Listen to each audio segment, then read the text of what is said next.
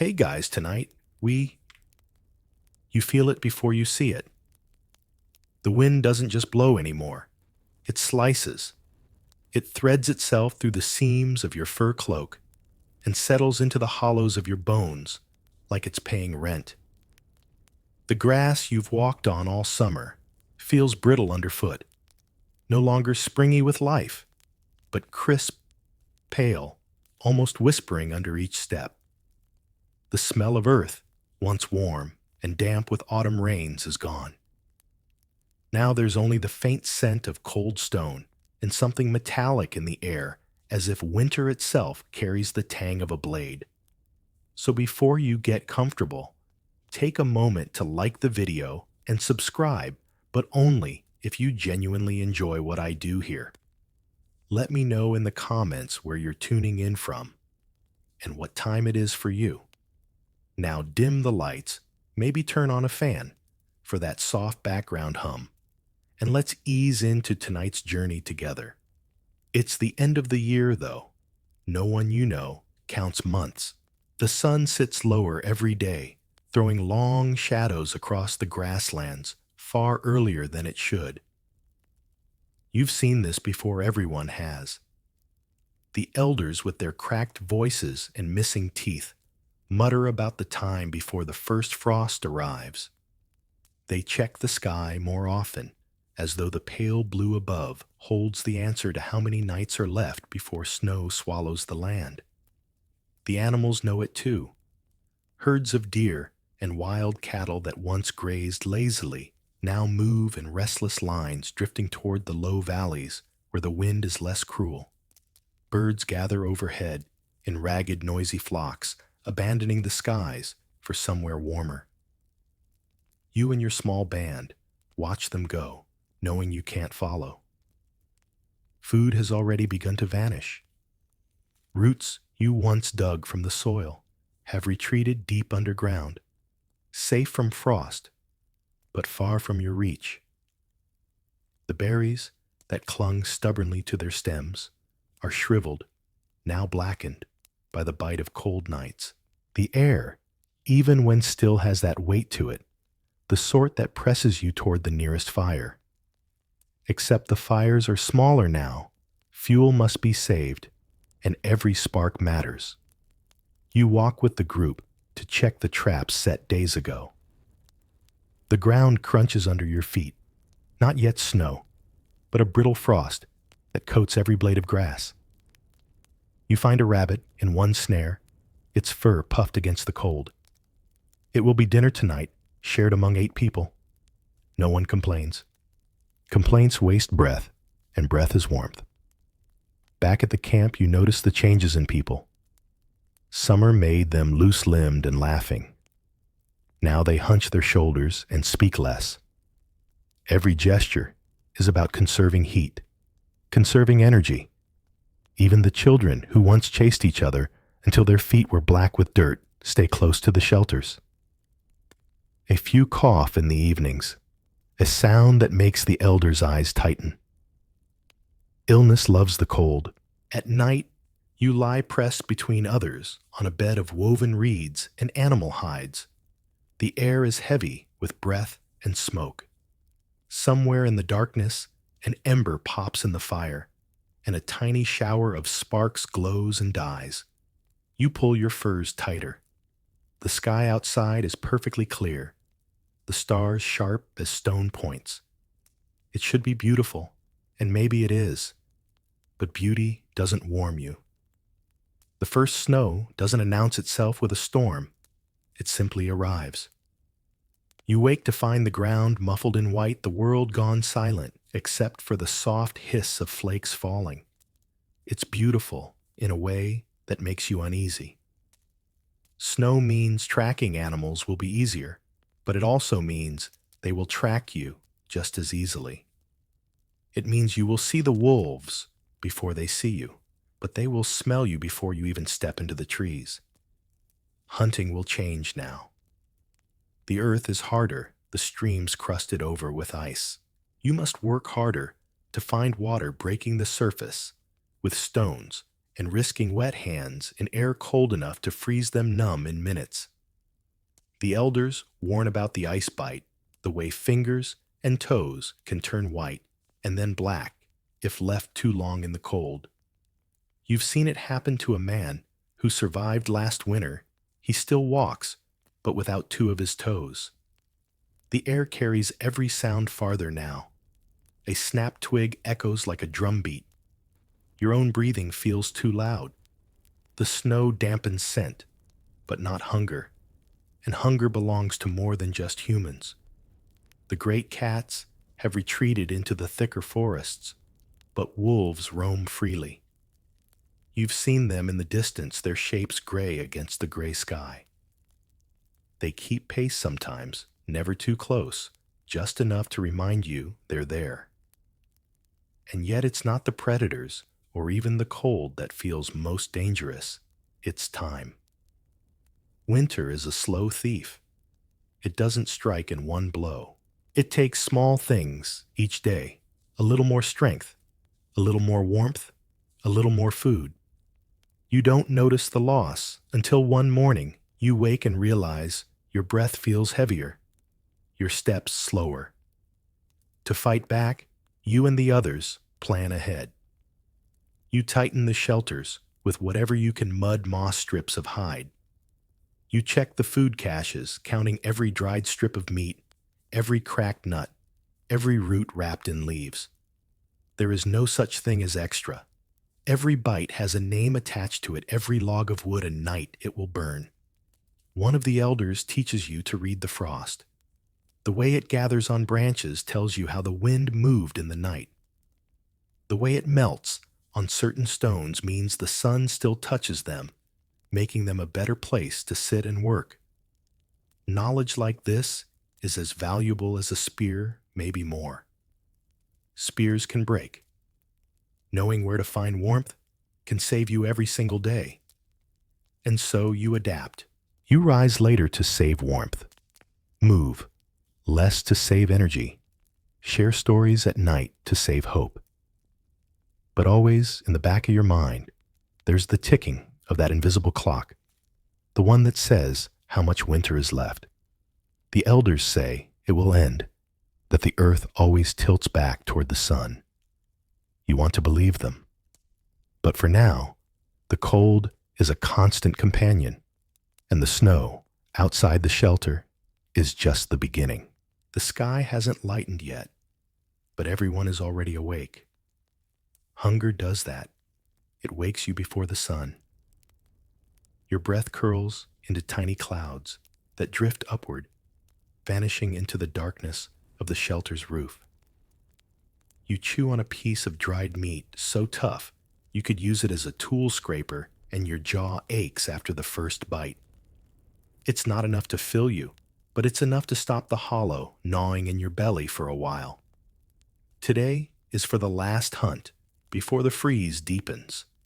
The elders say the real winter, the one that steals days and gives nothing back, is still a few weeks away. That means one final chance to bring in meat fat and hides before the herds vanish into their secret winter paths. You and a half dozen others gather your spears. Each one has been checked and rechecked, stone points lashed with sinew shafts straightened over fire to make sure they fly true. Your hands are already stiff from the cold, and you haven't even left camp yet. You rub them together, blowing into your fingers, then follow the hunting leader into the half-light. The snow crunches beneath your feet in a way that feels too loud. It's a sound predators will hear, but it's also a sound that betrays prey. Faint cracks and soft collapses in the distance might be hooves shifting or legs pushing through drifts. You move carefully, using the frozen bushes and tree trunks as cover. Hours pass in a quiet, tense rhythm. Walk, pause, listen. Sometimes you kneel to check tracks pressed into the snow. Most are old iced over the edges, too soft to follow, but then a fresh line narrow. Cloven prints deeper on the back end. A reindeer heavy with fat. Perfect. The hunt begins slowly. You don't rush prey in winter. You follow it until it's tired. That means trailing it for miles across frozen streams and wind-scoured hills, always keeping just far enough back that it doesn't bolt. The air burns in your throat. Your legs ache from stepping high over snow that wants to grab at your ankles. You ignore it. Hunger is heavier than fatigue. By midday, the light is sharp and pale the sun a cold coin in the sky. The reindeer is still ahead, moving slower now. It pauses to paw at the snow, searching for the frozen grass beneath. That's when the hunting leader signals. The group fans out in a wide arc, boots, crunching breath clouding the air. The throw is everything. You've done it hundreds of times with practice poles, but this is different. This is real, and missing means a wasted day. You plant your foot, pull back, and let the spear fly. It arcs spinning and hits just behind the animal's shoulder. The cry it makes is sharp, startled, and then it stumbles. Others close in quickly. There's no celebration, just the practiced work of ending it swiftly. The meat will be divided later, but right now the priority is to keep scavengers away. Wolves will smell the kill from miles off. You and another hunter begin the butchering, while the rest keep watch. The snow under you turns dark, steaming in the cold air. You strip the hide carefully. It will make boots, or maybe another sleeping layer. The fat is cut away with almost reverence. Fat means warmth. Fat means life. By the time you load the last bundle of meat onto a sled, made from curved branches and hide strips, the light has begun to fade. The return to camp feels longer than the hunt itself. The weight of the sled drags against the snow, your shoulders burning with the effort. You keep moving because stopping invites the cold in too deep. When camp comes into view, smoke curling from the central fire pit, you feel the first flicker of relief. The others gather as you arrive, eyes hungry but not greedy. The kill is good news for everyone. Tonight, there will be more than thin strips of dried rabbit. Tonight, there will be stew, rich enough to cling to the inside of the pot. Around the fire, the meat sizzles and hisses, and the scent feels almost dizzying after so many lean days. You take your portion modest, but still more than you've had in weeks, and chew slowly, letting the heat of it warm your whole chest. The elders murmur their approval, but no one pretends this will last forever. The cold is patient, and it will wait for your stores to run low before tightening its grip. Later, as you lie down among the furs, you hear the wind rise outside. It rattles the shelter walls and sends a draft across your face. Somewhere far off, a wolf howls. You close your eyes and try to focus on the warmth still in your stomach, knowing this might be the last time you feel it so strongly for a while. You wake before the light because the hearth has gone from fierce orange to a dull, mean red, and the cold is already sliding across the floor like a patient animal. You cup your hands around the last embers and breathe slow and careful, the way the elder taught you, lips, barely parted warm air, feeding the glow without spitting ash into your own face. The ember answers with a faint pulse. Good. You nudge in a twist of dry grass, then a shaving of birch bark, then the smallest splinter of resinous pine. The ember licks once, twice, and catches. Fire is life, but it's a petty, high-maintenance kind of life that sulks if you ignore it for 5 minutes. Everyone else pretends to sleep, though you feel their eyes in the dark. If you fail, no one will scold you. They'll just shiver harder and remember this in their bones all day. The bundle smokes, the bark wrinkles, and then the little tongue of flame stands up straight, as if it finally remembered its job. You build the fuel, like a careful story, small to big, quick to slow shavings, to sticks to wrist-thick rounds that will hold through the morning hunt. The first honest heat plucks at your cheeks, and the shelter's shadowed ribs glow like a cave painting brought to life. You've learned the hierarchy of fuel by painful trial. Dry grass is boastful. It flares, then vanishes all promise and no follow-through. Birch bark is smarter. It carries its own oils and accepts a spark the way a thirsty mouth accepts water. Pine needles hiss like gossip and disappear just as fast. But the knotted heartwood, the pitch-rich scarred bits taken from fallen trunks, those burn slow and steady a friend that stays after the laughter fades. And when wood is scarce, you burn what the reindeer leaves behind. Dung isn't glamorous, but in winter it's surprisingly civilized. It smolders and keeps the coals alive, and it smells well, less terrible than hunger. Congratulations, you've discovered the paleo version of scented candles. Notes of pine smoke and finite desperation. If the ember had died, you would have reached for the tinder kit. You carry it the way someone later will carry their keys and their last nerve. Inside a leather pouch are your little miracles, a curl of punky wood, a square of scraped birch polypore, and a fluffy brown pad called Amadou tinder, made from the horsehoof fungus that grows like a hat on dead birches. It looks unimpressive, like something a bored squirrel abandoned, but touch it with a spark from iron pyrite and flint, and it will grab that light and nurse it into more. The elder says you can boil and pound the fungus, soak it in urine to make it catch faster. You didn't ask whose job it is to provide the soaking medium. Some mysteries are better left to the quartermaster. You've also practiced the other ways. The hand drill that blisters your palms into moons. The bow drill that sings a soft warbling note as cord bites spindle. When the notch darkens and the faintest thread of smoke rises, you don't breathe on it yet. You honor it with patience. Then you tip the ember into the nest of fibers and exhale like you're speaking a love word no one else should hear. To be fair, sometimes the coal just crumbles and dies out of spite. Fire is the original cat, affectionate and aloof, on its own schedule, unconcerned with your plans. Out beyond the shelter mouth, the wind is up running its fingers through the treetops. You stoke the inner blaze low and tight, keeping flame short, heat high, smoke steady. Smoke matters.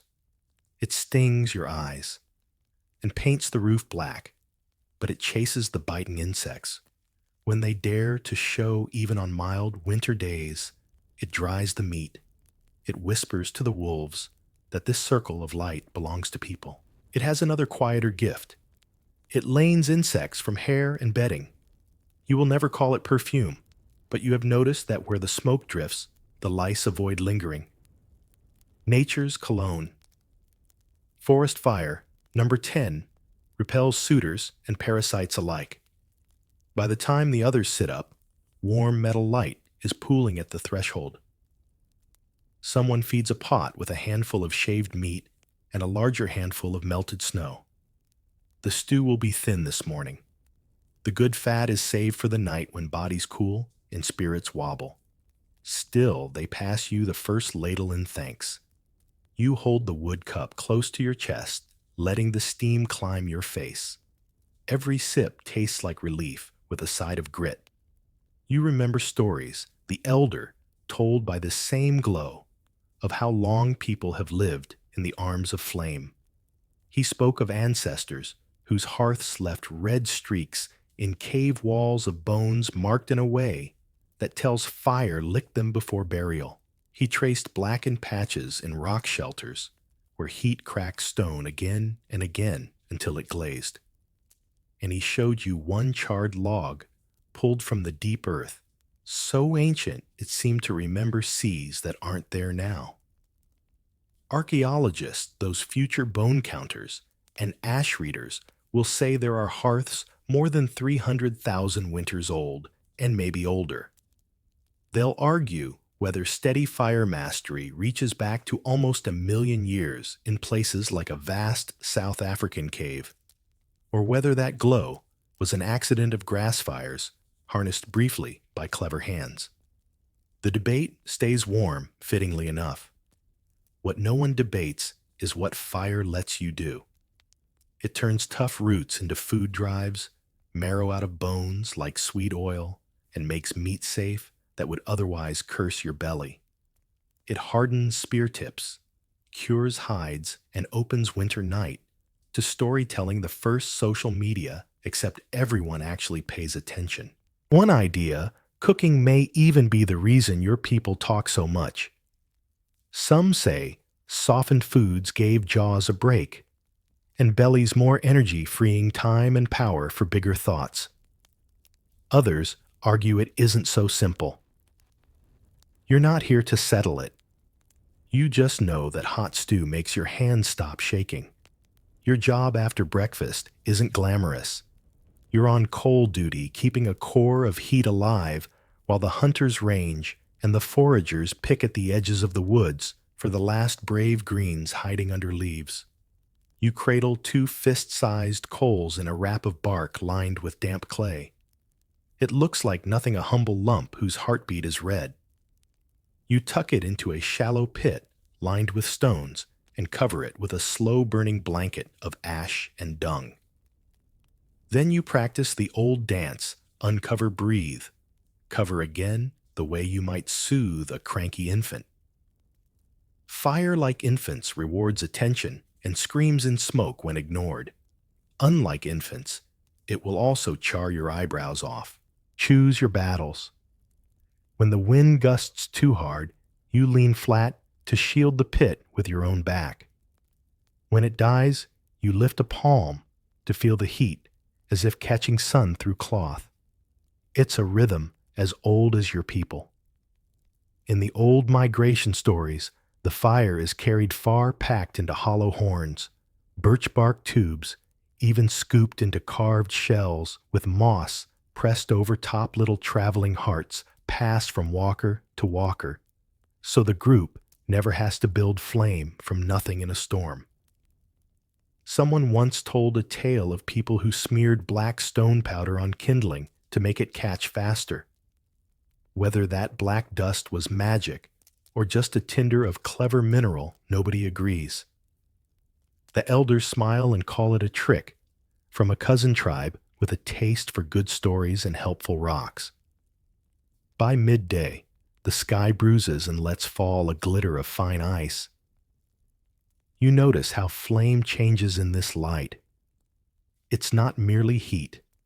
It's a beacon, a statement that the dark does not carry the final word. The children inch closer, hands held out, palms upturned, as if learning to talk to the fire in their own way. One small one tries to feed it with a pebble. You gently trade the stone for a twig and whisper, "It eats trees, not rivers."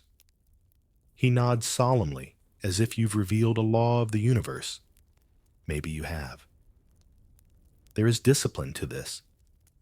No one wastes fuel on bragging flames that roar and dance for the sky. You keep it domed and tight coals packed like sleeping animals. The cooking tripod is ratty relashed after one leg charred through, and you rotate the pot half a thumb's width at a time to keep the contents from catching. The smoke snakes out under the roof gap, marking the air with your small claim. You've come to love that thread of gray, half shield, half prayer.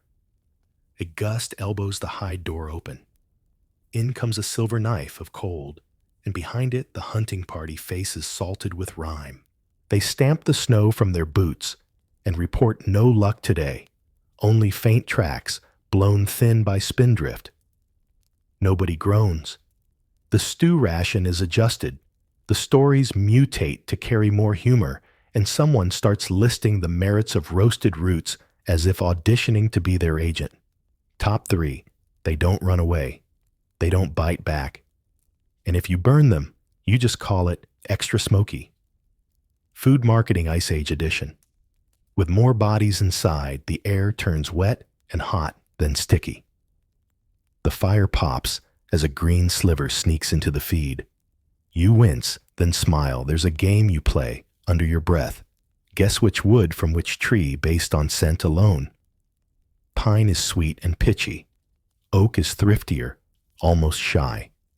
Willow sighs with steam and tends to misbehave.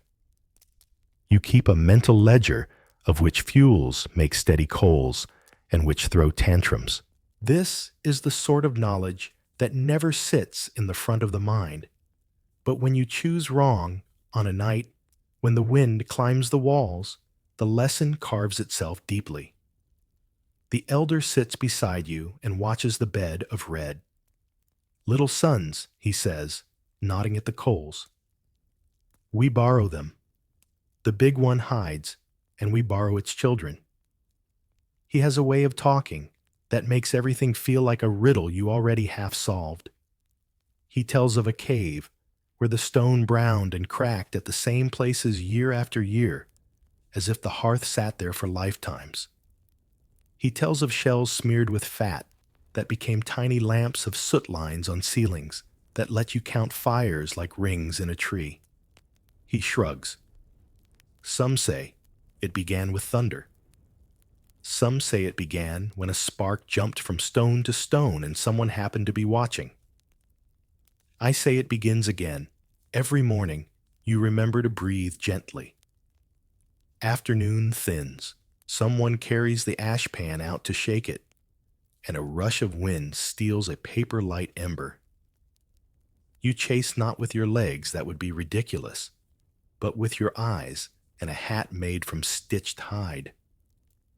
The ember lands by a drifted log and smolders with malicious promise. You pounce hat first and smother it until nothing remains but the faint scent of almost trouble. The camp laughs softly, practicing to catch snowflakes someone teases. You bow. I only chase the spicy ones. The joke is small, but so are most of winter's victories. Evening draws its curtain. You belly the fire down, spreading coals flat, so the whole bed gleams. Over it goes a new thatch of split wood, each piece canted to leave narrow alleys where air can wander. You place a stone at the rim, so you'll have a warm rock for the elder's aching knee later. The stew takes on its night voice, thick bubbles, slower quiet. Someone drops in a shard of marrow bone. The broth fattens to a shine. You hand bowls around, and the heat bites your fingers in the best way. Outside, the wind keeps its counsel. A wolf barks once frustrated as if annoyed by your stubborn pocket of summer. The babies settle.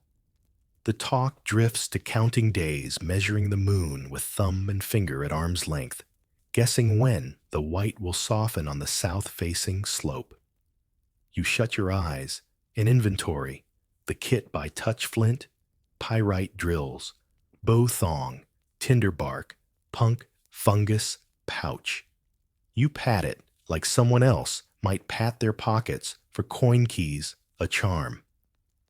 If you wake at midnight, and you will, you'll stir the fire, feed it gently, and listen to the whisper of smoke stitching itself to the roof.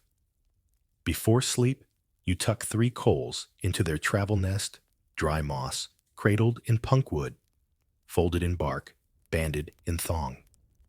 If the shelter is torn by a storm, if you must move in the night, if anything tears your circle of light apart, you will carry this soft, burning heart. Because winter respects very little, but it does respect persistence. And if the ember ever dies, and the kit fails, and your palms blister raw, and the bow breaks, and the wind laughs at you, there is still this stubborn truth. You can start again. You can scrape and spin and coax. You can keep trying until a tiny red eye opens and looks back at you. You learn to live by little eyes opening. Somewhere in the warmth, drifting on the breath of the coals, you let yourself wonder about a future you'll never see people in houses of rock and glass, touching fire with a finger and making it bloom at will. They will carry its children in wires, in lamps, in humming boxes. They will argue in books about which ancestor first made more than a borrowed flame, and will sift ash for answers the way you sift ash for tomorrow's heat. They'll probably still overcook the roots. Tradition is important. For now, you slide your feet closer to the stones, pull the hide up to your chin, and watch the last flame narrow into a quiet point. It doesn't go out. It is only thinking. You close your eyes and breathe the way you did at dawn, slow and careful, because this too keeps the fire. The shelter is smaller when winter arrives, not because the walls have moved, but because the cold squeezes everything inward. You shoulder aside a flap of hide stiff with frost and duck into the half-dark where the ceiling stoops like an old man and the smoke remembers to hang low.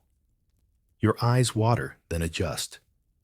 You inhale air that tastes of ash, old fat, and damp stone, and you feel your back unclench in the almost warmth.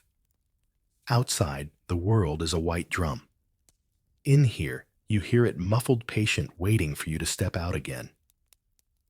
You've learned the trick of choosing the right place, not the picture book cave that yawns like a giant mouth. The deep insides are for paintings, stories, and sometimes superstition not sleeping. You prefer the rock shelter, the shallow overhang, where the stone brow keeps the wind from punching straight through your chest. The floor tips just enough to send meltwater away, which means fewer cold surprises creeping under your bed at night. Someone once tried the deeper cavern one stormy week. The cold gathered there like a council of spirits and did not leave for 3 days.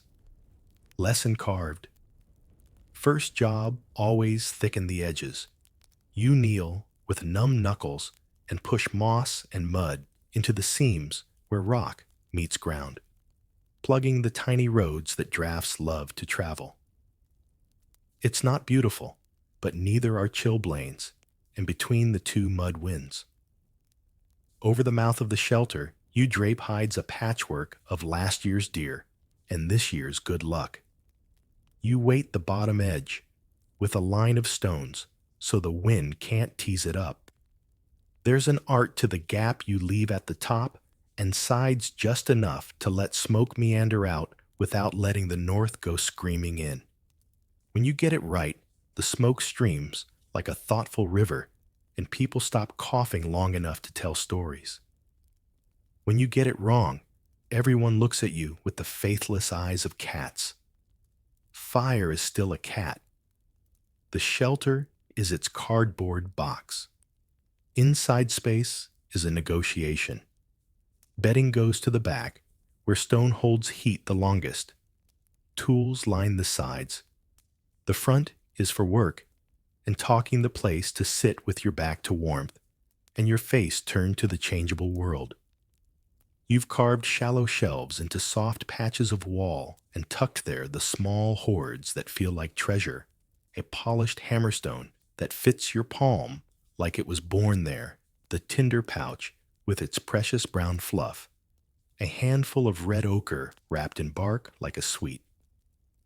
The steady black smear above your hearth tells the truth without ornaments. People have lived here, breathed here, year after year.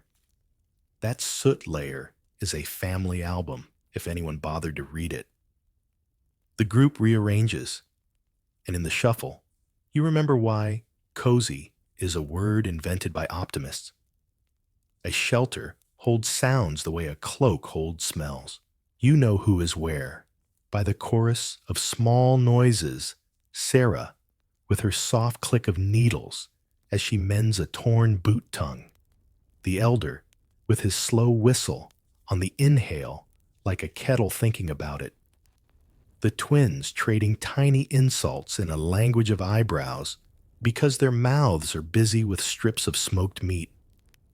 The infant who sleeps like a coiled rope until the exact moment you sit down, at which point he wakes to announce he has opinions.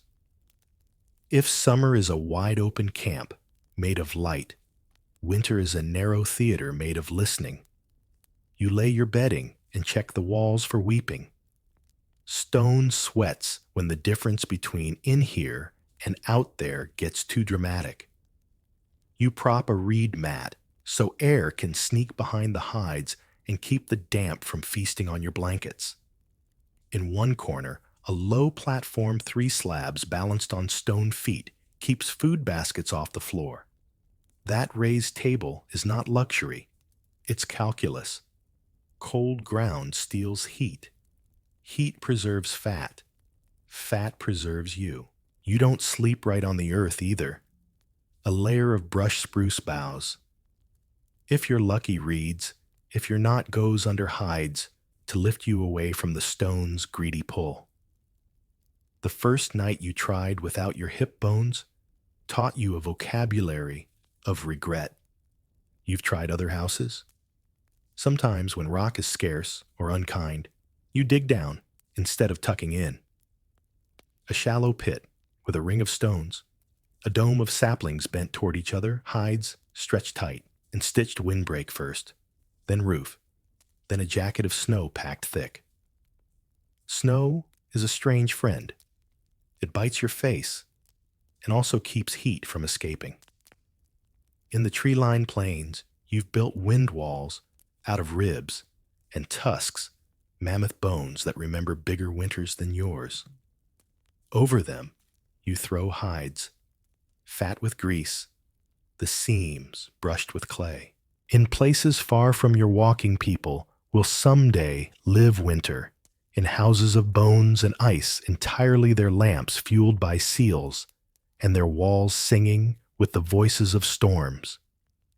In other valleys, people sink half their home into earth, the pit house, so only a low dome shows a secret in the snow. You've borrowed a bit from all of them because survival is a good thief. Here, your shelter is a compromise with the hill. The hearth sits just off center, where the floor dips, heat rises and spreads. Smoke climbs and leaves. Above it, you've wedged a flat slab to serve as a smoke baffle. The soot finds it first and lays down like a tired dog.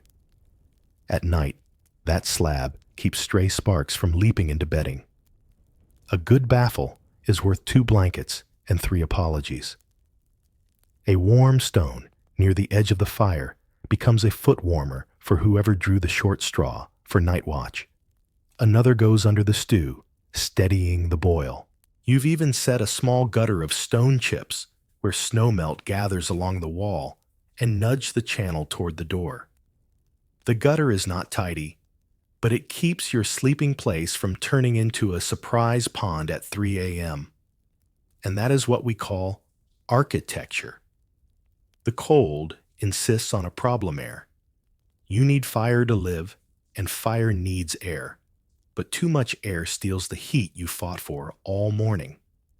So you play the breathing game, lower the hide door to a fist's width. When the wind howls, lift it to a hand. When the smoke gets opinionated, build the fire low and broad rather than tall and flashy. You've learned to read smoke like the elder reads footprints. Blue and thin the wood is dry, and the shelter is happy. Yellow and sticky something green snuck in, or the roof gap is sulking. White and billowy snow got into the fuel. Coughs are data. Red eyes are feedback. You fix the roof gap. You're not the first to make rooms inside stone. Your fires sit where other fires sat. Sometimes, on a day when the storm pins you down, you crawl deeper in your shelter's back throat and see the old marks, finger lines in clay, where someone smudged red or black into shape a herd rushing by on a wall that pretends to be flat. You run your hand near, never over the painted curve of a flank and feel the skin on your forearm rise. Later, people will give those caves names Chauvet, Altamira, El Castillo, and argue about whether torches smoked there for rituals or households, or evenings when the weather failed to offer better entertainment. They'll lay out hearths like constellations and point to beads' bones and ash saying, "Here a living place." Others will counter gently that the deep chambers were stages for something else, not dinners. The scholarly debate continues. Was the deep cave a home, a chapel, or both on alternating Tuesdays? You just know that the front room, the rock, lip, the dry floor, the reachable ceiling is where your fingers thaw. There are house rules. Wet boots don't cross the sleeping line. The spear rack stands by the door, points outward by day, inward by night, because habits decide how fast you move when a shadow moves faster. You keep the butcher stones far from the knitting corner. Bits of marrow turn slick underfoot, and nobody wants to slip while holding bone tweezers. The food cache hangs from the ceiling on braided cords. Mice can climb, but they hate slick cord polished with a touch of fat, and even a hungry mouse respects a swinging basket like a suspicious god. The baby's cradle wedges between two sleeping rolls where elbows won't wander. The elder's place is by the warm wall, close enough to offer corrections, far enough to nap through half of them. At dusk, you stitch warmth into everything. You rub bear fat into the door flap so it bends instead of breaks. You saw needle holes along torn seams, then cross them with sinew, until the hide remembers it is one piece again. The smoke tries to sneak into your eyes. You squint and keep going. Animals taught you most of your winter wardrobe a double layer of skin, and hair seams offset the way fur grows a hood that cups cheeks and nose. In a generous year, you seal the seams with fish glue which dries to a ghost and keeps wind from whispering through. You learn to soften the stiffest hide by beating it over a beam until it behaves a technique that disappointingly does not also work on moody teenagers. For light, you have three options: glow flame or memory. Glow is the hearth a red cloud with occasional chatter. Flame is the little lamp, a stone bowl fed by fat, with a twist of plant fiber for a wick. Memory is the catalog in your head of where everything sits, learned the hard way, after you stubbed 3 toes on the drying rack at midnight. The lamp throws a kind light. It makes everyone beautiful, in a solemn way, which is perhaps the only beauty you need in February. You keep it away from the roof. Hide-singed shelter is an embarrassing smell, and you watch the wick too long, and it smokes too short, and it sulks. Water is a daily argument. Rivers wear armor now. You beat a hole through and draw with a ladle, or you fill skin bags with snow and hang them near the hearth. Melting snow costs fuel. Fuel costs labor. Labor costs heat. You make peace by melting a little at a time like taxes. The pot hisses. Steam wreathes the roof. Frost along the door flap softens into wet lace.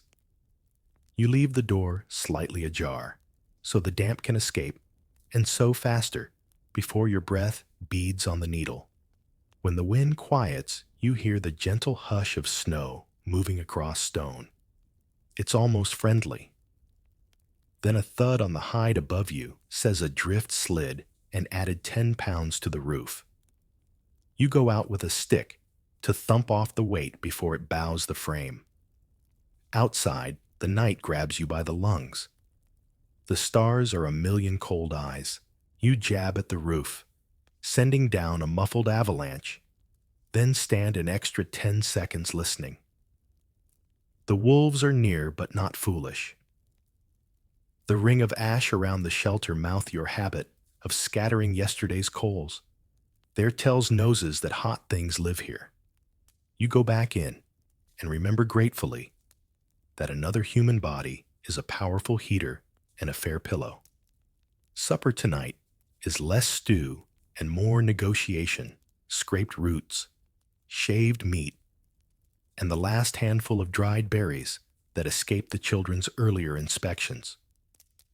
You thicken it with ground seeds and a small miracle bone grease loosened with hot water until it agrees to ride in the broth. Taste becomes a place you can visit for a moment, and in that place there is light. You share it carefully, bowls handed left to right, by the firelight, the string of hands, a small ceremony you never skip. As you eat, the elder tells a quick story about a winter so cold rocks split and sang, and how people then listened to hear which rocks carried the songs the longest and built their hearth walls from those. A mainstream fact slips into the talk like a well-trained dog. People have sought rock roofs and overhangs as long as there have been winters to push against shelters across valleys and continents bearing the same soot-crowned ceilings and char patterns from limestone mouths in the westlands to sandstone brows near far-off deserts. The world is large, but winter teaches the same lesson in many languages. Later, when small jokes have done their small work, tonight's favorite, what's the best feature of a snow house? Free refrigeration. And also, free everything else. Because you now own a fridge. And nothing to put in it, you tuck into bedding that has begun to smell like you. Your sleeping roll is 2 hides, fur to fur a sandwich, that pretends to be toast when you slide in. You fold one edge under your calves to keep it from shrugging off at 2 a.m., a betrayal you've suffered enough times to plan for. Beside your head, a pouch of salt and dried greens keeps air from tasting like only smoke. You sniff it like a charm and feel slightly less cave. Before you drift, you press your palm to the wall. It is cool, but not cruel. In spring, the shelter will feel too small and too dark, and you will not miss the regular hum of other people breathing inches from your face. But in winter, this low room under stone is the difference between a long night and a last night. The elder says, rock is an old animal, slow, even-tempered fond of holding our warmth and giving it back in little sips. You don't know if rock has feelings, but you know that when you lean against it, your shoulder stops complaining. Some fringe-sounding trick you learned, packing the wall's crevices with bundles of dried grasses, actually works. The wall ceases its mean sweating there, and the draft goes elsewhere. Maybe it's obvious physics. Maybe it's a spell called insulation. Either way, you keep doing it. There's another question you hear sometimes whispered. When the lamp burns low, who lived under these brows before us? And did they think the stone was home, or only umbrella? Did Neanderthal kin keep long winters in the cave mouth as a true camp, or come and go with the season's moods? You've heard clever travelers argue both ways in the firelight and shrug in the morning. The phrase scholars still debate rises like smoke in your memory, and you smile because arguments that survive winters must have some heat in them. The fire bellies down to a red ocean stippled with small islands of brighter glow. You cap it with 2 slow logs set like parentheses. Leave the door, gap at 2 fingers, set the lamp to the faintest tongue, and listen. The shelter makes its night noises, a drip somewhere, finding the gutter, the skin roof crinkling, as frost writes its script, a sleeping hand thumping a thigh and then relaxing again. One ember cracks, a star falls outside unheard. You stack your hands under your cheek and think for a drowsy, shameless moment of spring. Then you remember the clock of cold has many ticks left, and your job is to cradle the small suns and keep the wind outside wearing its polite voice. You close your eyes. The rock leans over you, not like a threat, but like a lid on a jar of warmth you have made. The jar won't spill tonight. You did the work. Stuffed moss, sealed seams, tuned smoke, raised beds, balanced light shared heat. You have made with mud and hide and stubborn breath a tiny pocket of weather that chooses you. It will be enough. The cold creeps in before dawn, finding every gap in your furs. You wake with a stiff neck and a nose that feels like stone. When you sit up, the air in the shelter bites your face. The fire's gone to embers again. No matter how much wood you think you've saved, winter always seems to eat it faster. You shuffle to the doorway, pushing aside the hide flap. The world outside is a dull blue, silent but for the distant crack of ice. Your breath fogs instantly. Somewhere in the snow-drifted trees, a raven calls its voice, sharp, almost mocking. Today's task is simple on paper. Find enough wood to last through the next 3 nights. But nothing in winter is simple. Snow has buried most of the fallen branches, and the ones you can see are rimed with ice heavy and reluctant to burn. Still, you take your stone axe and begin the slow, crunching walk into the trees. Your hands ache before you've even found the first branch. You shift the axe from one mittened hand to the other, trying to keep the blood moving. Every so often, you kick at a mound of snow, hoping to reveal something usable. Usually it's just more snow, or worse, a rotted log that crumbles at your touch. After an hour, you've gathered a small bundle. It feels pitiful, but it's all you can carry at once.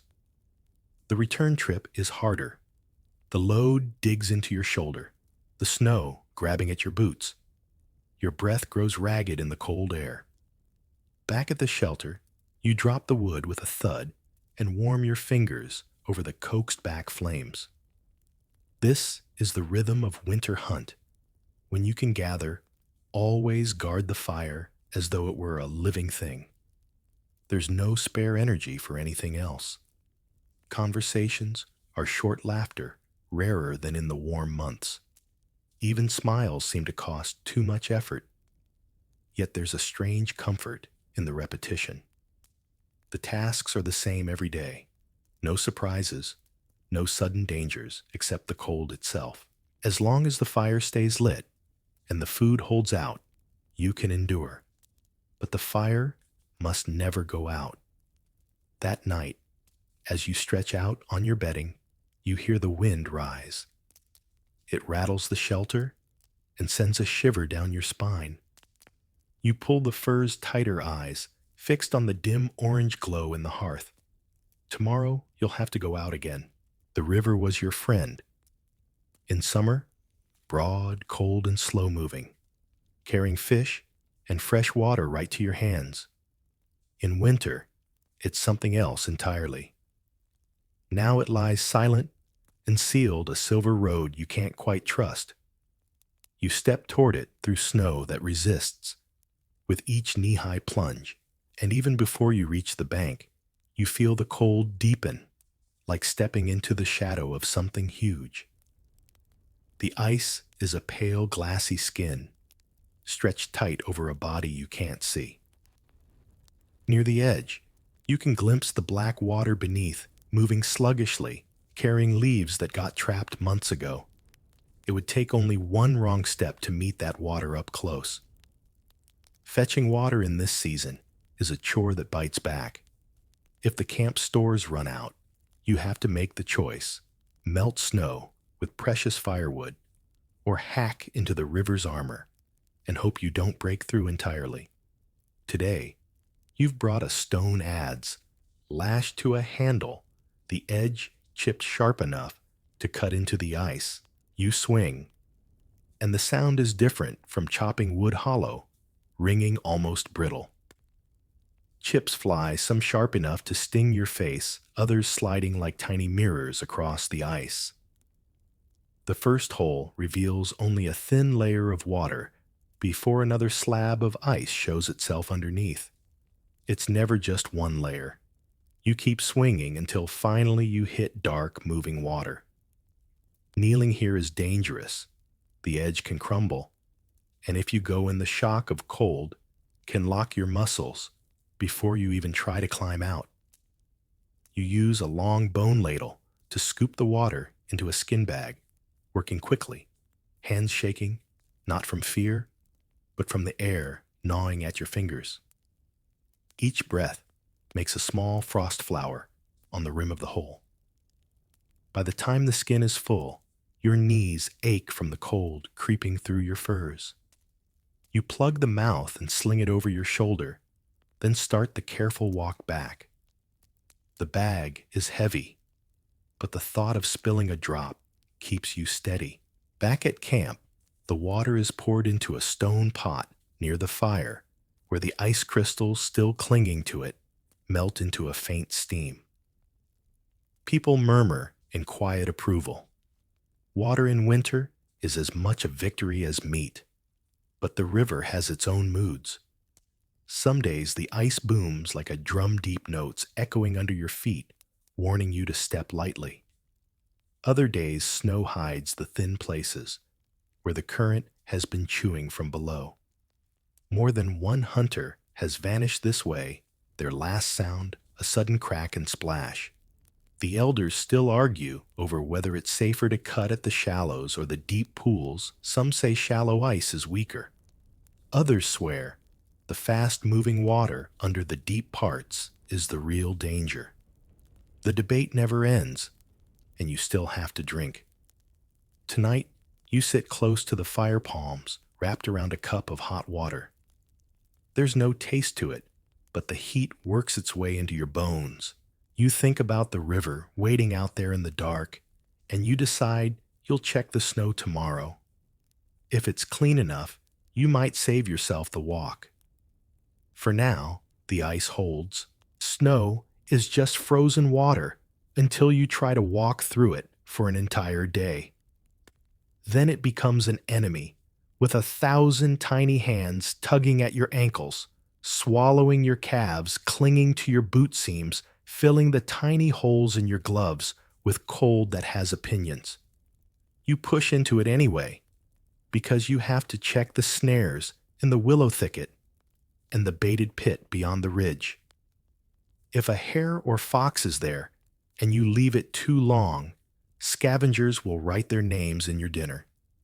So you lean forward, plant your foot, and the white crust gives way with a sigh and a little hiss, and suddenly the world is a stairwell that keeps adding steps. The first minutes are almost pleasant, in the way that numb cheeks can feel like courage. Your breath makes a small cloud ahead of your mouth, your own private weather. You keep a steady rhythm, lift place, press pull. The camp smoke column is already small behind you. You promised yourself you'd follow the alder-laced creek so you couldn't possibly get lost. Now, the creek looks like a long sheet of rumpled linen, and every bend seems to repeat the last one. The snow masks, edges, erases footprints, flattens hills, rounds boulders into harmless sheep. It wants you to forget the world has corners. You stop and listen. The sound is subdued. No insects, no frogs, no water, chuckling over stones. Just wind, whirring the spruce needles, and the soft squeal your foot makes when you turn. Even birds ration their voices now. A raven remarks on you once, and then glides away like a thought. You swallow the urge to call after it. You keep moving, because movement is heat, and heat is the only god who answers. Your clothing is as good as the hands that made it layered hides fur toward skin stitched with sinew that shrinks tight when it dries.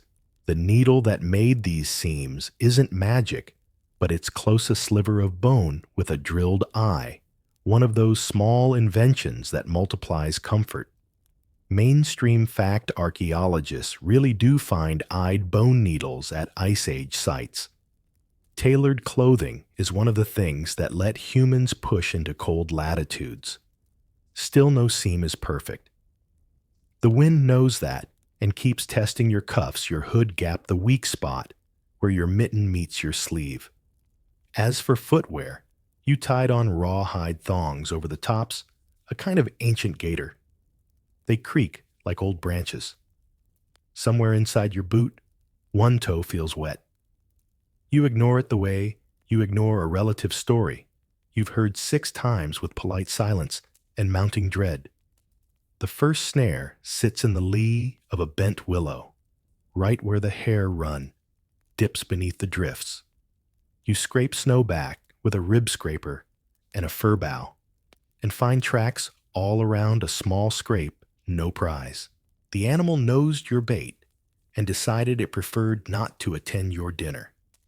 You reset the loop with stiff fingers and a little joke whispered at your own expense. Joke 1. You inform the absent hare that the reservation system has failed, and there will be a surcharge for no-shows. You move to the next, and the next. At the 4th, the branch trembles when you touch it. The line is taut. Your gloves stick to the frozen cordage. You peel them back and breathe warm air on the knot until the ice blinks and loosens. A weight thumps into your palm, a snow-blanketed hair, limp and surprisingly heavy for something so slight. You feel a flick of gratitude and a flick of regret, the twin currents you float between all winter. The pit trap is farther beyond the birches that always look like ghosts with posture problems. You climb the little ridge, and the wind climbs with you. Up here, the snow is shallower, but meaner, polished by gusts into ripples and slabs. When the sun escapes the cloud edge, the world goes incandescent. Everything white turns to glass, and the glare knifes into your eyes. It's beautiful, like pain is beautiful if you stare at it too long. You pull down your visor, a slitted mask carved from antler, smoked with pine soot to dim the light. Quirky tidbit people in snowy cultures later used wooden or bone snow goggles with narrow slits. Charcoal or soot under the eyes helps cut the glare. You discovered the same trick by accident when someone fell asleep too close to last night's fire and woke up less blind and much sootier. The mask reduces the world to 2 dark commas. You shuffle like a cautious god. Even with the visor, the light pushes through. Snow blindness is a sly thief. You don't feel it until your eyes start weeping and every shadow looks like a hole. So you keep your gaze moving, blink often, and follow the logic of wind-sculpted snow. The drift forms that point like arrows show you where the gusts came from. You keep them on your cheek and count paces. If a whiteout comes, when sky and ground merge into one sheet and you can't tell whether you're standing or sinking, you've promised yourself to sit down, scoot backward on your heels, and wait for a tree line to grow some texture again. Saying it is easy.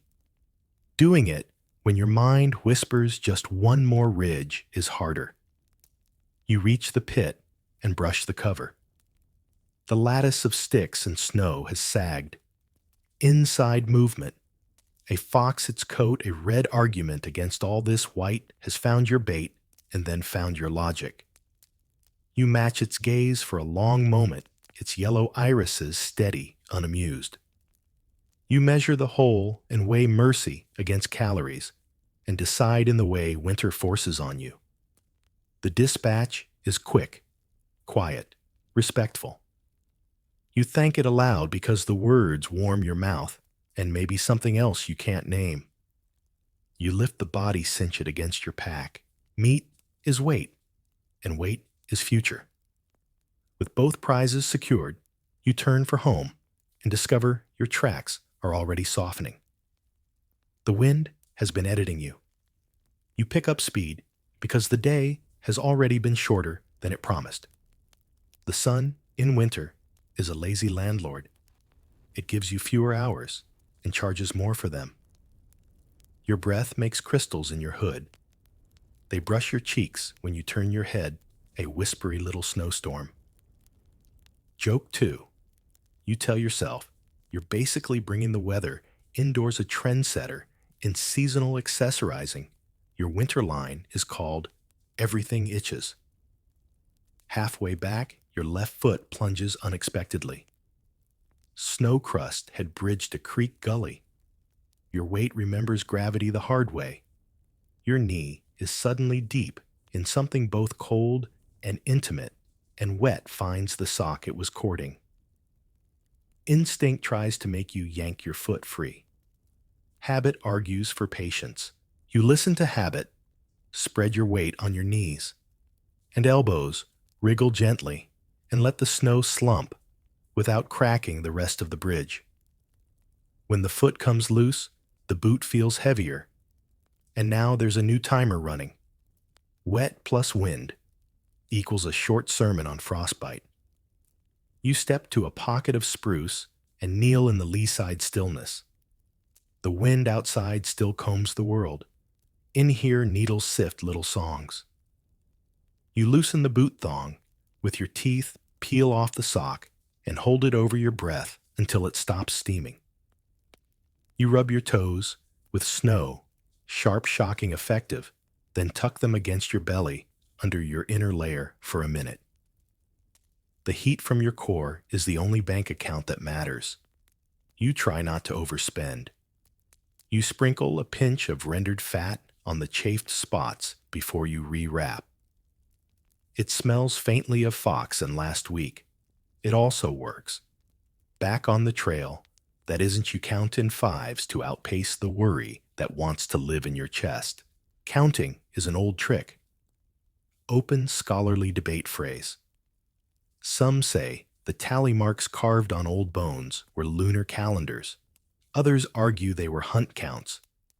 Others think they were memories of debt and favor. You know, only that keeping numbers in your mouth makes time less sharp. You reach 50 and give yourself the gift of looking up. The column of camp smoke is a shade darker now, and you can smell it when the wind steps aside. Spruce pitch and mammoth fat, that rich, greasy perfume you pretended to hate last week and tried to lick from your fingers when no one was looking. At the alder bend, you pause and taste the air. You don't know the word humidity, but your skin does. It tells you the weather is thickening. Cloud rags tangle low on the ridge, and the light goes flat. You push harder and hum under your breath, like a person telling a child there's nothing under the bed. The melody is not important. The rhythm is almost there. The creek kinks, the ground tilts up, and you see the first ribs of your windbreak. The fire ring glows like an eye. People look up, and their faces move through surprise relief calculation. A child squeaks at the sight of the foxtail. An elder stares at your visor with that grudging respect they reserve for things they teased yesterday. You do not rush to unshoulder the pack. You ease it down like something holy because it is. The next minutes are a ceremony you've been rehearsing all winter. The hare goes to the one whose snare line it was yours today, the fox shared. The hide is a future hat or mitt. The meat is stew the color of iron. You sit near the door of the shelter to block drafts while you work back, warmed by the fire front by labor. Your knife kisses through fat, whispers through sinew.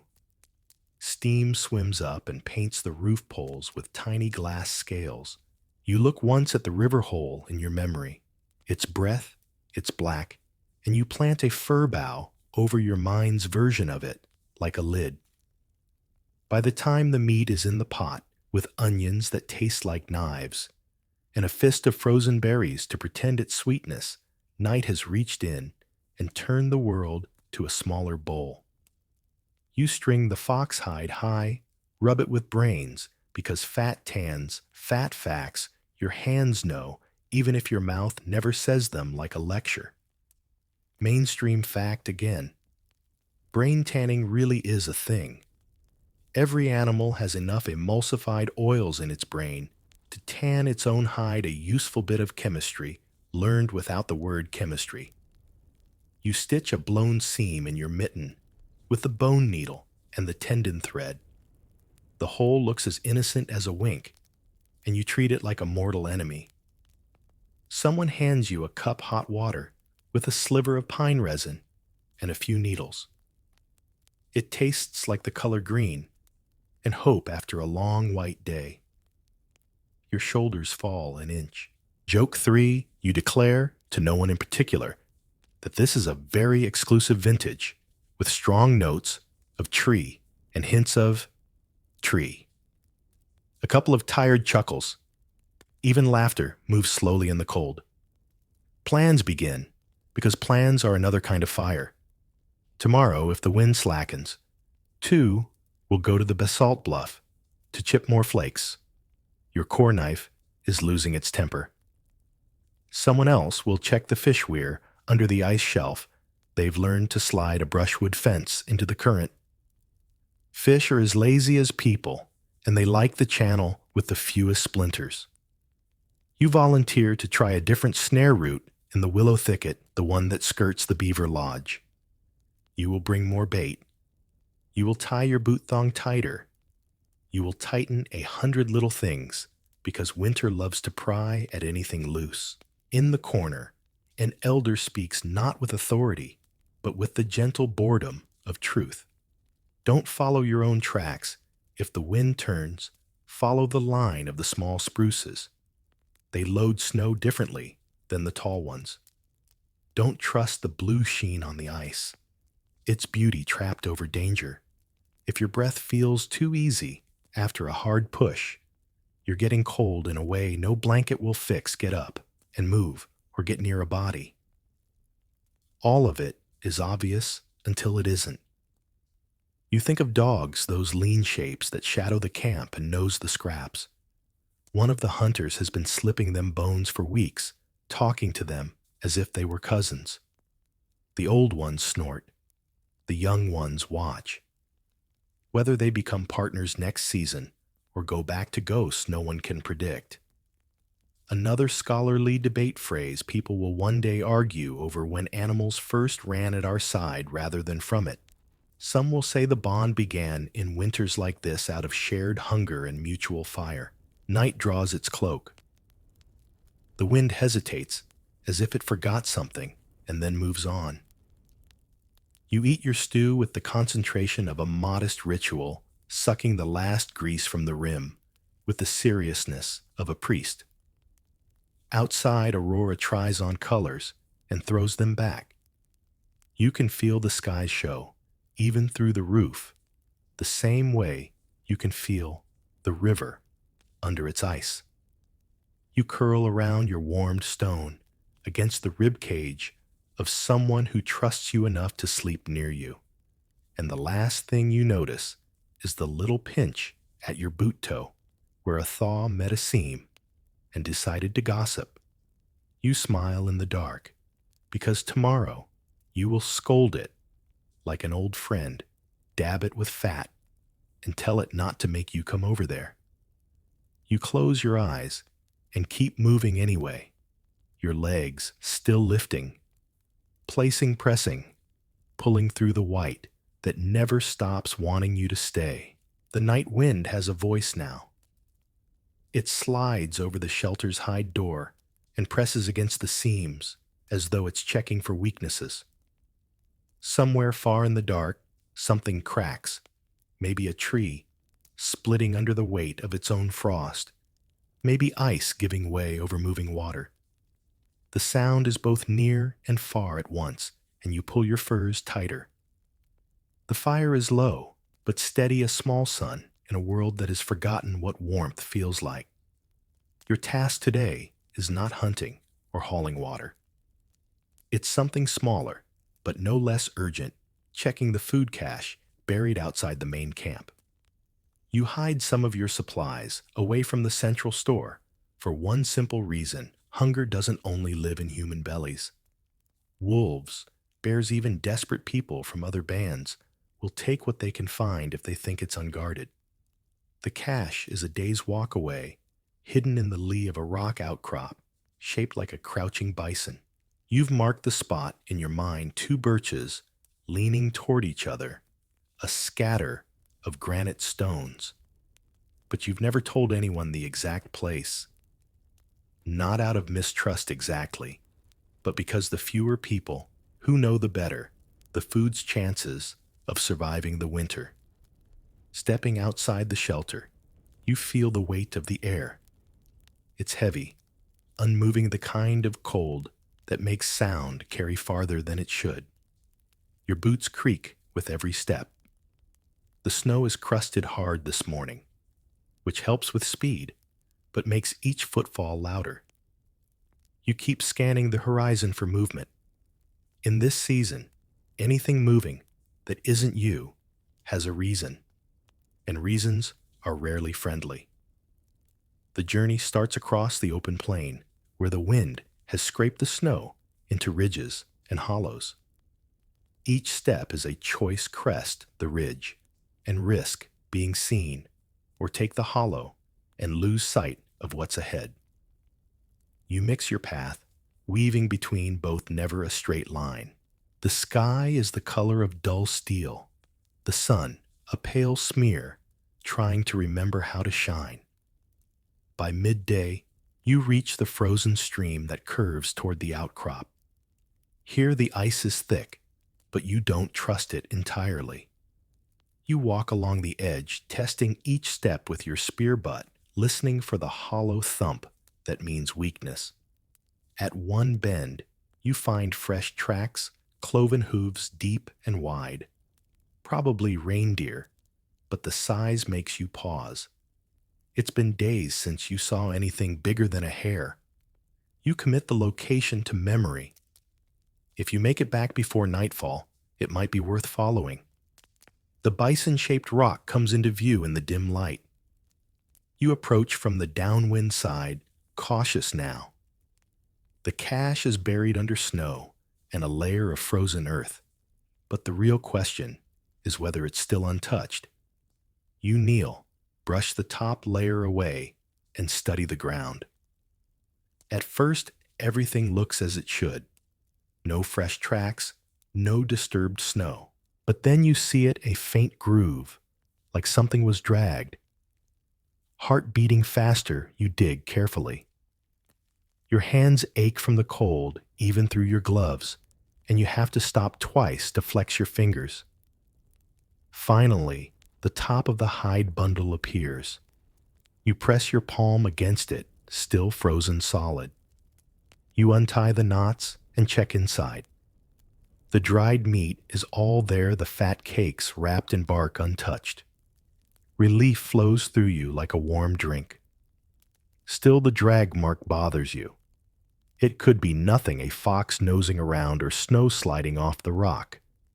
But in winter, small signs can mean big trouble. You decide to move the cache a little farther up the slope to a spot shielded by overhanging stone. It takes the better part of an hour to dig a new pit, line it with spruce boughs, and rebury the food. Your hands are numb, your breath harsh in the still air. By the time you turn back toward camp, the light is already failing. The walk home feels longer, as if the snow has grown heavier in your absence. Your legs burn with each step, but you don't slow down. Night comes quickly here, and the cold after sunset is a different creature, altogether sharper, hungrier, less patient. When the campfire glow finally appears on the horizon, you feel a tightness in your chest ease. Inside the shelter, you shake off the snow pull off your boots, and stretch your fingers toward the fire until the sting of returning warmth makes you wince. No one asks where you've been. In winter, some errands are understood without words. The food will wait out there, hidden in the stone's shadow, until the day you need it. And when that day comes, you'll be glad you listened to your own mistrust. The cold has a way of making even small injuries feel dangerous. A cut on your finger in summer is an inconvenience. In winter, it's an open invitation for infection. And infection can be the kind of slow killer that no spear can fight off. That's why today's task isn't glamorous, it's mending. Not just your clothes, but every barrier between you and the wind. You wake to the soft crackle of frost breaking under the weight of your breath. The fire has burned down to its last coals, glowing faintly in the dim light filtering through the shelter's hide flap. Before you even stand, you pull your gloves on. Touching anything bare-handed before the day warms a fraction would be asking for skin to stick to woodstone or even the inside of your own boots. Outside, the air feels sharp, like it could chip if you breathe too hard. You check the drying rack. First, yesterday's fox hide still hangs there stiff and rimed with frost. It will need more scraping before it's ready for use. Beside it, a strip of sinew from the same animal is stretched taut, drying into thread. This is your lifeline. Every seam in your clothing, every tie on your boots depends on sinew staying strong and supple. You settle down near the fire pit with your tools, a bone needle, a small flint scraper, and the hide pieces you've been saving. The bone needle is your pride drilled clean through at the eye polished, so it slides easily through tough leather. You thread it with a length of sinew softened in your mouth. The taste is unpleasant, but it's the only way to keep it flexible enough to stitch. Your first repair is on the knee of your trousers, where the hide has worn thin from days of kneeling in snow. You patch it with a piece cut from an old rabbit skin for side, inward for warmth. The stitches are tight close together, almost invisible. Every loop is a little insurance policy against wind and snow sneaking in. Around you, others are busy with their own repairs. One woman is retying the head of her spear with new lashings, muttering under her breath when the cord slips. An elder sits cross-legged, rubbing oil into the leather straps of his boots, explaining to a boy how dryness is just as deadly as cold cracked leather lets in snow, and wet feet mean frostbite. Once the clothing is secure, you move on to shelter maintenance. The hide walls have shrunk slightly in the cold, pulling away from the supporting poles. You and another hunter work together to push them back into place, packing snow along the base to block drafts. It's not perfect, but every bit of trapped air is another layer of protection. Midday brings a brief lull in the wind, and you take the chance to check the outer windbreak. It's a low wall of woven branches and snow blocks set to blunt the worst gusts before they hit the shelter. Some sections have collapsed under drifting snow, so you rebuild them, weaving in fresh branches and stamping the snow tight. It's heavy work, and sweat prickles along your back despite the cold. You know that's dangerous. Sweat in these temperatures can chill you faster than standing still. As soon as you finish, you head back inside, strip off the damp underlayer, and hang it close to the fire to dry. By evening, the repairs are done. Your trousers feel sturdier, your shelter warmer. But the day has its reminder of how thin the line is between safety and danger. A young hunter returns with a gash along his palm, the result of a spear slipping during practice.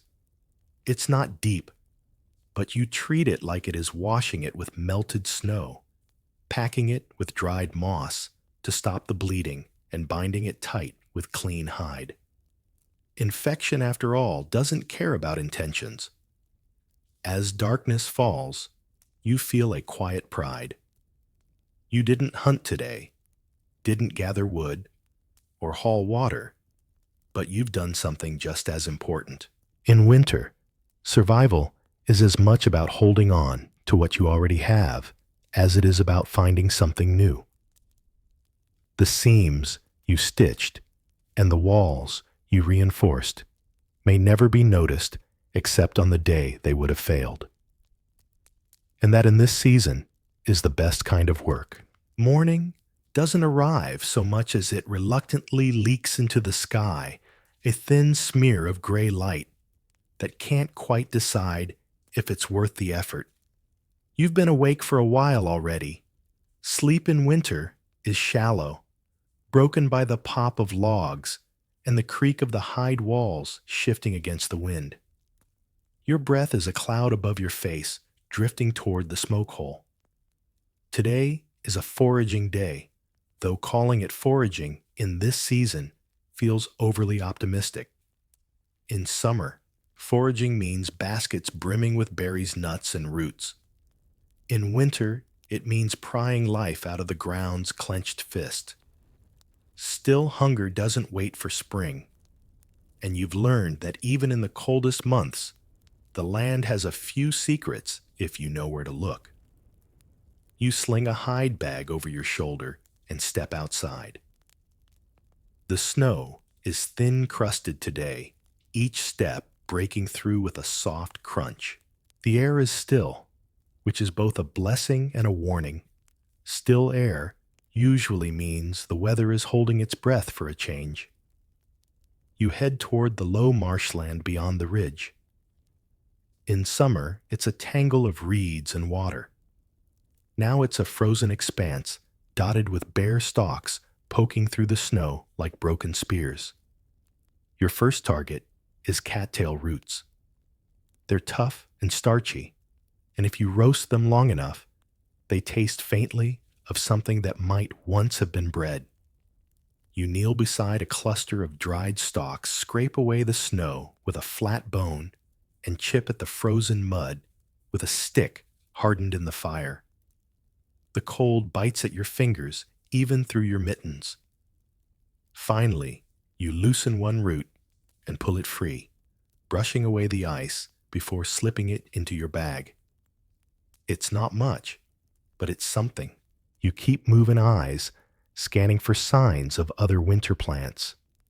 Curled dock leaves still clinging to life under the snow. The papery husks of wild onions, even the bright red berries of mountain ash. Those berries are bitter enough to make you wince, but they're a spark of vitamin C in a diet that otherwise forgets what freshness is. The elders say eating a few, now and then, keeps your teeth from loosening in your gums. You don't know if it's true, but you've seen too many mouths in camp with more gaps than teeth to take the risk. Near a stand of spruce, you spot another prize resin. A crack in the bark reveals a lump of hardened sap, amber-colored and fragrant. Resin is medicine and glue sealing wounds on hides, fletching arrows, even easing a cough when boiled into tea. You pry it loose carefully, dropping it into a separate pouch so it won't stick to the roots. The work is slow, and your breath feels heavier the longer you're out here. You shift from crouching to standing, often trying to keep the blood moving in your legs. Every so often, you glance at the sky clouds are starting to build low and flat, their edges blurring into the horizon. Snow is coming. By midday, you've filled only half your bag, but you know when to push and when to turn back. You take one last detour to the edge of the frozen stream, where the current is slow enough under the ice to shelter plants. You chip through with your stick and fish out a handful of watercress, its leaves shockingly green against your skin. You grin despite yourself. This will be the brightest thing anyone's seen on a plate in weeks. The walk back is quicker, the path already marked by your morning footprints. Your shoulders ache from the weight of the bag, and your knees from crouching in the snow. But it's the good kind of ache, the kind that comes with knowing you've added a little more to the camp's chances. Inside the shelter, the air feels thick with smoke and warmth. You lay out your finds on a flat slab by the fire. The cattail roots the berries, the resin, the handful of watercress still dripping. The others gather to look, not with excitement, but with the quiet appreciation of people who understand exactly what each item means. Tonight the stew will be thicker, the tea sharper, the air just a little safer to breathe. In winter, survival isn't only about the hunts or the big kills. Sometimes it's about knowing where the ground still hides something worth digging for and having the patience to bring it home. The sky is pale and brittle when you wake, like a sheet of thin bone. You can hear the wind before you feel it. It's rattling the hide door and hissing through the gaps in the shelter poles.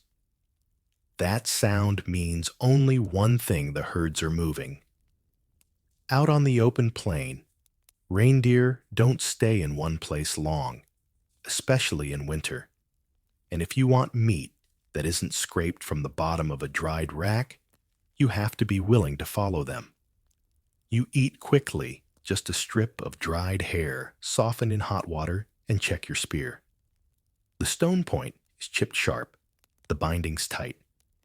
Beside you, two other hunters are readying their weapons. One carries a bow, strung with twisted sinew, the other a heavier spear, tipped with bone. None of you speak much. In winter, hunting is a gamble. Talking about the odds feels like daring the cold to make them worse. The wind cuts harder as you step out onto the plain. The snow here is windswept and crusted, breaking underfoot, with a sound like cracking pottery. You scan the horizon, constantly looking for the faint gray smudges that mean distant animals. Reindeer blend into this world too well. Their coats are the color of winter itself. An hour into the trek, you find the first sign tracks. Hoof prints in the snow, sharp-edged and fresh, the melt-freeze cycle not yet softening their shape. You crouch to touch one. The snow at the bottom is still loose and dry. These were made not long ago. The wind carries a faint smell, musky and warm beneath the cold. You signal to the others, and the three of you begin to follow. The tracks lead toward a stand of stunted pines where the wind drops suddenly. Here you can hear them before you see them, the muffled crunch of snow under many hooves, the soft chuffing of breath. You move slower now, keeping low, using the trees as cover. A flicker of movement catches your eye, a flank pale against the shadows. Then another and another. A small group, 6 or 7 animals, heads down, scraping at the snow to get at the lichen beneath. You and your companions spread out, moving in an arc. The idea isn't to run them down. You'll never match their speed, but to panic them into breaking toward the open where the snow is deeper. There they'll be slower, and you'll have your chance. When the signal comes, a sharp whistle from the bow hunter, you break from cover, shouting and waving your arms. The reindeer scatter, bounding in all directions, snow spraying from their hooves. 2 veer toward you. You lunge spear poised, but they swerve at the last second, too quick. Then the third comes, a younger one, not as fast. You drive the spear forward, feel the point hit, and slide in. The animal stumbles, thrashes, and collapses in a spray of snow. It's over quickly. The bow hunter has another down nearby, an arrow buried deep in its ribs. The third hunter is empty-handed, but grinning 2 kills is more than you dared hope for. The work begins immediately. You cut the hideaway carefully, keeping it intact. The meat is divided into carryable loads wrapped in the hides to keep it from freezing too hard before you reach camp. Every part will be used: meat for eating, hide for clothing, sinew for thread, bones for tools. The walk back is slower, the weight of the meat pulling at your shoulders. The wind has shifted, carrying the scent of blood. You glance behind more than once, but see nothing. Even so, you know you'll have to store the meat carefully. Wolves know the smell just as well as you do. When the camp comes into view, the smoke from the fire looks like a promise. People emerge from the shelters as you approach, faces lighting up at the sight of the hides over your shoulders. There's no cheering, just a hum of relieved energy as the meat is taken to be butchered. Tonight, there will be fresh stew, rich and heavy, and for a little while, the cold will feel less sharp. Hunting in winter is always a risk, but on the days it pays off, the reward is more than food. It's a reminder that you can still outthink the season, if only for a moment. The fire burns low in the center of the shelter, and for once, the air smells less of smoke and more of something rich and unfamiliar fat dripping into the pot from last night's reindeer meat. Everyone ate well, which is a rare enough event in winter to feel almost ceremonial. But the work that follows a hunt doesn't end with the meal. Meat is only useful if you can keep it from spoiling, and in the cold months, that means drying, smoking, and sometimes hiding it from more than just the weather. You rise before the others, pulling on boots still stiff from the cold. Outside, the snow glitters under a pale half moon. The air is sharp enough to make your teeth ache when you inhale too quickly. The meat racks stand just beyond the windbreak. Simple wooden frames, lashed together, draped now with strips of red meat already beginning to darken at the edges. You check each piece, flipping them, so they dry evenly, brushing off a faint dusting of snow. The trick with winter drying isn't heat, it's air.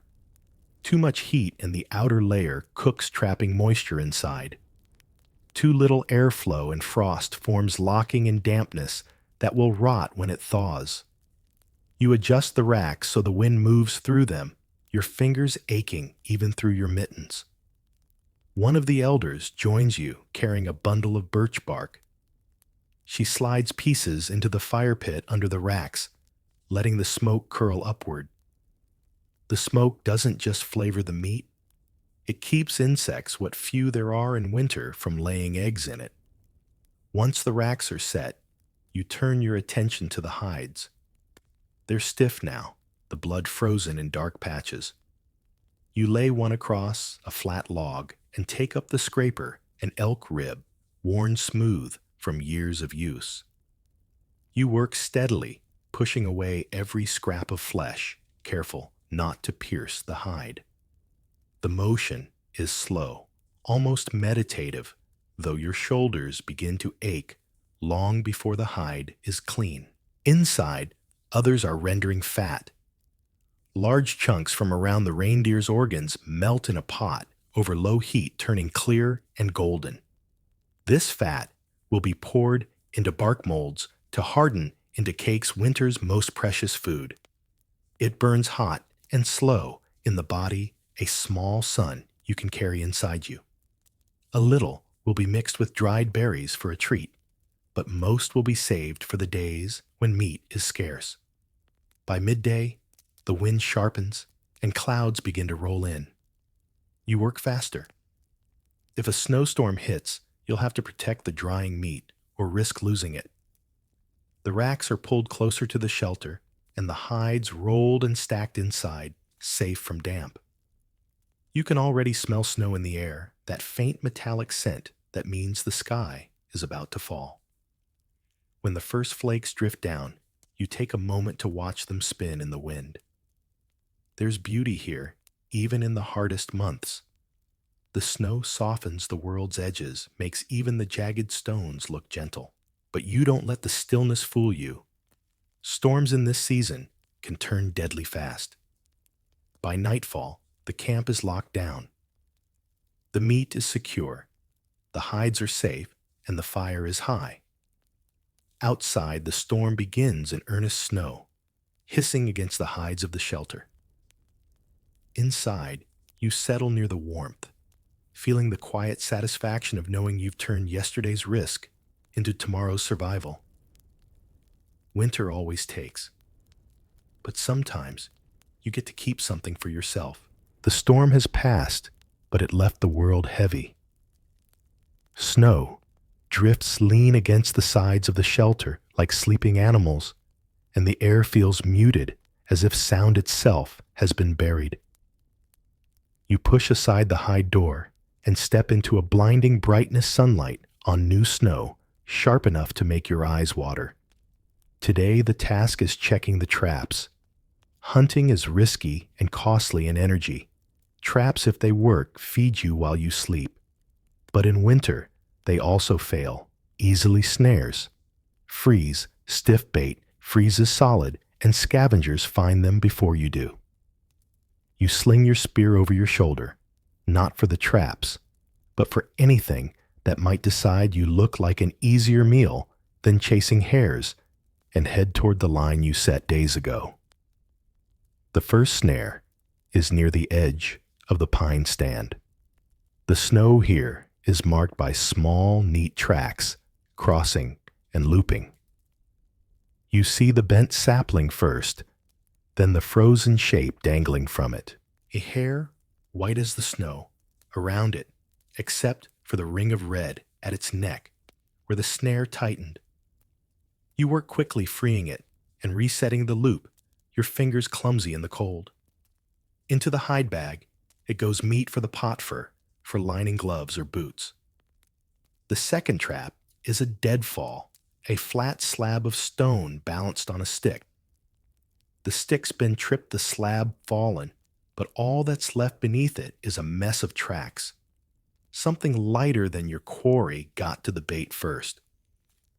The meat you used is gone, and so is the opportunity. You reset it anyway. Winter is patience as much as hunger. Farther along, near a frozen stream, you find a surprise. The snow has churned up the trap, broken, and at first you curse, thinking another loss. Then you see the trail blood drops frozen mid-spatter, leading away into the trees. You follow moving slow eyes, scanning for movement. The trail ends beneath a low spruce where a fox lies curled dead. Its fur is thick, perfect for trimming the hood of a winter coat. You lift it carefully, already planning how you'll scrape and stretch the pelt. By midday, you've checked every trap. 2 hares, 1 fox, not much but better than coming back empty-handed. On the walk home, you notice fresh tracks that weren't here before. Large, padded with claws wolf. The prints lead parallel to your path for a while before veering off. You don't see it, but you can feel it. You were watched. Back in camp, you skin the hares, while the others gather to watch the fox. Its fur draws, admiring murmurs, but everyone knows the real prize is the meat. It's not enough for a full meal for the whole camp, but it will stretch the stew, thicken, and make it just a little more filling. As the pot simmers, you tend to the pelts. The hare's skins are quick work, but the fox is different, thicker, trickier, needing more care. You stretch it on a frame, scrape it smooth, and rub in fat to keep it supple. In a few days, it will be ready to work into clothing. You imagine the warm hood, the way it will block the wind from your ears. That night, as you eat, you think of the wolf tracks. It's not the first time you've shared the hunting grounds with them, and it won't be the last. In winter, predators and people follow the same rules: take what you can when you can, and hope you're not the one being followed. The cold feels sharper this morning, like the air has been honed overnight. You pull your furs tighter before stepping out of the shelter and your breath curls upward in a long, slow ribbon before vanishing. The storm 2 days ago dumped more snow than you realized, and now the weight of it bows, branches, and buries paths you thought were well trodden. Today's work is not about food, not directly. It's about keeping the camp safe, because snow isn't just cold, it's heavy. And when it piles in the wrong place, it can crush the walls of a shelter or trap someone inside. The elders say a winter collapse is one of the cruelest fates. No fire, no quick escape, just the slow weight of cold pressing in. You start with the nearest shelter, a low half-dome of hides stretched over a frame of bent saplings. The snow along its sides is packed hard, the drifts waist-high. With a flat shovel of caribou shoulder blade, you begin cutting it away, pushing the slabs to the side. The work is heavy, and sweat prickles under your furs almost immediately. You force yourself to stop. Every few minutes working too fast means sweating too much, and wet clothing in this cold is a gamble you don't want to take. Others join in forming a slow, moving circle around the camp. Snow is cleared from every wall, every entry, and from the roofs where it's safe to climb. The hides creak as they shift under the relief of weight lifted away. Now and then, someone finds a section where the frame has cracked from strain, and it's patched with extra bindings, or a fresh branch splint. By midday, you've worked your way to the outer storage shelter, a low, narrow space used for storing tools and spare firewood. The snowdrift here is shoulder high, and it takes almost an hour to clear enough to open the door flap. Inside, the air smells of pitch and smoke from the treated wood. The supplies are dry, but a few bindings have frayed, so you replace them before heading back out. The last part of the job is building windbreaks to keep the drifts from forming so high again. You and 2 others drag long pine boughs into place, weaving them into rough fences anchored with snow blocks. It's not perfect. Nothing is against wind, but it will slow the buildup, and slowing is all you need to make the next clearing easier. As the sun dips low, the camp looks cleaner, sharper against the white expanse. The air feels different, too lighter, less pressing. The shelters stand tall again, their hides shifting softly in the breeze like the skin of breathing animals. Inside, as you warm your hands near the fire, you feel a kind of quiet satisfaction. Clearing snow doesn't feed anyone, but it keeps them alive long enough to eat. In winter, that's the only kind of victory that matters. The wind has shifted overnight, coming now from the north, and it carries a bite that feels older than memory. Even before you step outside, you can tell this will be a wood-gathering day. The fire has burned low. The fuel pile is a small, sad bundle of sticks in the corner, and the cold is creeping into the shelter in a way you can feel in your bones. Fire is everything here. Without it, there's no warmth, no cooking, no drying of hides, or boiling of water. You can go days without food, maybe longer, without hunting, but without fire, you're just another frozen shape on the plain. That thought alone is enough to push you into your boots and out into the brightness. You take a stone axe, the edge sharpened just yesterday, and a length of rope for bundling. The snow underfoot is hard-packed in some places, knee-deep in others, and every step makes your thighs burn. You head for the patch of woodland to the east, scraggly birch and spruce, stunted by wind, but thick enough to break its bite. In winter, you don't cut live wood unless you have to. Green wood smokes and sputters, and it's a waste of time to dry it when the cold will kill you faster. You're looking for the deadfall branches already, down trees fallen, but not yet rotted. You find the first one, half buried in snow, a spruce trunk no thicker than your arm. The axe bites deep, and the sound is dull but satisfying. You trim it into lengths, stacking them neatly before binding them with the rope. Deeper in the grove, you come across an older birch, its top snapped clean in a past storm. The lower trunk is still solid, the bark curling in pale strips. You know this wood.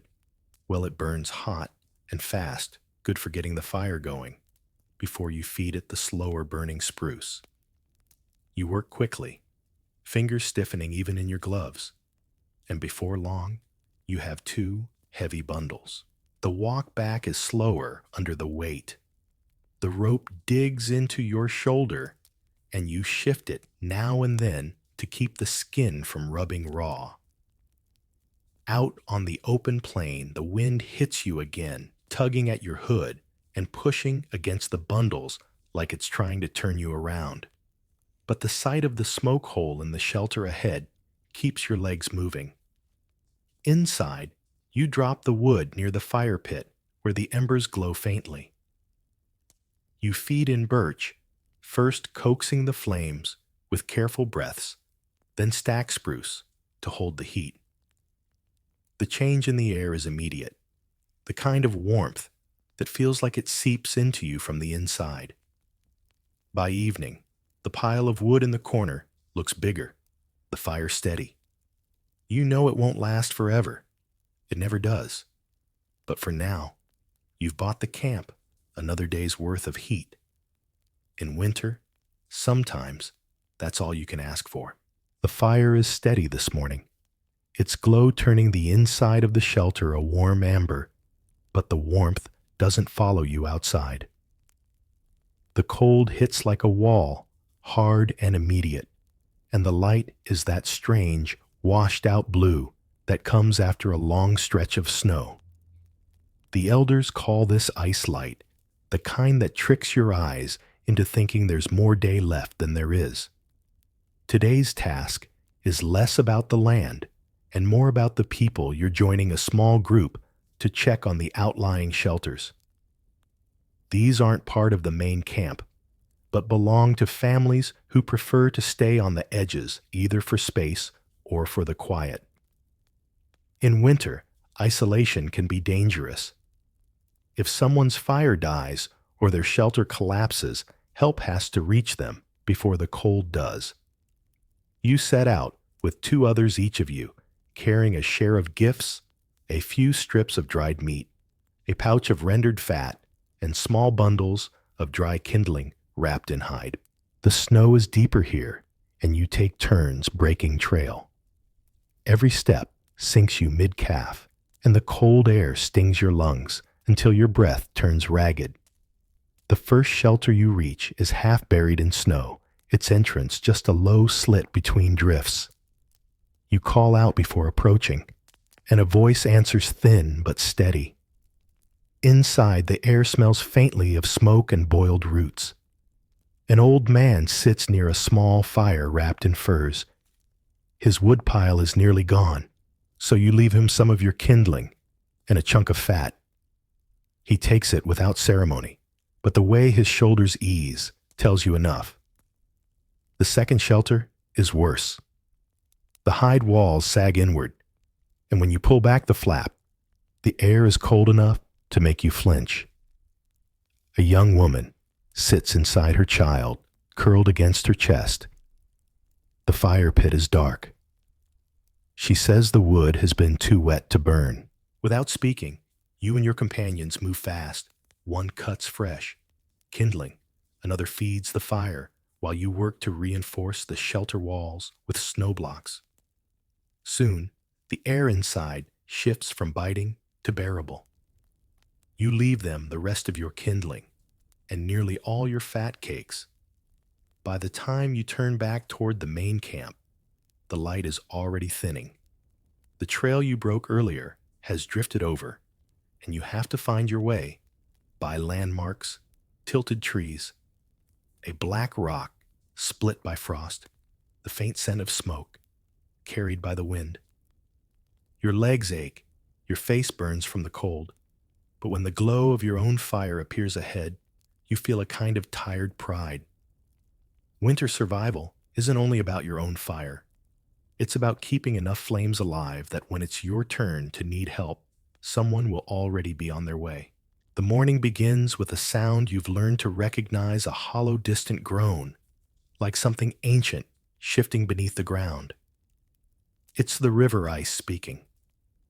In winter, it becomes its own living thing, stretching, settling, and sometimes breaking without warning. And today, you have to cross it. The herd trails to the south are blocked by deep snowdrifts, and the fastest route to check the traps beyond the marsh is straight over the frozen river. It's never truly safe, no matter how thick the ice looks. But time matters. If you leave the traps too long, scavengers will strip them, and you'll return with nothing but empty snares and scattered fur. You pack light spear rope and a bundle of fire-starting tinder just in case. The air is dry, the kind that makes the inside of your nose sting. When you reach the riverbank, it's smooth and white, a blank expanse stretching toward the far shore. The edges are solid, but you know from experience that the middle is where danger hides. You test the ice with your spear, stabbing down to hear the sound it makes. Solid ice rings with a dull, deep note. Thin ice clicks sharp and hollow. The first few steps are reassuring the ice, clear and cloudy only in shallow swirls. You move slowly, spreading your weight, listening between breaths. Halfway across, a crack spiderwebs out from under your boot. It's small, the sound quick and sharp, but it freezes you in place. You lower yourself to your knees, shifting your weight wider and slide forward instead of stepping. The rope around your chest is tied to your spear, the other end loose behind you. If you go through, maybe it will keep you from sinking too fast. The far bank feels like another world when you reach it, your breath coming faster than the pace would warrant. You step onto solid ground, give the ice a final glance, and turn toward the marsh. The traps are half buried under snow, but most have done their work. 2 hares, 1 ptarmigan, and a weasel so small it hardly seems worth the trouble, though its pelt will make a fine trim for gloves. You work quickly, the silence pressing in, and keep glancing toward the tree line. Out here, the cold isn't the only predator. The return crossing is slower, each step deliberate. When your boots finally meet the crunch of snow on the bank, you feel a tension release you didn't know you were holding. Back in camp, the others don't ask if the ice was safe. They know it never is. Crossing in winter is always a gamble. Today, the river let you pass. Tomorrow, it might not. The morning begins not with the glow of firelight, but with the muffled thump of something hitting the side of the shelter. At first, you think it's just snow sliding from the roof, but then it comes again, louder, heavier, and followed by a faint scratching sound. By the time you push aside the hide flap, you already know scavengers. In summer, food rots quickly, and animals know they need to eat fast. In winter, it's the opposite: meat lasts longer, which means you're not the only one planning to keep it. Anything with teeth and a nose is willing to dig, chew, or tear its way into your stores. The tracks are easy to see in the fresh snow. Not wolf smaller, with a dragging tail mark weaving between them. You follow them past the outer wall to the storage pit, a deep hole lined with snow blocks and covered with a layer of frozen hides. The cover is half pulled back one corner, chewed ragged. Inside, a hind quarter of reindeer has been dragged halfway out. The bite marks are thin and sharp wolverine. You're not surprised. Wolverines are winter's thieves, strong enough to pull down prey bigger than themselves, stubborn enough to fight a human for a scrap of meat. You've heard stories of them stealing tools, even gnawing through snowshoes for the leather straps. The meat is still salvageable, though the edges are scored with teeth. You haul it back inside and cut away the damaged parts, feeding them to the fire. The smell makes the air bitter. You can't leave the pit unguarded, so you and another hunter set about improving it. The hides are doubled over and weighted with frozen blocks of wood. Around the pit, you stamp down the snow until it's packed harder for claws to get purchase. Finally, you hang a strip of sinew bait away from the camp, hoping to draw the wolverine's attention elsewhere. It's nearly midday when you spot movement in the trees, a low, dark shape trotting with a rolling gait. The wolverine stops to sniff the air, head swinging. Even from this distance, you can see the muscle under its thick fur. It circles the bait twice, then grabs it and vanishes into the undergrowth without a sound. You let out the breath you didn't realize you were holding.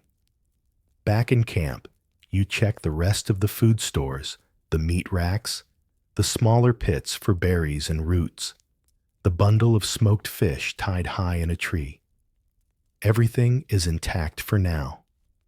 That night, as the fire crackles, someone jokes that at least wolverines are honest thieves. They take what they can and leave. You know better. Out here, nothing leaves for long. The air is thick, with the smell of smoke when you wake. But it's not the comforting scent of a cooking fire. It's sharper, more urgent. Outside, the sky is a dull gray snow, drifting in lazy spirals, and at the edge of camp, one of the smaller shelters is billowing a thin, dark column. A fire in winter is strange.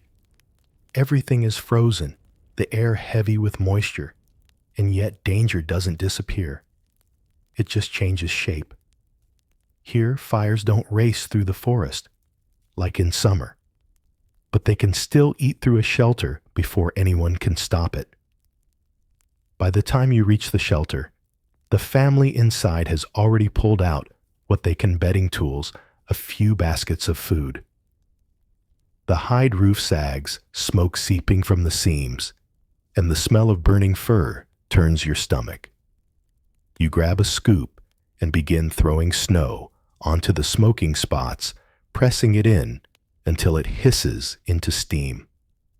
Others join, working in a circle until the smoke thins and the blackened patches cool under your hands. It doesn't take long to see the damage. The frame is charred in places, the hides ruined. In this cold, rebuilding isn't just a matter of comfort, it's survival. Without shelter, a night outdoors can be the end. You help them drag fresh saplings from the edge of camp, bending them into a new frame.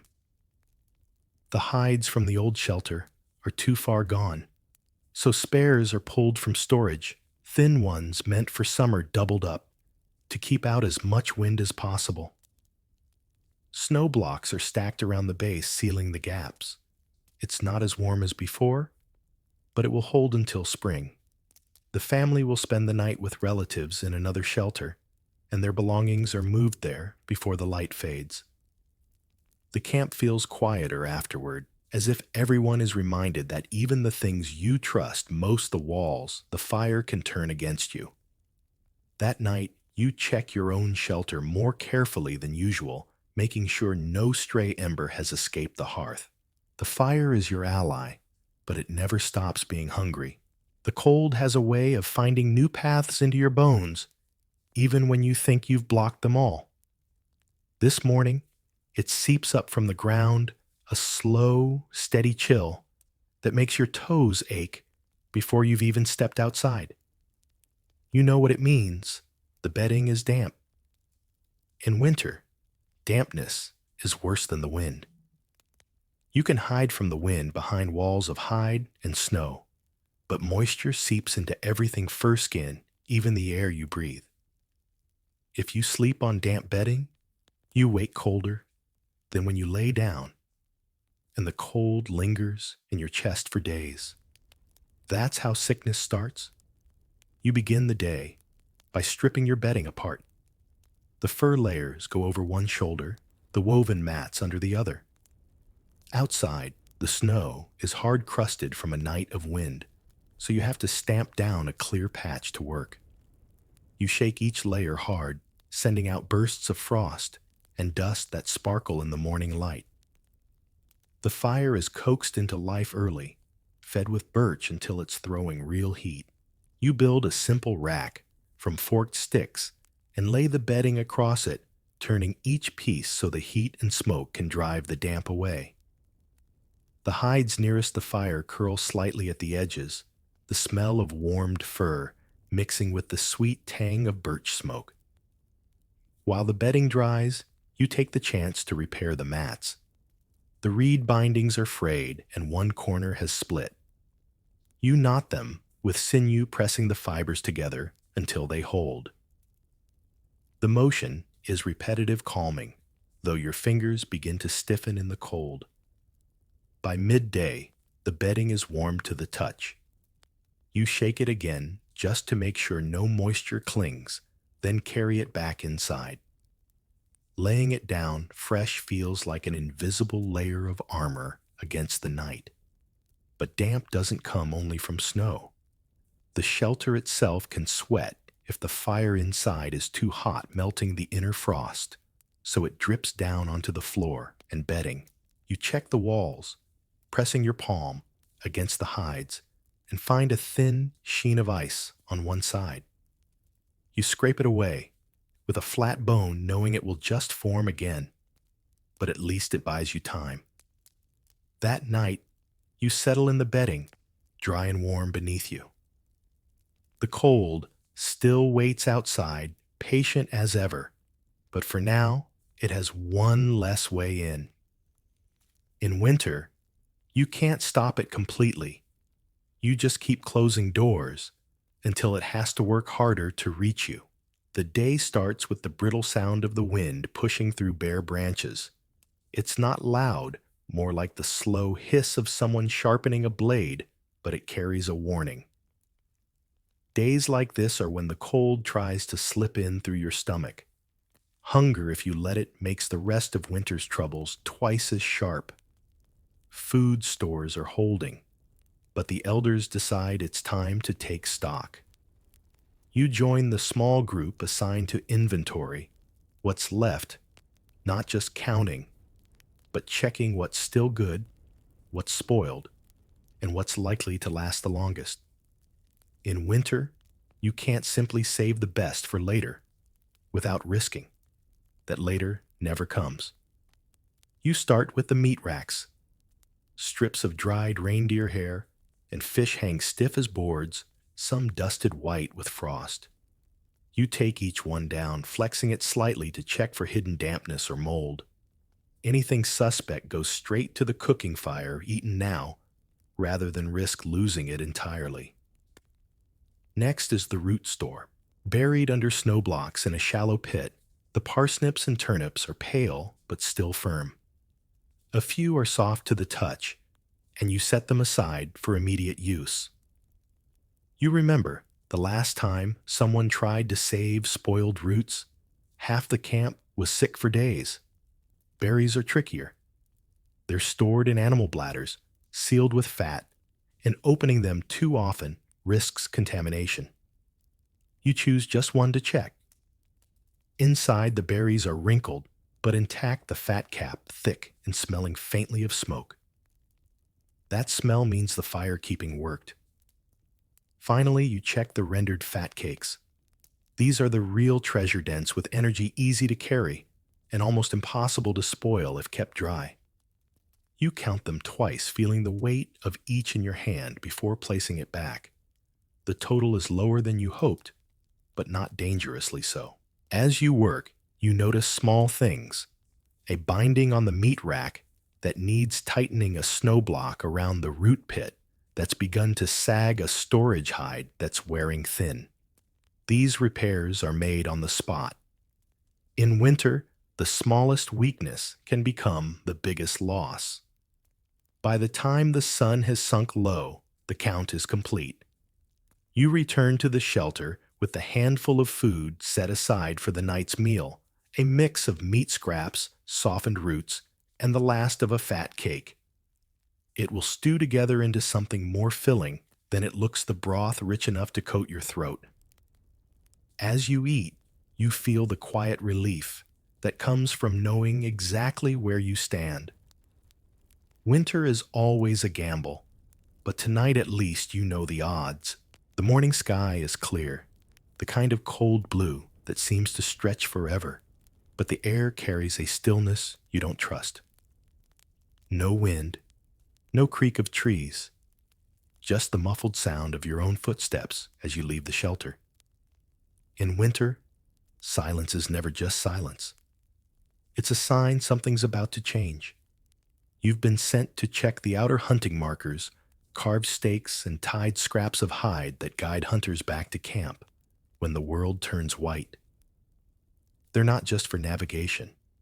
They're warnings too, marking places where the snow hides thin ice, steep drop-offs, or animal dens. The first marker stands where it should, a split branch wrapped with a strip of dyed sinew. You brush off the snow, make sure it's solid in the frozen ground, and move on. The path is familiar, but in winter, familiarity can get you killed. Snow reshapes the land every day, and what you knew yesterday might not be true now. Halfway to the second marker, you see the drift. It looks smooth, perfect, almost inviting, but you know the shape too well. Underneath is a hollow, maybe from a stream, or an air pocket left when the snow settled. Step wrong, and you could drop waist deep or worse. You skirt wide, planting a temporary branch marker to warn the next person through. The second marker is missing. You find it a few steps later, knocked over and half buried. The snow around it is churned with tracks, large, rounded paw prints, claws visible. Bare.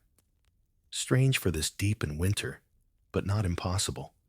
Some don't sleep the whole season waking to forage or wander. The tracks lead away from camp, but you make a mental note to mention it when you return.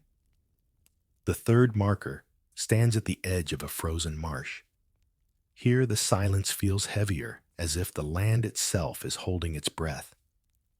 You reinforce the stake, tighten the hide strip, and glance often at the horizon. Nothing moves, but the stillness presses against your ears until you're grateful to turn back. On the return, you add fresh branches to the existing markers, their ends frayed, so they'll be easier to spot in a storm. You take your time, because in winter, a clear path is worth more than speed. When you reach camp, the others are already gathering for the evening meal. You tell them about the drift, the fallen marker, the bear tracks. No one laughs it off. Out here, a bear in winter isn't just a story. It's a reminder that you're not the only one trying to survive. The wind returns overnight, roaring low through the trees like a restless animal. It shakes the shelter walls, sending fine streams of snow through every seam you thought you'd sealed. By morning, the world outside is half hidden in white. Today's task is one no one enjoys: digging out the water hole. The river crossing you braved weeks ago is too risky now, and melted snow, while drinkable, takes too much fuel to make in large amounts. The water hole, a section of frozen pond chipped open daily, is the camp's lifeline. You pull on your heaviest furs and grab the ice pick's long wooden shafts, tipped with sharpened antler points, each wrapped in hide for grip. The snow leading to the pond is knee-deep, drifted over the path. Every step sends a cold burn up your legs, and you trade off breaking trail with the two others assigned to the job. When you reach the pond, it's worse than you feared. The hole has frozen over completely, a thick layer of cloudy ice hiding the dark water beneath. You start chipping the picks, striking with dull thuds that echo faintly in the stillness. Shards scatter skittering across the ice like brittle glass. The work is slow. Ice this thick doesn't break. Clean. It splinters, forcing you to clear the slush before striking again. Your arms ache, and your breath fogs in great bursts that hang in the air. Now and then, you pause, not just to rest, but to listen. Out here, in the middle of the frozen pond, you're exposed from every direction. Finally, the last layer gives way, and a dark oval of water glistens. You skim off the slush and fill the hide buckets, passing them carefully to the shore. The water steams, faintly in the cold, but only for a heartbeat before freezing along the edges. The walk back is heavier than the walk out. Buckets slosh against your legs, and the cold begins to bite at your wrists where the fur doesn't quite meet the gloves. Back in camp, the water is poured into a covered trough, lined with ice, a strange thing to keep water from freezing by surrounding it with more ice, but it works. You sit by the fire afterward, arms trembling from the work, knowing you'll be back at the pond in another day or two. Water is never gotten in winter.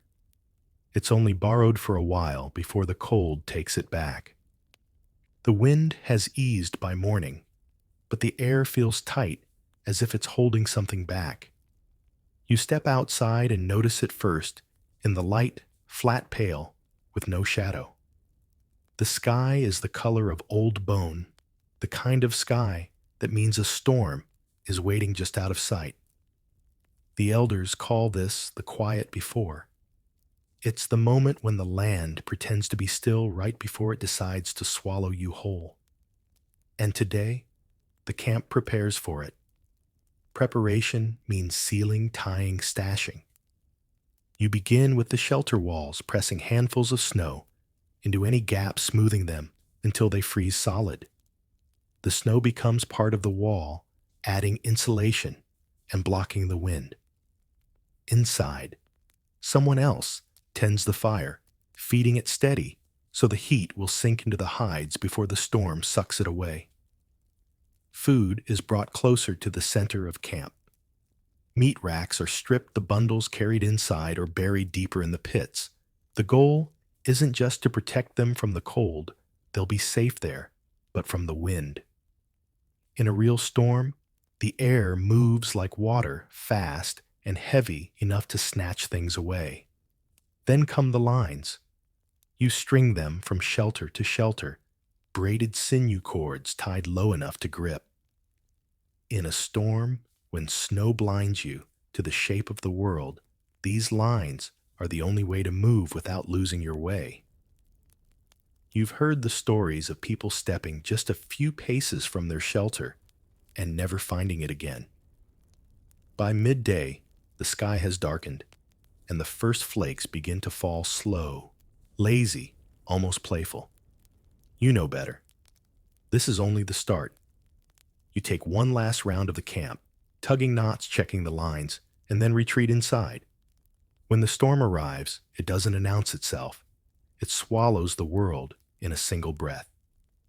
The wind shakes the shelter like a living thing, and the snow hisses across the hides piling against the walls. Inside, you and the others sit close, the fire painting, everyone in shifting gold and shadow.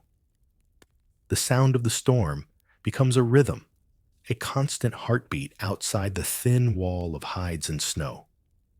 You eat slowly, savoring each bite, because there's nothing else to do now but wait.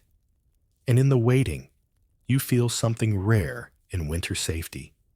It's fragile, temporary, but real. You've done what you can. The rest belongs to the storm. The fire's glow softens, casting longer shadows across the shelter walls. Outside, the wind still moves, but it's gentler now, like the slow breathing of some enormous animal settling into sleep. The snow it carried has settled too, pressing the world into a deeper hush. You sit back, letting the warmth seep into you, feeling the way it loosens the cold from your fingers and toes. The air inside smells of smoke and hides, and beneath that, the faint sweetness of roots simmered in the pot hours ago. Every sound is softened, the shift of someone adjusting their bedding, the crack of a small log giving way in the fire, the sigh of your own breath. It's easy to imagine the storm has passed entirely, though you know better. Winter always holds something back, but for now, here the walls are solid, the fire steady, and the camp still. Your thoughts drift the way snow falls, slow, unhurried, not needing to land anywhere in particular. The long days of cold, the work, the constant fight to keep the smallest comforts alive, they feel distant now, blurred by the warmth and the quiet. You lie back, eyes tracing the shifting firelight across the roof of the shelter. Outside, the snow keeps falling, but you don't have to move toward it. Not yet. Tonight the cold can stay where it is, and you can stay here, wrapped in fur and smoke and the slow breathing of those around you. You close your eyes. The fire hums in its quiet way, and the wind leans against the walls like it's listening for your sleep. How people used animal skins like primitive central heating. We begin with the first cold breath of winter, that sharp little whisper at dawn that slips under the door and up your spine before you've even opened your eyes. Out here, you don't own a thermostat, you own the draft. It's always set to Arctic breeze. The frost has crept in overnight, dusting the edge of your sleeping mat, settling on the rim of the clay mug you forgot to empty. You breathe out and watch your breath float in the air like a tiny ghost. And that's when you remember there's no fire yet, no blankets, except the heavy, stiff animal skin you've been using since the last snow melted. You pull it tighter, and it's like being hugged by a slightly greasy, very opinionated rug. So before you get comfortable, take a moment to like the video and subscribe, but only if you genuinely enjoy what I do here. And let me know in the comments where you're tuning in from and what time it is for you. Now dim, the lights maybe turn on a fan for that soft background hum, and let's ease into tonight's journey together. Your shelter is humble poles, lashed together walls patched with sod and stitched hide. The morning light leaks in through the gaps, revealing your breath hanging in the air and your toes sticking out from under the pelt. You shift under it, feeling the uneven texture, smooth, where it's been rubbed by years of hands rough, where the hair still clings in wiry patches. The smell? Not bad. Not good, just lived in. It's the scent of last year's winter, and the winter before that of fireside smoke and the faint tang of animal. Comforting in a way, because you know exactly what it means, survival. Outside, the frost crunches as someone walks past, probably a neighbor going for water before the stream freezes over entirely. Their boots make that unmistakable kirk-kirk sound of hide on snow. You can almost tell which animal the leather came from, just by listening. Thick bear hide thuds softly, while deerskin creaks and flexes. Theirs sounds like moose, strong and heavy. Your own central heating is still wrapped around you. It's not just a blanket, it's history.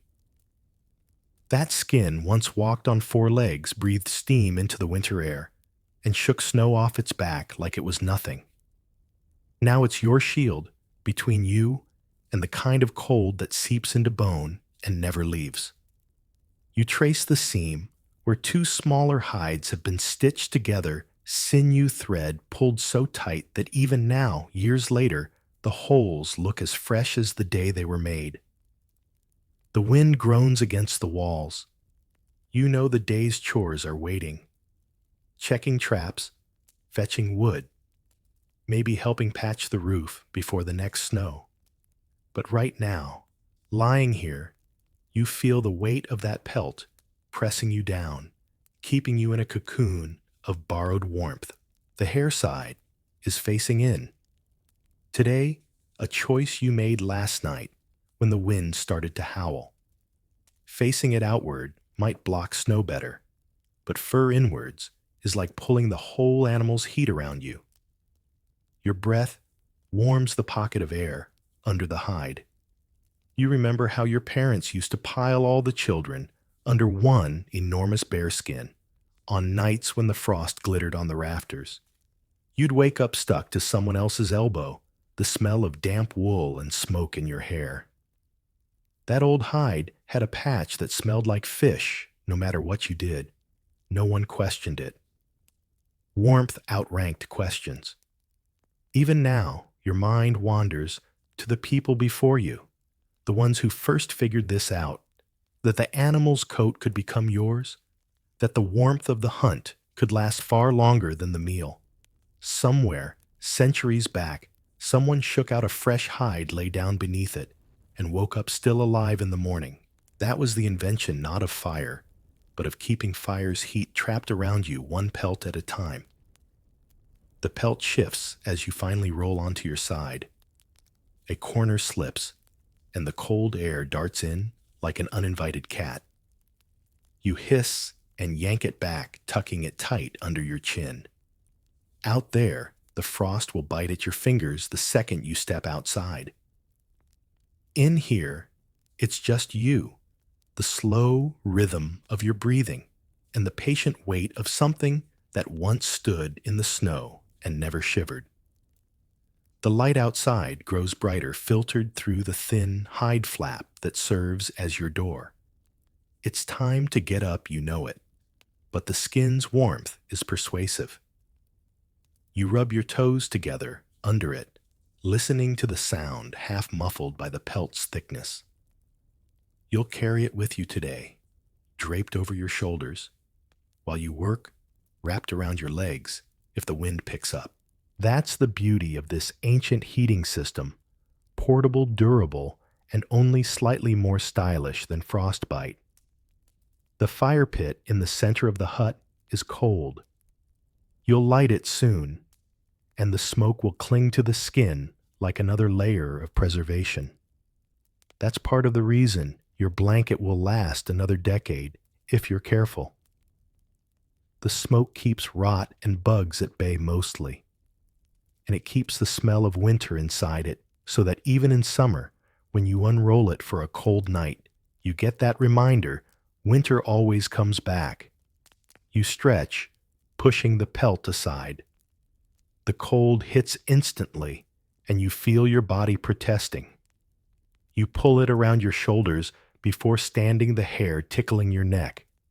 It's like wearing the ghost of the animal, not in a haunting way, but in a let's get through this together kind of way.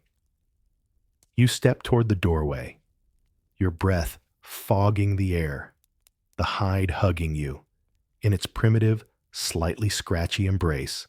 The morning outside is all white and silver, the sun barely awake, the world wrapped in its own kind of blanket. You tighten your grip on yours, and for a moment, the cold doesn't seem quite as sharp. The animal that once carried this skin survived winters. You can only imagine, and now, in its quiet way, it's helping you do the same. The hunt begins long before winter shows its teeth. Out here, you don't just wait for snow and hope for the best. If you do, you'll be spending the cold months wrapped in wishful thinking and a damp wool rag. The hides you'll need in January have to be earned in October, and sometimes even earlier. That means the work of staying warm starts while the leaves are still on the trees and the mornings are only just beginning to bite. By now, your mind has switched from summer laziness to winter survival math. You look at the people in your camp and count how many hides you'll need to keep them alive when the wind turns cruel. One small deer skin for the baby, maybe two, stitched together. For the elders, something heavier. For those who'll spend most of the season outdoors hunting or hauling wood. You think about which animals are in their prime right now, before their coats get too thick to work easily, but after they've put on enough fat to make the skin supple. A hunting trip for hides isn't like a hunting trip for food. Sure, you'll eat what you catch, but your real prize is what's wrapped around it. You want an animal with a pelt that's full free of mange or tears and large enough to serve a purpose. Rabbits are quick warmth, good for mittens or lining boots. Deer are your bread and butter, easy to work with, light enough to wear without turning into a statue, yet warm enough to keep out the cold. Bear hides. That's a winter wall in fur form, but getting one involves more trouble than you can afford unless you're desperate or reckless. The elders still talk about the season of the great white fox, when a lucky hunt brought in a pelt so thick and long it could cover 3 people. They say the hunter who brought it back became a local legend, not for his skill with a spear, but for the way he kept a family of 6 from freezing when the river locked in ice and the firewood ran out.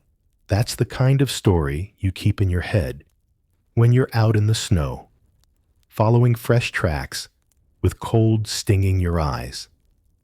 The tools for this work are simple: a bow or spear, a knife sharp enough to shave the hair from your arm, and a quiet patience that feels like part of the winter itself.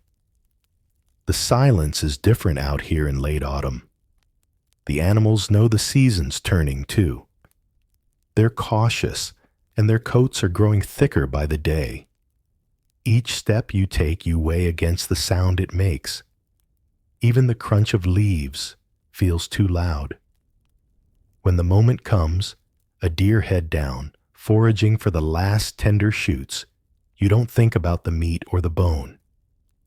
You think about the way that hide will lay across your shoulders in 2 months, the way its warmth will push back the cold when your fingers go numb. The shot is clean if you're lucky, but luck is something you never rely on entirely. Back at camp, the animal is laid out, not like a trophy, but like a promise. Every part has its place: the meat for today, and the next few days, the bones for tools, the sinew for thread, and the hide for the long haul. There's a quiet kind of gratitude that happens here, not the loud toasts of a feast day, but the murmured thanks that come when you know an animal has just traded its life for your winter. It's not romantic work. By the time the last autumn leaves fall, your hands will be raw from hauling cutting scraping. The smell of blood and earth will cling to your clothes. You'll have knelt on cold ground enough times to feel it in your knees for weeks afterward. But when you see those hides stretched out to dry, you know each one is a wall against the storms to come. You also know that winter has a way of humbling you. One year, you might bring in enough hides to make cloaks for half the village. Another year, the animals are scarce, and you're stitching together scraps just to keep a child's feet from frostbite. You plan for the best, but you prepare for the worst, because the cold never negotiates. That night after the hunt, you sit by the fire, your hands still smelling of the day's work. The hides are outside staked and ready for the next step. You stare at them and imagine the snow already falling. Imagine wrapping them around you while the wind howls through the cracks in the wall. That vision staying warm when the world wants you frozen is what keeps you heading back into the forest tomorrow. And tomorrow will come early. Before the first light, you'll be up again, following the faint crunch of tracks in frost, the steam of your breath, curling in the air, always thinking one step ahead. Because out here, The hunt isn't just for food. It's for the heat you'll need months from now, when your own breath will freeze before it hits the ground, and you'll be thanking the animal you followed through the quiet woods in autumn. Skinning is an art you learn by feel, not by reading about it, though if you had a book, it would smell exactly like this moment. The work almost always happens by firelight, not for romance, but because daylight fades fast in the months leading to winter, and you can't afford to let a fresh hide sit until morning. The fire flickers, shadows jump across the stretched out animal, and the first cut is always the hardest, not in skill, but in the knowledge that if you get it wrong, you waste the one thing that could keep someone alive. The knife slides under the skin just enough to free it from the muscle. You're careful, keeping the edge low so you don't pierce through. A tear now will become a draft later, and drafts are the enemy. The smell is heavy. It's not the clean scent of tanned leather you'd find in a market stall months from now. This is raw wet and full of the animal's last moments. Steam rises where the blade passes, mixing with the wood smoke. Some say the fire helps mask the scent. Others say it just makes you hungrier. Either way, you keep working. Once the hide is free at one end, it's a rhythm: slice, pull. Your fingers work as hard as the knife, gripping, twisting, coaxing the skin away in one piece. The trick is speed without clumsiness. You want the hide off before it cools. Too much warmth makes it pliable, easier to stretch later. You've got help tonight. One person holds the legs, another tugs at the loose hide as you cut. Everyone's quiet except for the occasional crackle from the fire or muttered reminder to watch the belly seam. That's the thinnest part, easy to cut right through if you're not paying attention. When the last bit slips free, there's a moment where the world feels oddly lighter.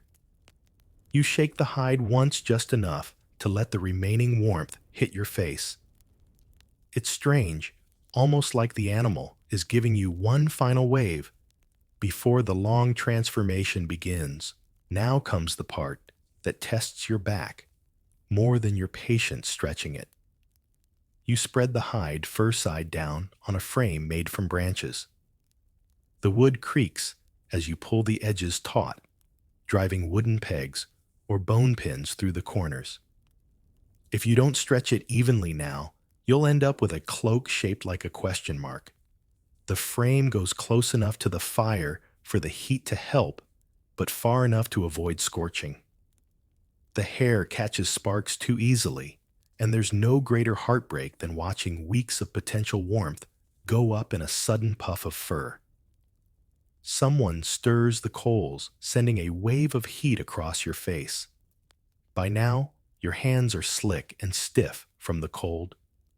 You wipe them on your tunic, not because it helps, but because it's the only cloth you have. Tomorrow, you'll begin scraping away the last clinging bits of flesh and fat. Tonight, you leave the hide in the fire's glow, letting the warmth and smoke start their slow work. You lean back, stretching your own spine, and glance at the other hides hanging nearby. Each one is a future blanket, a hood, a wall against the kind of wind that peels the skin from your cheeks. You picture them wrapped around sleeping children, slung over shoulders, trudging through snow, laid across the floor, to keep the frost from creeping up through the soles of your feet. The firelight catches the sheen on the fresh hide, and for a moment it looks like rippling water. You can almost imagine the animal still moving beneath it. But you know that from now on, its movement will be your movement, its warmth, your warmth. When you finally leave the fire, the hide sways a little in the breeze from the doorway, creaking softly against the frame. It's the sound of a job well done, Not finished, not by a long shot, but well begun. And in winter, a good beginning is half the battle. Morning comes with frost thick enough to crunch under your feet, and the hide waiting outside looks like it's been dusted in sugar. That sparkle is deceptive. It's not beauty. It's the start of ruin if you leave it too long. Today is scraping day, and scraping day means hours of hunching over the stretched skin with nothing but a dull-edged tool patience and the stubborn refusal to let cold fingers slow you down. You step outside, breath puffing in front of you, and run your hand over the underside of the hide. It's stiff, now colder than stone, and still clinging to the last stubborn shreds of flesh and fat. If you leave those, the hide will rot smell worse than it already does, and lose its softness. The scraping tool, a curved piece of bone antler, or sometimes metal if you're lucky, is blunt on purpose. A sharp edge would slice right through, and you're not making two smaller blankets by accident today. The first few passes are satisfying. Fat peels away in pale ribbons, sometimes freezing as it falls. You push them into a pile with your boot. They'll be burned later, or maybe rendered into tallow for lamps. The tougher bits make your arms ache, especially along the neck and shoulders where the skin is thicker. You lean into the work, the hide creaking against the frame, the sound echoing faintly in the crisp air. Every so often, someone walks by and calls out advice you didn't ask for. Work with the grain. Don't forget the edges. You missed a spot. It's a universal truth that no matter the century, there's always a spectator ready to supervise. You grunt in reply and keep going. By midday, your lower back is protesting, and your breath feels like ice in your lungs. You take a break, standing up straight, flexing your fingers until they remember what warmth feels like. The fire nearby tempts you, but you don't linger. Heat makes the skin shrink unevenly. The trick is to let the cold keep it firm while you work. The smell has changed since yesterday. Less of the sharp tang of fresh kill, more of a meaty, earthy note that clings to your clothes.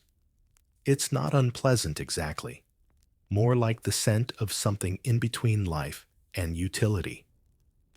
The dog hovering nearby clearly thinks it's wonderful, though you have to shoo him away before he takes helping too far. When you finally finish the hide, looks different, pale, smooth, almost clean. You run your hand over it and feel the faint grain of the skin beneath your fingers. The hard work is done, but the hide is still just a promise. Untreated, it would stiffen into something about as flexible as a roof tile. That's why the next step is tanning a word that sounds neat and tidy until you're standing over a bucket of something that could empty a room if the wind blows wrong. You unpin the hide from its frame, shaking off the frost, and carry it inside. It's heavier now, having absorbed the cold air, and you fold it carefully to avoid cracking. Later, you'll lay it out again. But for now, it rests against the wall, a silent, slightly damp guest waiting for its transformation. You wash your hands in a basin of water that's halfway frozen over, and even after scrubbing, the smell lingers in the lines of your skin. It'll be there when you eat tonight, when you sleep, maybe even in your dreams. That's the nature of this work. It doesn't stay on the outside. By the time winter comes, you'll be wrapped in hides, by touch, by scent, by every ache in your shoulders from mornings like this. And when you pull one over you in the dead of winter, the memory of scraping it clean will be just another layer of warmth. The hide sits there like a stubborn guest that refuses to leave until it's had a full transformation. Scraping has stripped it of its past life but now it needs the slow alchemy that will make it soft, durable, and ready to keep you alive through the long months ahead. Tanning is that alchemy, and the ingredients aren't the sort of thing you'd put on a polite recipe list. You haul the hide outside, again lay it across a low beam, and eye the tools and substances waiting for you. There are two main routes to tanning out here: vegetable tanning with bark and plants, or brain tanning with, well, brains. If you're lucky, you've stored up enough oak or willow bark boiled into a thick, dark brew that smells like wet earth and bitter tea. If you're not lucky, or simply practical, you're holding a small bundle wrapped in cloth, the animal's own brain. There's a saying among hide workers: every animal has enough brain to tan its own hide. It's not poetry, but it's true. You start with the soak. The hide goes into a trough or pit, depending on how much you have submerged in that tannin-rich bark broth. The liquid is cool and gritty, staining your hands as you knead it into the fibers. If you're doing the brain method, it's a messier business. The brain is mashed into a paste, then worked directly into the damp hide. The smell is layered.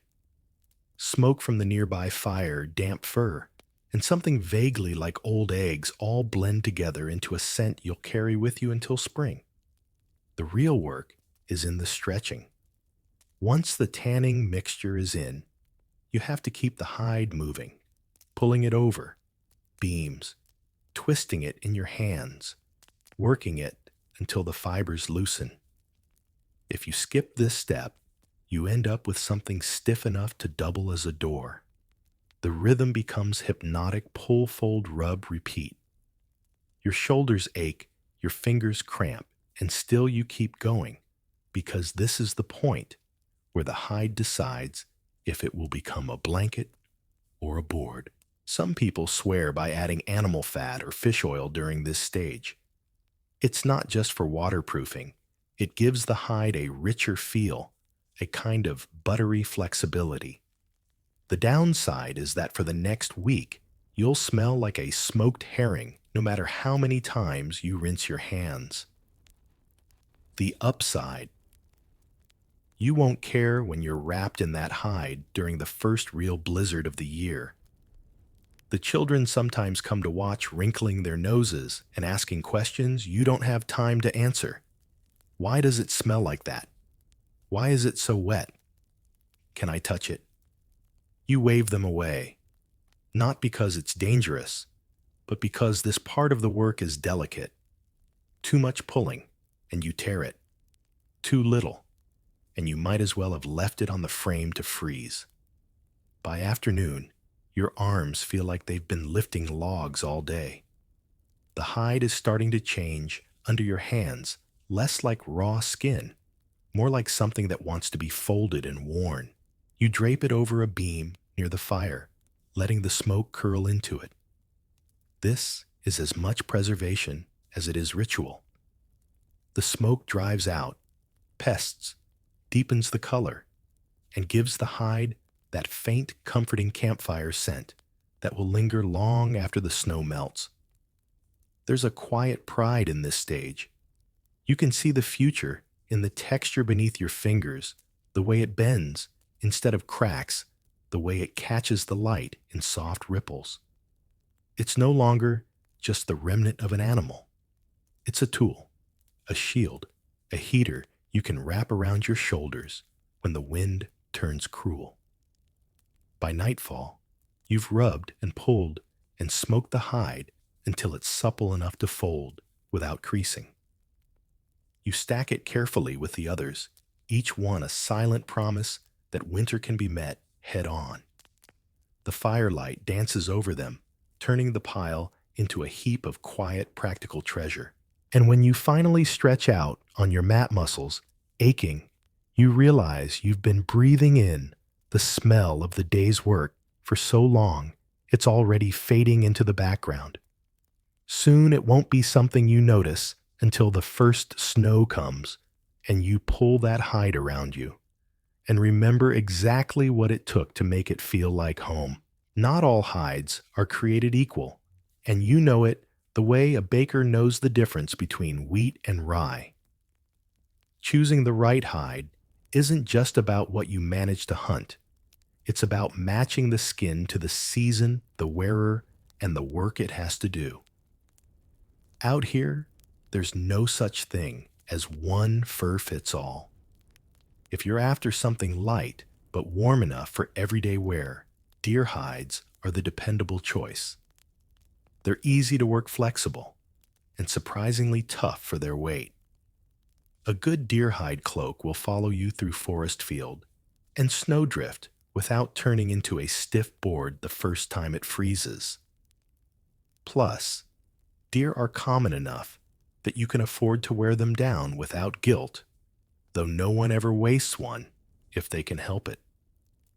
For sheer bulk and insulation, nothing beats bear. A bear hide is like wrapping yourself in a moving wall of heat, thick enough to keep out wind that would bite through lesser skins, heavy enough to stay put when the storm comes roaring down the valley. The downside, you'll feel every pound of it on your shoulders. A long trek in a bear hide is more like dragging a stubborn relative around with you. But in the dead of winter, when the cold gnaws at bone, there's no substitute. Sheep hides are another kind of comfort altogether. The wool traps heat like nothing else, keeping you warm, even when damp, which is good, because damp happens more often than you'd like to admit. They're not as rugged as deer or bear, and they won't last as many seasons. But for bedding and children's wraps, they're worth every stitch. There's a softness to wool that makes you forget, at least for a while, that the wind outside wants to skin you alive. Then there are the specialist hides elk, for those who need something between deer's flexibility and bear's heft. Moose, for almost absurd durability, able to shrug off brambles and sleet alike. Fox or beaver for trim and lining where a little luxury can make the difference between comfort and misery. Beaver especially has that dense oily fur that laughs at water a blessing when snow turns to freezing rain. Your choice also depends on what you're doing. A hunter might favor lightness and mobility, layering 2 deer hides rather than carrying one heavy bear pelt. A herder standing in a windy pasture might choose the opposite, planting their feet and letting the hide's weight do the work of anchoring them against the gusts. Even the way you cut and stitch a hide changes depending on its role. A bed cover doesn't need the same shaping as a hood or a pair of mittens. There's a kind of quiet trade in hides among neighbors, each person swapping what they have for what they need.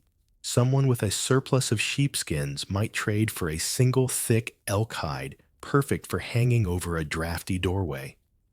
In that sense, hides are more than just warmth. They're currency insurance, and sometimes even gifts. A gifted hide isn't casual. It's a way of saying, I want you to see spring. You've seen enough winters to know that the wrong hide at the wrong time can be the difference between getting through a storm and becoming part of the landscape.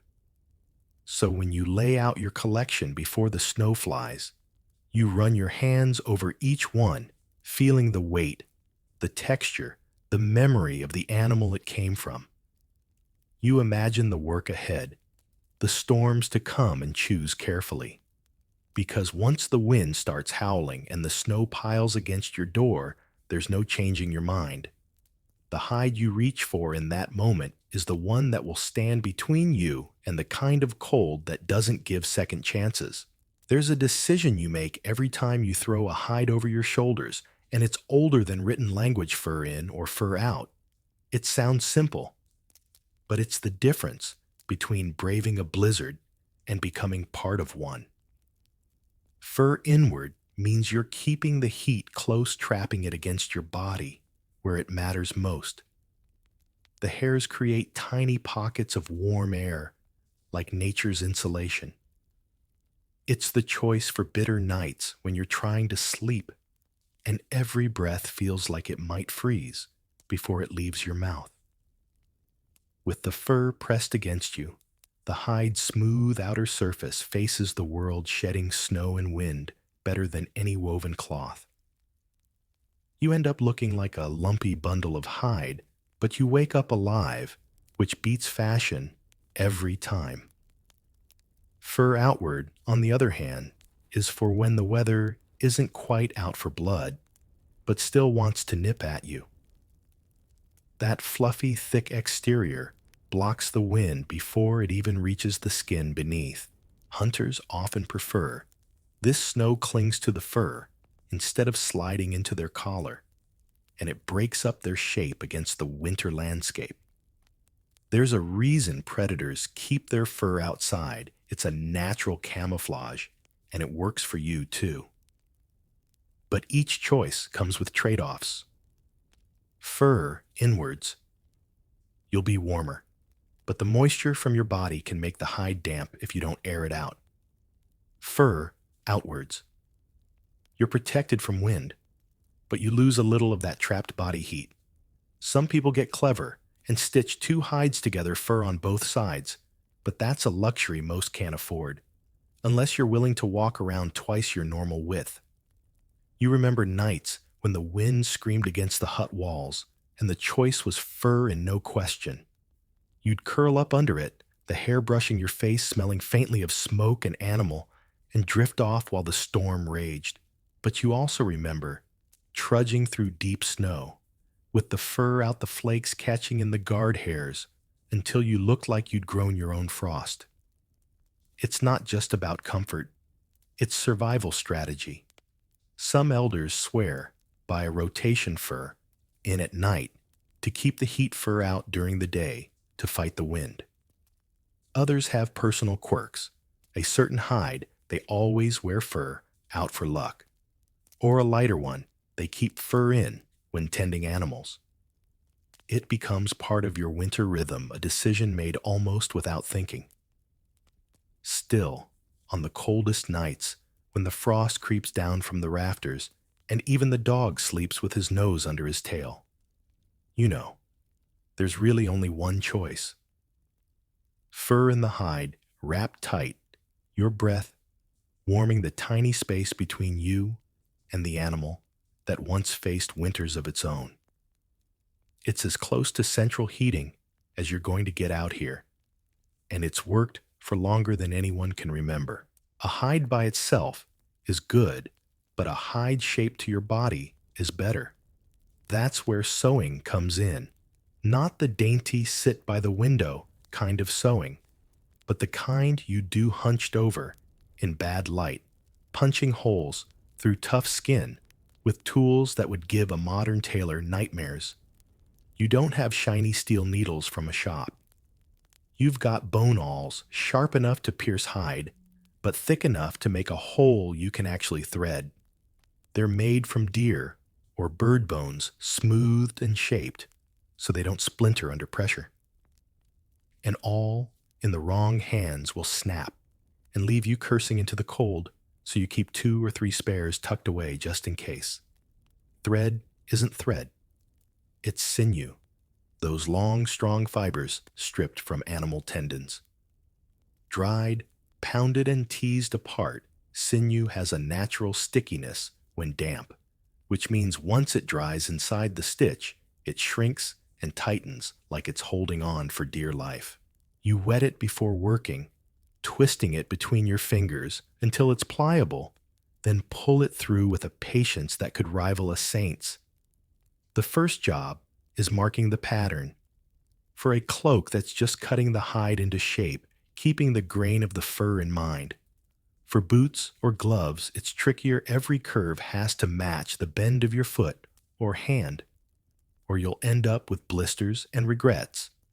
You cut with a sharp knife, careful not to nick the stitching edge. Wasted hide is more than wasted material. It's wasted warmth. Then you punch the holes. not too close to the edge, otherwise the hide will tear. You work the awl through with steady pressure, sometimes twisting, sometimes giving it a small tap with a mallet. Each hole lets in a needle of cold air, so the fewer the better, but too few, and your seams won't hold. It's always a balance. Stitching is where the work becomes personal. You pull the sinew through, feeling it drag slightly against the hide. The smell of the damp thread is faint, but familiar, a reminder of the animal that gave it. Every pull tightens the seam. Every knot is a promise that no snow will sneak in here. You run your fingers along the line as you go checking for gaps, knowing that a careless inch could mean a frostbitten foot later. Gloves are the most fiddly. You work them inside out, the fur on the inside, so the fingers slide into warmth immediately. Boots are brutal on the hands. Thick hide doesn't like to bend, and you have to wrestle it into shape. Cloaks are forgiving, but they'll hang heavy if you stitch them wrong. You've learned that a hide draped well feels lighter than one pulled awkwardly across your shoulders. There's satisfaction when the final knot is tied, and you hold up something shaped and functional. It's not pretty, in the market stall sense, no even hems, no perfect symmetry. But it's yours, it fits, and it will keep the wind from peeling the warmth off your skin. By the time you're done, your fingers are stiff and your eyes feel sandy from squinting in the dim light. You set the piece aside, knowing it will smell of hide and smoke for weeks. That scent is part of the comfort, though it says you'll be warm tonight. Some people say the first time you stitch your own winter gear, you stop fearing the cold quite so much. You know now that you can take what nature gives with enough work and make it stand between you and the kind of weather that doesn't forgive mistakes. And as you lay the awl and sinew down for the night, you can already feel the difference in your own hands. Calloused, yes, but a little surer. You've made warmth out of nothing more than hide bone and tendon. Out here, that's as close to magic as it gets, as once you've tamed a hide with the knife, the scraper, and the needle, it becomes something more than a flat sheet of skin. It turns into shapes meant to move with you. Blankets, cloaks, crude parkas, all cut and stitched from the same ancient template, keep the heat in, keep the cold out. The blanket is the simplest form. No sleeves, no shaping, just a heavy rectangle of hide with the fur either inward for sleeping or outward for lying on frozen ground. In the corner, you might tie a leather thong so you can hook it around your neck, freeing your hands while keeping the rest wrapped tight. Lay it over two people, and suddenly it's a private little cave of warmth, breathing in sync while the wind claws at the hut walls. A cloak takes more work, but pays you back every time you step outside. Cut wide and long, it drapes over your shoulders, the weight pulling it snug around your body. If you've got enough hide, you add a hood, a piece that hangs forward, just enough to shield your face from flying snow without blinding you. Some folks stitch in a slit for the arm, but most just let the cloak hang loose, a single flap. You can whip around yourself like a fortress wall. In a storm, you crouch down and let the hem spread around you, trapping a bubble of air that stays warmer than you'd expect. Then, there's the parka, the closest you'll get to a purpose-built winter uniform. This isn't the sleek thing you'd see in a modern catalog. It's a hide turned into a wearable tent. 2 or 3 skins sewn together, fur inward, with sleeves wide enough to pull over another layer. The opening at the neck is small sometimes, closed with a toggle made from bone or antler, because every gap is a place the cold can crawl in. You don't make a parka unless you know you'll need it. They're heavy, hard to dry, if they get wet, and worth every ounce when you're facing wind that could cut the breath out of your chest. Sometimes you make hybrids a blanket with straps to turn it into a poncho or a cloak with a doubled up front panel for hunting. Children get smaller versions stitched from scraps, often lined with whatever fur is softest. You remember your own first cloak, really just a square of rabbit hide tied at the neck. You thought you were a chieftain, trailing it behind you in the snow, until your toes froze and your mother hauled you inside. The beauty of hide clothing is that it's forgiving. A tear can be patched with another scrap of hide, the stitches doubling as reinforcement. A frayed edge can be bound with sinew, sometimes even braided for decoration, though no one's fooled into thinking warmth is pretty work. Smoke from the hearth seeps into every fiber, helping to keep pests away, and giving each piece that familiar scent of firelight and safety. In deep winter, these garments blur the line between clothing and shelter. You can huddle in a fur cloak all night without a fire if you tuck your knees up and breathe into the folds. On the trail, a blanket becomes a tent flap, a parka doubles as a bedroll, and a well-made hood can mean the difference between frostbitten ears and another day's hunt. When you hang these pieces by the fire at night, they steam faintly, like animals breathing after a long run. You know they'll be stiff again by morning, but you'll pull them on anyway, trusting the work you put into every seam and cut.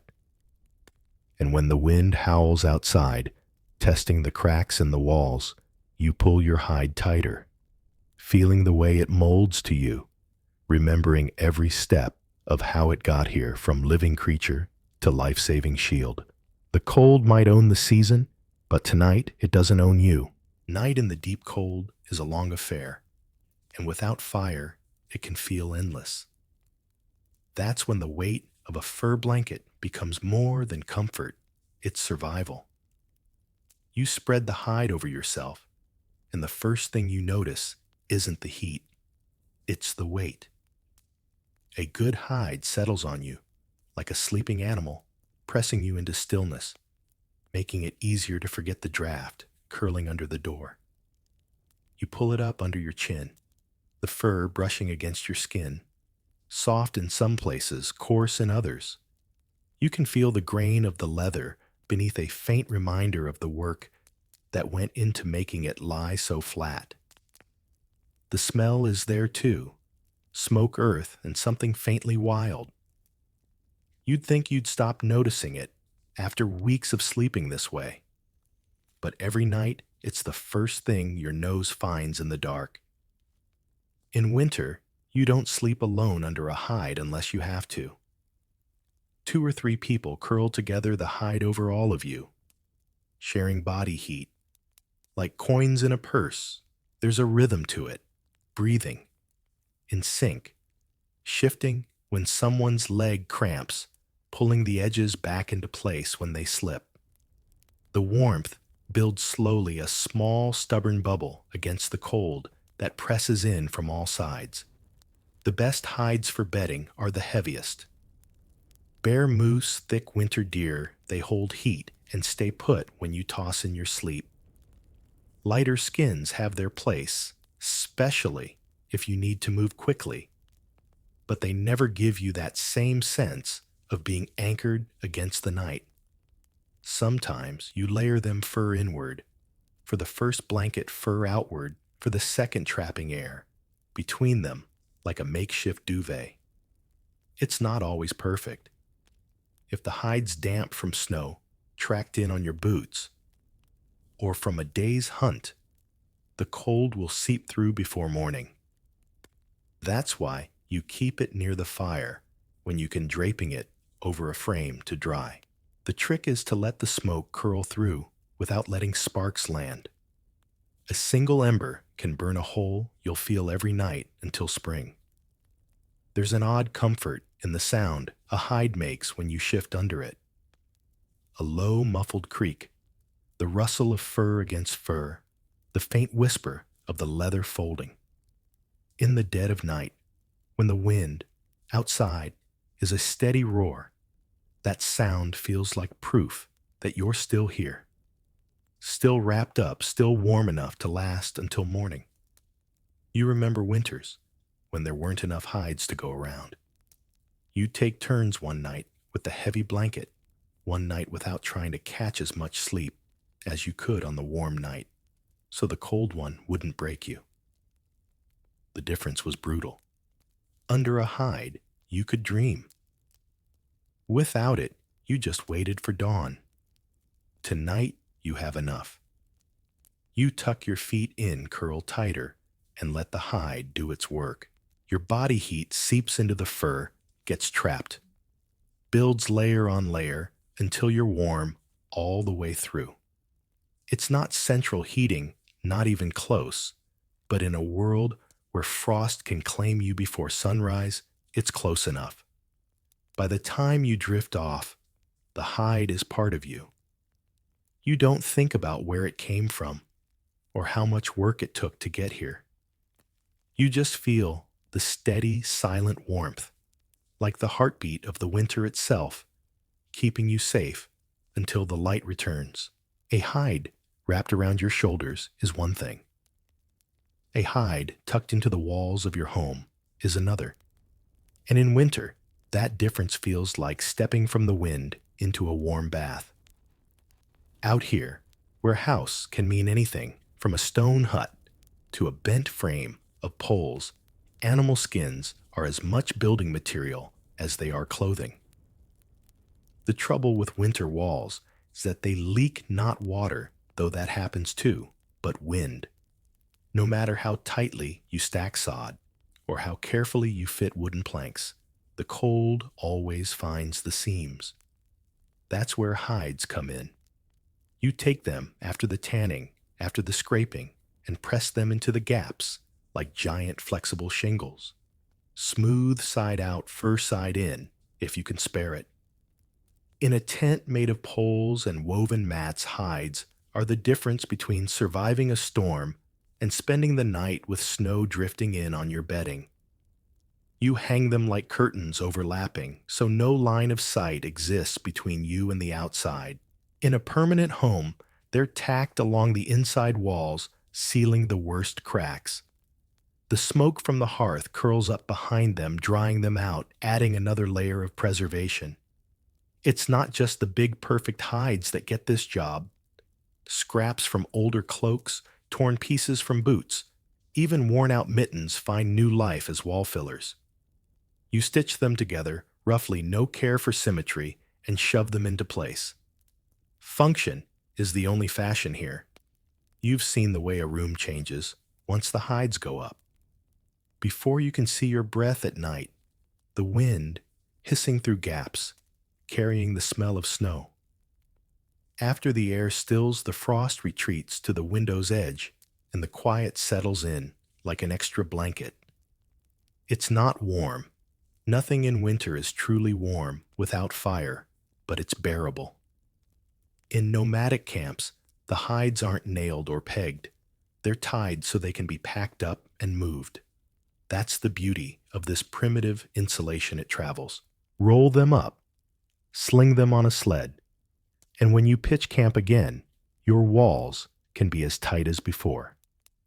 It's like carrying a piece of home with you, even when the ground under your feet changes every few days.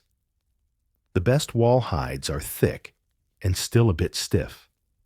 They hold their shape, stand up to being leaned on, and don't sag in damp weather. Fur can face inward for warmth, but sometimes it's left outwards to help shed snow from the tent sides. Either way, you can feel the difference the moment you step inside. The world outside may be howling, but in here it's muted, a distant thing you can listen to without feeling it in your bones. Of course, there's always the smell. A wall lined with hides never loses that mix of animal smoke and old snow. Some find it unpleasant, others can't sleep without it. You're in the second camp. To you, it smells like safety, like a reminder that someone took the time to patch the holes and seal the drafts, so the cold wouldn't own the night. When the hides come down in spring, they're stiff with dust and a season's worth of smoke. You shake them out in the wind, check for tears, and store them away. They'll hang again when the frost comes back, because it always does. And when it does, you'll thank the thick, quiet skins standing guard between you and the world outside. The cold attacks from the ground up, and it starts with your feet. You can wrap yourself in the finest furs in the world, but if your toes freeze, you're done. That's why hide boots aren't a luxury out here. They're as vital as the fire itself. The making of them is a craft born from equal parts necessity and invention. You start with a hide that's tough, but pliable deer for everyday wear. Moose or caribou for deep winter, maybe sealskin if you're near icy coasts. The fur can face inward for warmth, outward for snow camouflage, or be shaved off entirely if you want to add layers of felt or grass inside. The shape isn't elegant. You cut a sole big enough to spread your toes and keep blood flowing, then stitch an upper piece to wrap over the top of the foot and up around the ankle.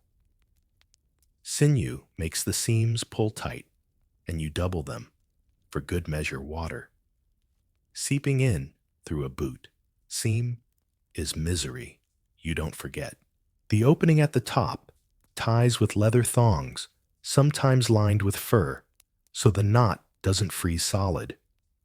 In real cold, you don't just wear boots. You pack them. First comes a layer of dry grass or moss inside, acting as both cushion and insulation. It wicks away moisture from your feet, which is your best defense against frostbite. Change it often daily, if you can, or it will turn damp and do more harm than good. Over that thick wool, or more fur if you're lucky. Only then do your feet slide in the hide, folding around them like a patient guardian. Walking in fresh boots feels clumsy at first. The leather hasn't softened to your stride yet, and in winter, it may never fully loosen. But you quickly learn that a stiff boot is better than a frozen foot. Some people rub grease or oil into the hide to help it shed water, but too much, and it stiffens into something that feels like walking in a barrel. Balance always balance. Snow is the real test. Good boots will keep you dry. When you're trudging through drifts all day, your steps squeaking in the powder. Bad boots, or worse, worn-out ones, will soak through in an hour, the cold creeping in with every step. Once that happens, you're fighting the clock. You can dry your boots by the fire, but it's slow work and too close to the flames, and you'll shrink them down to child size. Some boots are made high, almost to the knee, for crossing deep snow or wading through slush. Others are short and light for quick movement in hunting. In some places, the soles are doubled 2 layers of hide stitched together, fur sides facing each other, trapping air between them like a hidden blanket. It's a trick that saved more than one hunter from losing their toes. There's also a strange intimacy to boots made from the legs of the animal.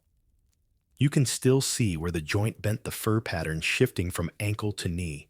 Slip them on, and it's as though you're borrowing the creature's feet for the winter, trusting them to know how to move through snow better than you ever could. When the day's work is done, you loosen the ties, peel the boots off, and set them near the fire, not too close. Steam rises slowly, carrying with it the faint scent of hide and the day's sweat. You stuff them with dry grass for the night, so they're ready for tomorrow. Because tomorrow, you'll need them again. And out here, stepping into the snow barefoot isn't brave. It's suicide. Your hands, like your feet, are the first to betray you in the cold. They stiffen slow and finally stop listening altogether if you let frost sink in. That's why gloves, especially hide gloves, aren't just comfort. They're the difference between working through winter and becoming another still figure in the snow. Making gloves out of animal skin is trickier than boots. Your feet are forgiving, they'll fit into something roughly shaped. But your hands, they need room to flex, grip, and work. Too loose, and the cold seeps in. Too tight, and you cut off the blood flow, freezing yourself from the inside. The best glove hides are supple, but tough. Deer goat or sheep if you want soft warmth. Beaver or seal if you need water resistance. For hunting or herding, you might go with fur, out to keep snow from sticking. For sleeping or camp work, fur in for that direct heat against your fingers. Either way, the first step is tracing your hand on the hide, adding space for seams, and the thickness of the lining. You cut 2 layers per hand, one for the palm, one for the back, and sometimes add a third piece for the thumb to make it easier to sew. Sinew is again your best friend, and the awl is your most trusted tool. You punch the holes, slowly keeping them even, so the stitches hold without tearing the leather. The smaller the hole, the less air gets through, but small holes also mean delicate work with the sinew, which likes to fray when wet. For real, cold mittens win over gloves. Your fingers share heat when they're together, and one big pocket of warmth is easier to maintain than 5 small ones. The trade-off is dexterity. You won't be tying snares or notching arrows in mittens, but you also won't be losing fingers to frostbite. The clever ones keep both gloves for work, mittens for rest. The first time you slide your hands into fresh hide gloves, the warmth is almost immediate. If the fur's inward, it's like sinking your hands into a living pelt. You flex your fingers, feeling the hide resist just enough to remind you it's there. Outside, snowflakes catch on the seams, tiny white specks against brown or gray fur. But gloves aren't immortal. Stitching wears thin at the fingertips, especially if you're chopping wood or working with rope. Sometimes you patch them with smaller scraps. Sometimes you just keep wearing them until the cold finally wins. And the smell, like all hide gear, never really leaves. Smoke, sweat, and the faint musk of the animal linger even after weeks of wear. There's an old habit you've picked up, warming your gloves before putting them on. You tuck them under your cloak while you stoke the fire, letting your own body heat soften the leather. Slip them on afterward, and it feels like you've beaten winter at its own game, even if just for a few minutes. When the day ends, you dry them carefully, turning them inside out if they're damp. Wet fur is heavy, sour smelling, and worse than useless in the cold. You hang them near the hearth, letting the smoke work its way in a slow, invisible layer of protection against rot and pests. In the morning, when you pull them back on, they're stiff again, but they'll loosen as you work. And as you grip your tools, haul wood, or hold a bow, you'll remember exactly why you went through the trouble of making them. In winter, you need your hands for everything. And to keep your hands, you need the right skin between you and the air. Hides might keep you warm while you work or sleep, but in the real depth of winter, they also turn into furniture, or what passes for furniture out here. The cold doesn't just come from the air. It seeps up from the ground, down from the roof, through every surface that touches your skin. That's why you don't just wear animal skins, you live on them. The first thing you notice when you walk into a winter hut is the floor. If you're lucky, it's lined with thick hides, first side up, so your feet sink into warmth instead of biting frost. Bear moose or several layers of deer are the gold standard. Thin hides can work if you pile them, but nothing beats the heavy kind for blocking the cold that radiates from frozen earth. A good floor covering doesn't just make the space warmer, it saves your boots from freezing solid overnight. Hides also become wall hangings, not for decoration, but to turn a drafty shack into something approaching shelter. The thicker the skin, the better it deadens the wind. Hang enough of them, and you create a soft, muffled quiet inside the kind of silence where you can actually hear the fire crackle without the constant hiss of snow against the walls. Seating is another matter. Out here, chair usually means a block of wood, a stone, or nothing at all. But throw a folded hide over it, and suddenly you can sit without feeling the cold creep into your bones. Even a rolled-up scrap under your knees makes a difference if you're tending the fire for hours. Beds. They're little more than platforms or packed earth, but covered in hides, they become a refuge. You start with the thickest hides on the bottom for insulation, then softer ones on top for comfort. In deep winter, you might build a nest overlapping hides so you can pull them over yourself from every side. Sleep in one of those, and you'll barely notice the frost crawling across the walls. Then there's the roof. In tents or temporary shelters, hides are lashed across the top like weatherproofing. Fur outward sheds snow. Smooth side out turns rain. It's heavy work. A wet hide can weigh more than you do, but worth it when the storm passes and you're still dry inside. Some people even wrap storage jars or baskets in hides to keep their contents from freezing. It's a primitive kind of insulation, but it keeps water from turning to ice and root vegetables from turning to rocks. The smell of a hide-filled room is something you never forget. It's thick, smoky, with a faint tang of animal fat. Outsiders might wrinkle their noses, but for you, it's the smell of winter safety. Every wall, hanging every floor cover, every draped bed, is a layer between you and the months when the cold feels like it wants to erase you entirely. When spring comes, you strip the hides out one by one, shaking out the dust and rolling them for storage.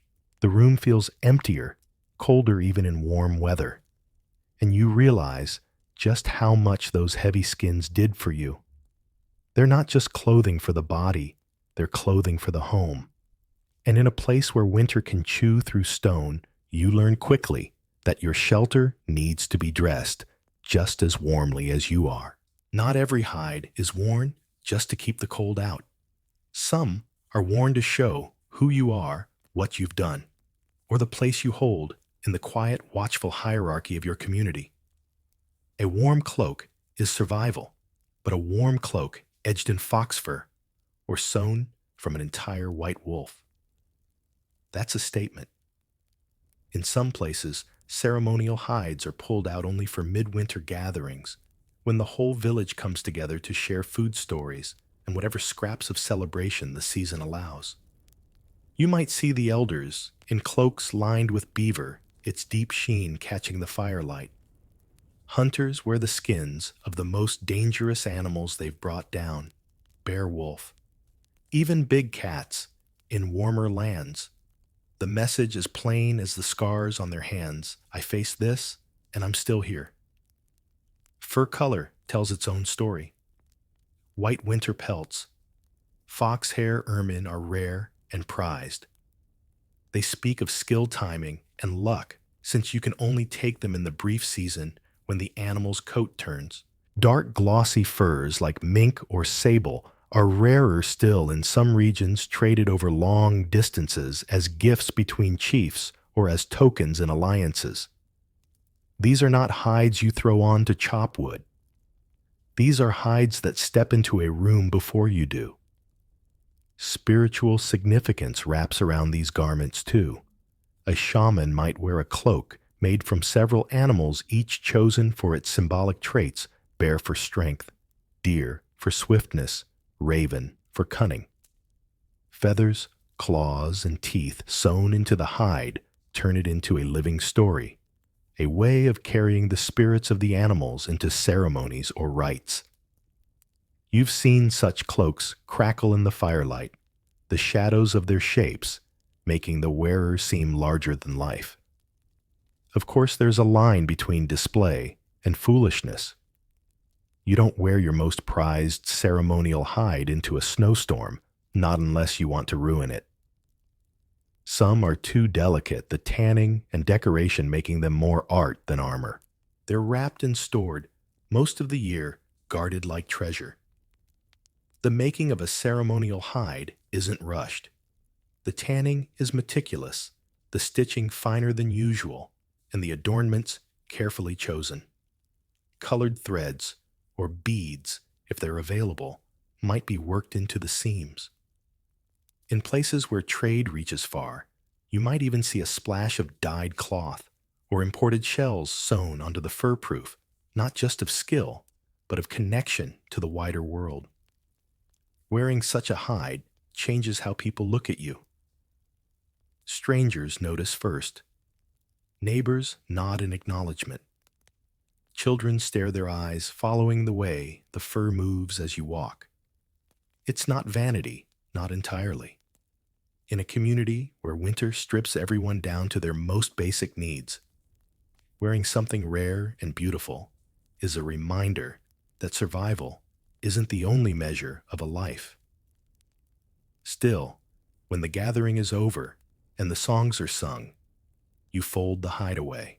You go back to your work cloak patched and smelling faintly of smoke, because ceremony doesn't keep you warm when you're hauling wood in a sleet storm. But you know that in the chest by your bed lies something more than just an animal skin.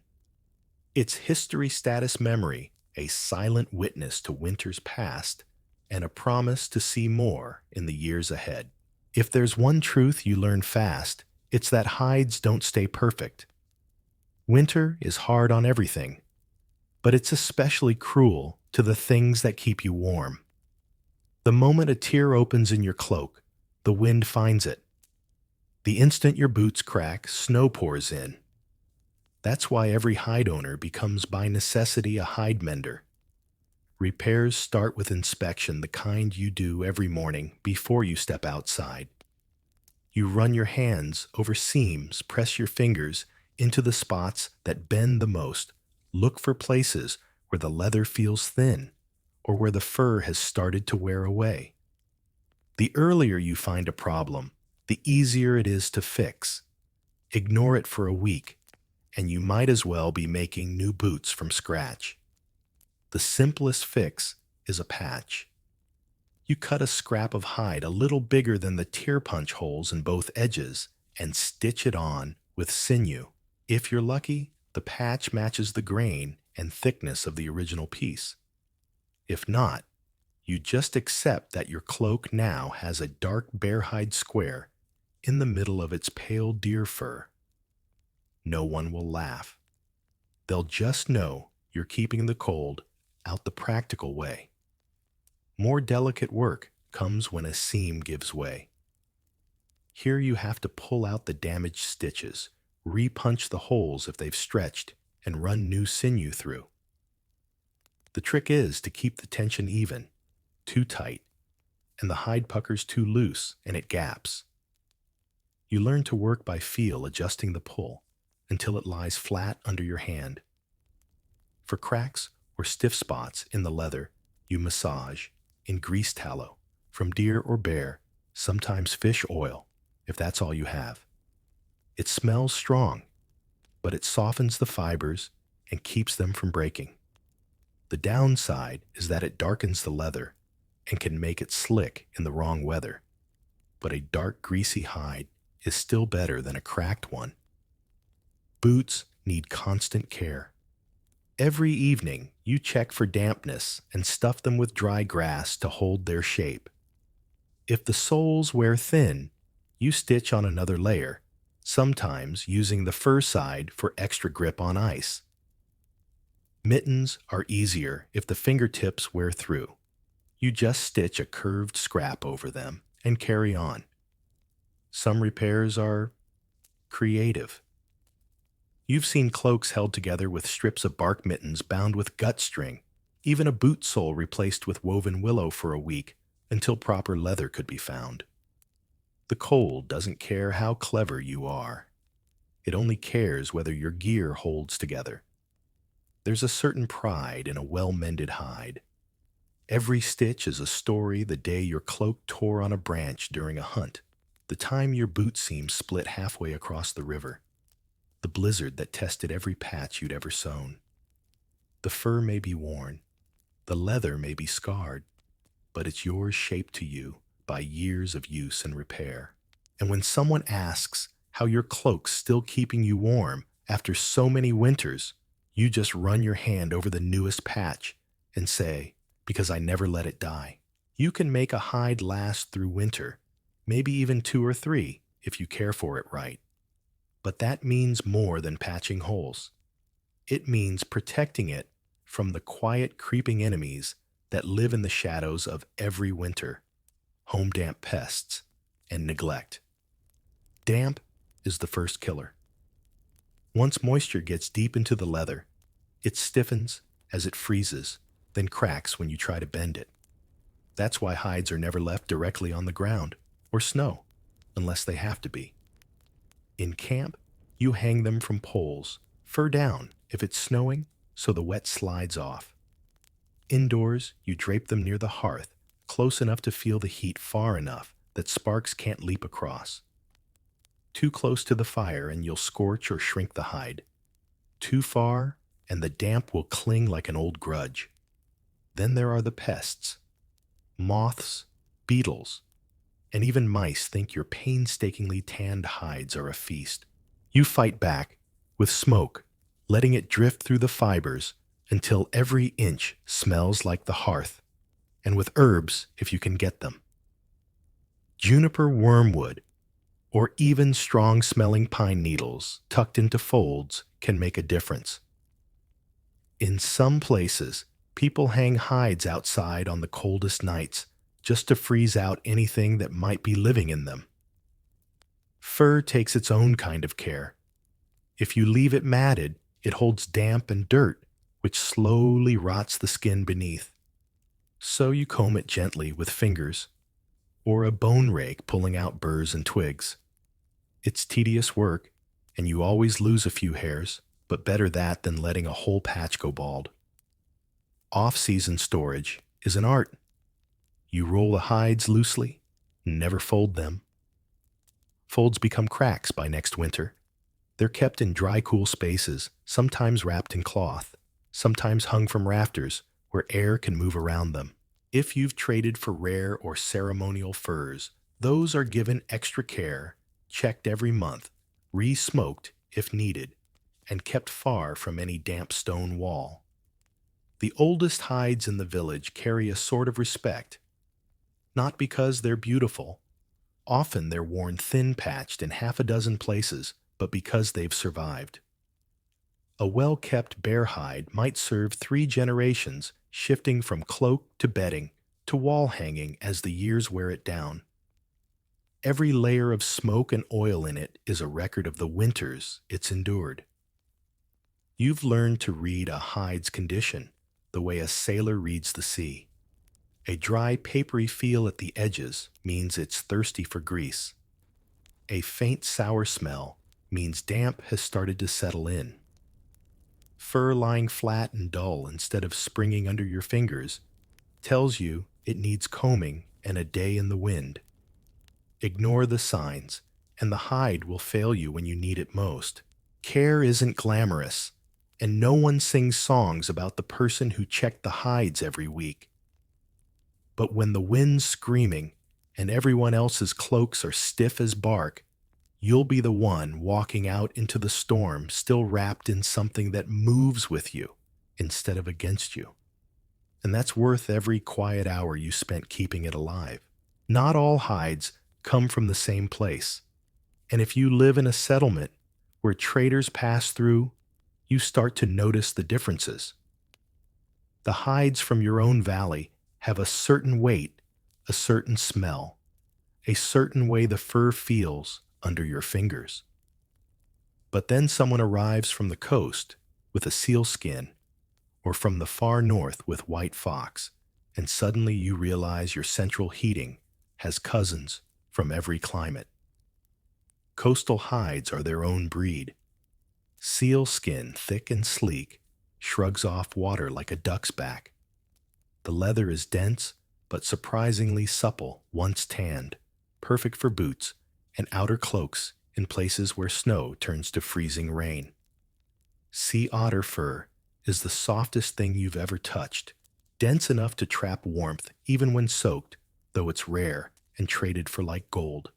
These hides often carry the faint scent of salt, even years later, as if the sea refuses to let go entirely.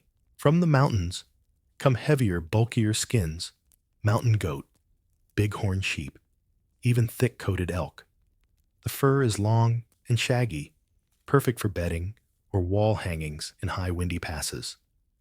The leather underneath is stubborn stuff, hard to pierce without the sharpest awl, but it lasts years longer than lighter hides. The northern traders bring marvels, white fox pelts so fine they seem to vanish in snow wolf hides, with fur so thick it almost squeaks under your hand. Reindeer skins, with their hollow hairs, that trap warmth better than anything you've worked with before. You've heard, and half believe, that reindeer hides can keep a person alive in cold that would kill them in minutes otherwise. Then there are the strange luxury furs from faraway lands you'll never see. Lynx with its spotted coat sable, with its dark, almost liquid sheen, even leopard skins traded across half the world. These don't come here for warmth alone. They're for showing off in ceremonies worn by chiefs or gifted to seal alliances. No one dares cut them into boots. You've also seen how people adapt to the hides they have. A coastal family might stitch sealskin into roofs to make them snow and rainproof. A mountain herder might line the inside of their hut with goat hides and never bother with lighter fur at all. Here, in your own home, deer is king, common enough to be practical, light enough for everyday use, and warm enough to keep you breathing through a long winter night. Trade is more than just swapping one kind of warmth for another. Every hide carries a story of where it came from and who risked the cold to bring it here. A single wolf skin might have passed through 4 or 5 pairs of hands before landing on your shoulders. A sealskin boot might have walked from the shore to the steppe across rivers and mountains before you laced it to your foot. When the market is in full swing, you run your hands over every new arrival, learning by touch what words can't quite capture. You feel the tight, springy curls of a mountain sheep, the sleek slide of otter, the almost weightless softness of Arctic hare. Each one makes you think of the cold. It was meant to fight the same enemy, just wearing different masks. And sometimes when the snow piles against your door and the fire burns low, you think about that far-off coast, or that high pass, or that endless northern plain. You picture the people there, wrapped in their own hides, facing their own storms. And you realize that while the world may be wide winter, is something you all understand. Even the warmest hide won't save you if you wear it wrong. You've learned this the hard way. A loose cloak in high wind turns into a sail, dragging cold air straight inside. Boots that aren't tied tight will pack with snow, and gloves with gaps at the wrist are an open invitation for frostbite. Layering hides isn't just piling them on. It's a system, one that takes practice. The base layer is always the lightest hide you own: thin deer, soft rabbit, or even wool-lined goat. This is the layer that sits closest to your skin fur, inward trapping that first layer of warmth. Too thick here, and you'll sweat, and sweat in winter is your enemy. Once moisture settles in, it chills you faster than bare skin ever could. Over that, you add a heavier hide, maybe elk or moose, something that blocks the wind and keeps the warmth you've already trapped from escaping. This one can be fur in or fur out, depending on the weather. Fur in for bitter cold, fur out if the snow is blowing sideways, and you need it to stick there instead of melting against the leather. The outermost layer is your armor against the wet sealskin if you can get it, or a well-oiled leather cloak. This one might not be the warmest, but it's the layer that takes the punishment from sleet-freezing rain and snow that turns to water the moment it hits you. Without it, the warmth underneath will be gone before you're halfway to where you're going. Feet follow the same logic. A thin fur sock first, then a thicker hide boot, and finally, if it's deep snow, an overboot or wrap to keep the moisture out. Hands, 2 fur mittens over thin hide gloves if you're doing fine work, switching back to just the mittens when you don't need your fingers free. The trick is in the fit. Too tight, and you cut off blood flow. Too loose, and you make pockets for cold air to settle. You cinch your layers at the wrists, waist, and ankles, anywhere heat might slip out. Some people sew thin strips of fur along the edges of cloaks and boots, so even if they flap open, there's still a barrier. You've learned to read the day before, deciding how to layer. Clear skies and a still wind. You can go lighter, saving your best hides for when the storms roll in. Heavy clouds and the smell of snow in the air. You add the extra weight, knowing you'll be glad for it later. Out here, overdressing is rarely a mistake, but underdressing can be your last. Layering also means thinking ahead. You can always take a hide off if you're too warm, but if you leave one behind, there's no getting it back until you return. And sometimes you don't return the same day. So before you step out into the white world, you check every tie, every seam, every fold. You move your arms, bend your knees, make sure you can walk without the layers binding. Once you're satisfied, you pull up your hood, tuck your hands in, and step outside. And for the first few moments, you feel almost smug. The cold bites, but it doesn't sink in.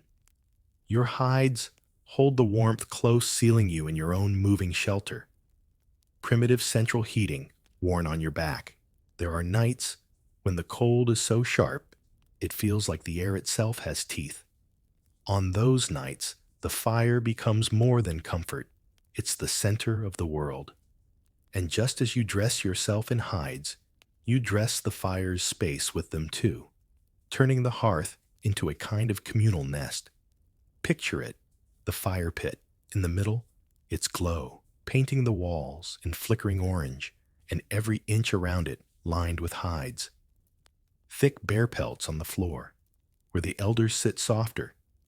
Deer skins for the children to curl up on. And a ring of cloaks hung on the nearby poles, half drying, half blocking stray drafts. Hides near the fire take on a life of their own. The heat loosens the leather, making it supple again, and the fur grows warm enough to feel alive under your fingers. You can shift your seat without flinching at the touch of cold, and the firelight dances along the guard hairs, making them shine like wet stone. It's not just about warmth. Hides here are tools. A thick one can serve as a fire guard propped up to shield the room from sparks during a windy night. Others are used as impromptu oven lids, covering pots so the heat stays trapped inside. The smell of smoke clinging to them is no accident. It's part of their preservation, keeping pests at bay and helping the hides last through season after season. There's a rhythm to a winter night around the fire. People shift positions, so the side facing the flames doesn't overheat while the other freezes. You pull the hide tighter around your shoulders when it's your turn to lean back, letting the warmth seep through the leather in slow waves. Children sprawl across fur blankets asleep before the stories end their breath, making small clouds in the warmest pocket of air. Sometimes, during storms, the fire is the only light and sound in the room. The walls creak with the wind, snow whispers against the roof, but inside the ring of hides, it feels like another world. The fur muffles the noise, and the glow turns every face soft, making even the hardest hunter look gentle for a while. In some homes, there's a fire hide, a piece so worn it's never used for clothing anymore, but always brought out for sitting closest to the flames. It's stained, patched, maybe even scorched in spots, but no one minds. It's been through too many winters to be anything but trusted. The night stretches on. Someone stirs the fire, someone else adds another log, and the ring of warmth holds. Outside, the cold could strip the life from your lungs in minutes. Inside, you're wrapped in fur, listening to the low crackle of wood, your eyes heavy. You don't think of the hides as separate pieces anymore. Cloak, blanket, floor cover. They've merged into one great circle of protection, layered and overlapping like the people inside. And in that moment, it's hard to imagine a better definition of home than a fire or roof, and enough animal skins to keep the cold from touching you. A hide on your back is warmth. A hide on your bed is comfort. But a hide on a journey, that's survival packed into a roll. You never travel in winter without one. Not if you want to see the other side of your destination alive. Travel hides aren't the thickest or heaviest you own. Those stay at home too bulky to carry over distance.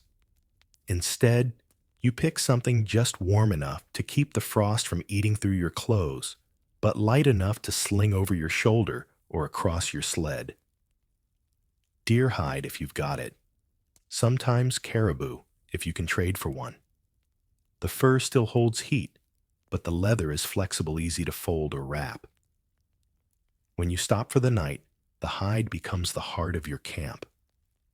First, you spread it on the ground, fur side down, to block the frost from seeping up into your bones.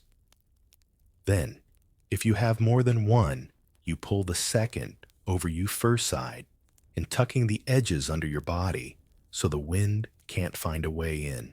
In deep snow, you might even pile loose snow along the edges of the hide to weigh it down and seal, in warmth, the same way a snowdrift can keep an animal's den insulated. Travel hides double as shelter walls in a pinch. You can lash one between poles to block the wind or drape it over a frame to make a one-person tent. The leather's natural resistance to wind means it's almost as good as a built wall. And if it gets wet, you can dry it by the fire while you wear your second layer. The best part is how many uses you find for a single hide on the road. Rolled, it's a pack cushion against your back. Folded, it's a seat that keeps you off the frozen ground while you eat. In bad weather, you can wrap it around your pack to keep the contents dry, or throw it over your shoulders like a traveling cloak. Some hides carry the scars of long journeys, creases from being rolled too tight, smoke stains from nights by the fire, maybe a small burn where an ember landed. You don't see them as damage.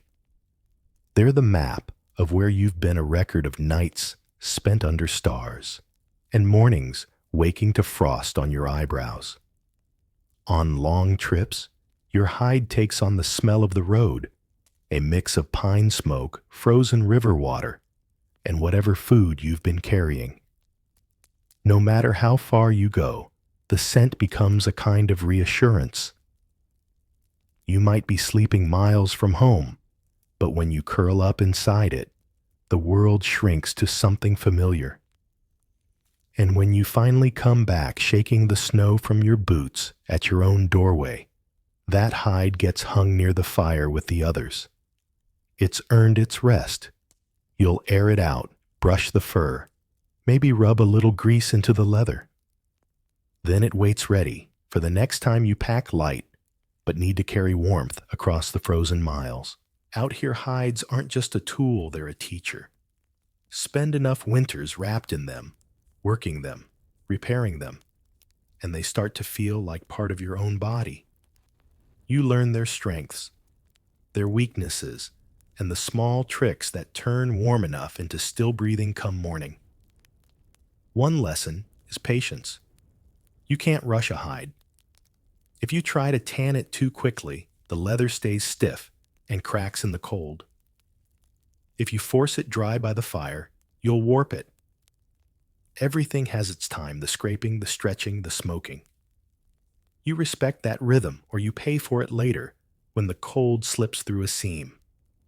Another lesson is adaptation. No two hides are the same. Even from the same animal, one might be soft, and even the other full of scars where the fur grows in strange swirls. You learn to cut around flaws, to turn imperfections into strengths. A scarred patch might be perfect for the knee of a boot, where toughness matters more than beauty. Then there's the lesson of humility.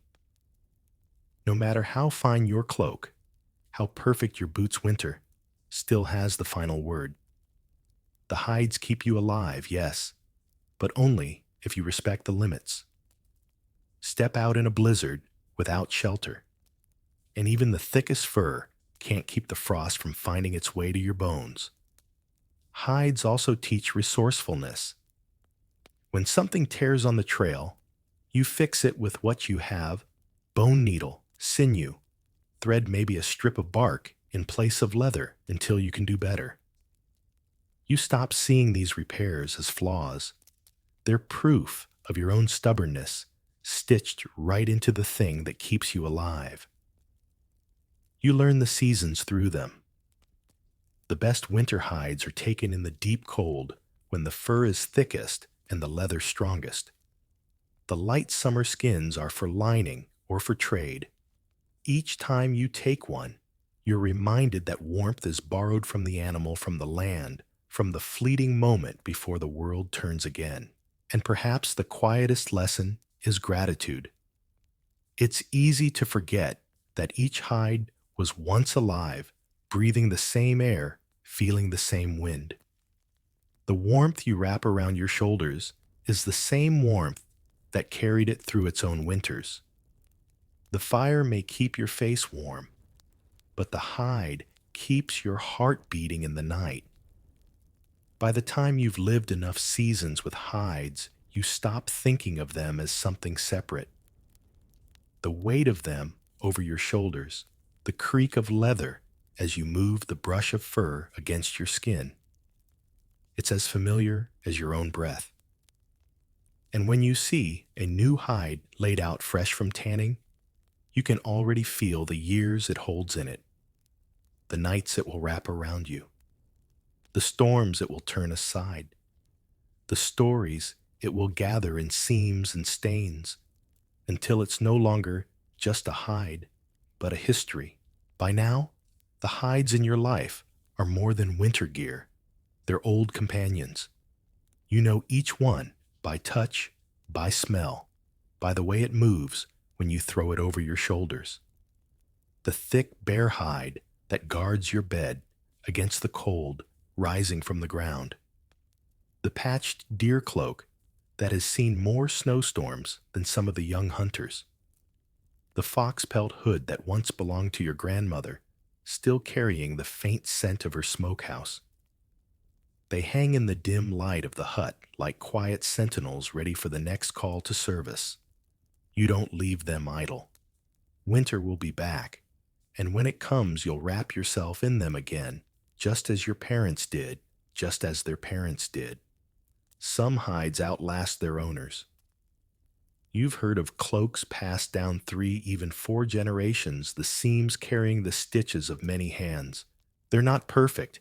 In fact, they're usually more patch than original hide. But each repair is a promise someone made to keep the warmth alive for the next person. When one finally gives out, it's not thrown away. Pieces become mittens, boot soles, pouches. Scraps line the inside of hoods or fill the cracks in walls. Even the smallest strip can be wound into a tie for a bundle of wood. The hide keeps giving long after it stops being whole. Sometimes, on a still winter night, you lie under your cloak and think about how many lives your hides have touched. Hunters who brought them in from the cold tanners who worked them until their hands cramped. Traders who carried them across valleys, and the animals themselves, whose warmth now shields you from the very air that once bit at them. The firelight flickers across the fur, and you see it as more than just survival gear. It's history. You can hold history you can feel against your skin. In a world without central heating, without glass windows, without humming furnaces, this is what kept you here. And when the wind rises, rattling the walls and sweeping snow against the door, you pull the hide closer, tuck it under your chin, and let it press you into stillness. Outside, winter waits. Inside, wrapped in the warmth of another life, you are not just surviving. You are carrying a tradition older than memory itself. The fire has burned low now, the last embers crumbling into soft red light. The hides around you are heavy and warm, their weight pressing you gently into the ground. You breathe slowly, the air inside your small shelter still touched with the faint, dry scent of smoke. Outside, snow continues to fall, muffling the world, until all that's left is the quiet sound of your own breathing. You shift slightly, feeling the way the fur adjusts, wrapping you in its familiar embrace. It's a slow warmth, not the kind that blazes, but the kind that seeps in and stays. Every breath you take carries the softness of the night, each exhale leaving you a little heavier, a little more at rest. The walls are lined, the floor is padded, and even the air feels thick with stillness. The storm might howl beyond the hides, but here it's just a distant murmur, a low whisper you no longer need to answer. The cold can wait at the door. It won't find a way in tonight. Your eyes grow heavy. The flicker of the last coals fades to a steady glow, and the sound of the wind drifts further away until it's nothing but the faintest lull. You sink deeper into the fur, your hands relaxed, your breath even. Somewhere in the distance, a log shifts in the fire with a soft sigh, and you think just before sleep takes you that this warmth has been here far longer than you have, that it will be here long after. And with that thought, the last of the day slips away, leaving only the slow rhythm of rest, wrapped in the oldest comfort the world has ever known. The harsh reality of moving camps in deep winter. We begin with a scene that will make you wish you'd just stayed in whatever drafty hut, crumbling fort, or flea-ridden stable you came from. It's still pitch black, the sort of darkness that feels heavy, like it's pressing down on you, and the air is so cold that even your breath sounds frozen. You can't see your fingers, but you can feel them. Well, at least you think you can, stiff, uncooperative, and tingling, with that particular warning sign that says, "Hey, if you don't move soon, I might just give up entirely." You wake to the crunch of snow under boots and the faint muffled curse of someone outside who just discovered their tent peg has frozen itself solid into the ground. Your breath blooms into a white cloud in the dark, a temporary little ghost that vanishes almost instantly. The thin wool blanket you've been clinging to all night feels like a frozen rag, now more decoration than warmth. You're wearing every scrap of clothing you own: wool tunic, threadbare leggings, a patched-over cloak. But somehow, the cold still finds its way, and seeping between stitches, sneaking down your collar, sliding up your sleeves, like it owns the place. This is the moment you remember you're not just camping in winter, you're moving camp, which means this precious cocoon of almost warmth will be dismantled within the hour, and you'll be back out in the open, trudging toward a new patch of equally hostile snow. The first task is untying the ropes that hold your tent. In summer, this would be quick work. In deep winter, each knot has become a small ice sculpture. You tug and twist breath, steaming into the pre-dawn gloom. But the rope feels like it's carved from stone.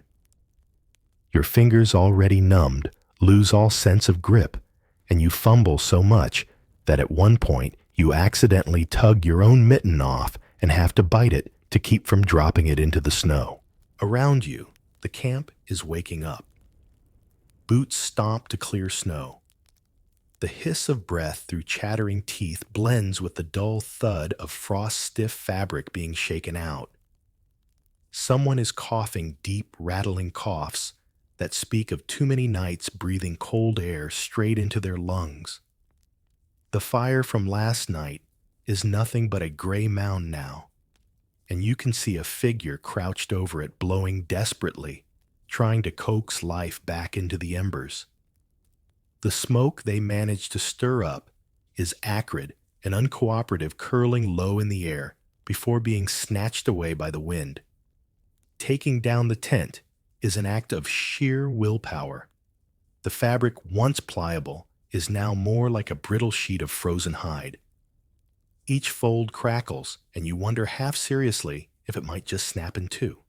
You roll it up as best you can, stuffing it into a sack that's already half frozen shut.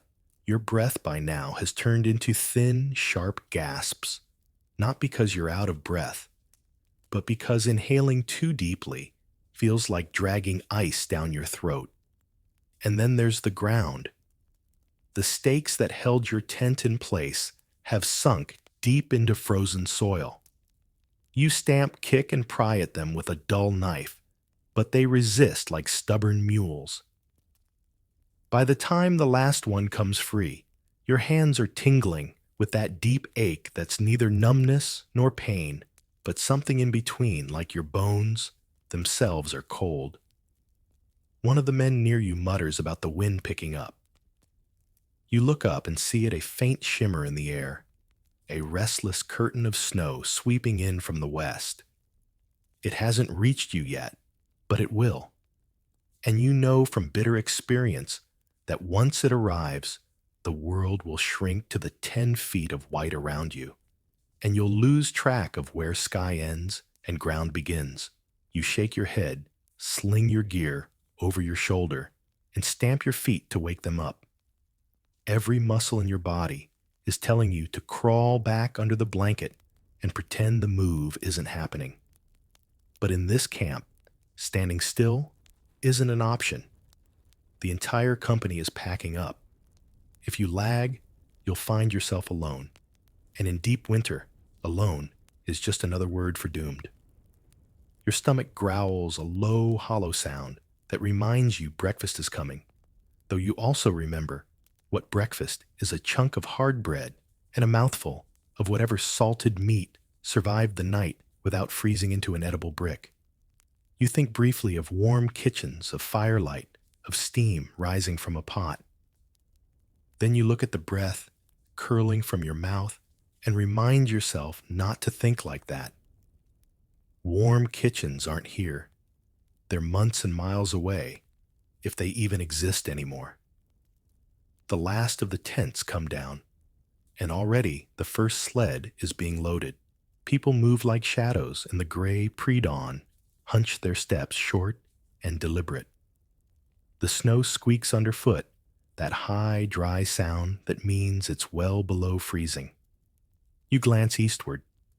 The horizon is faintly lighter now, though not in a comforting way.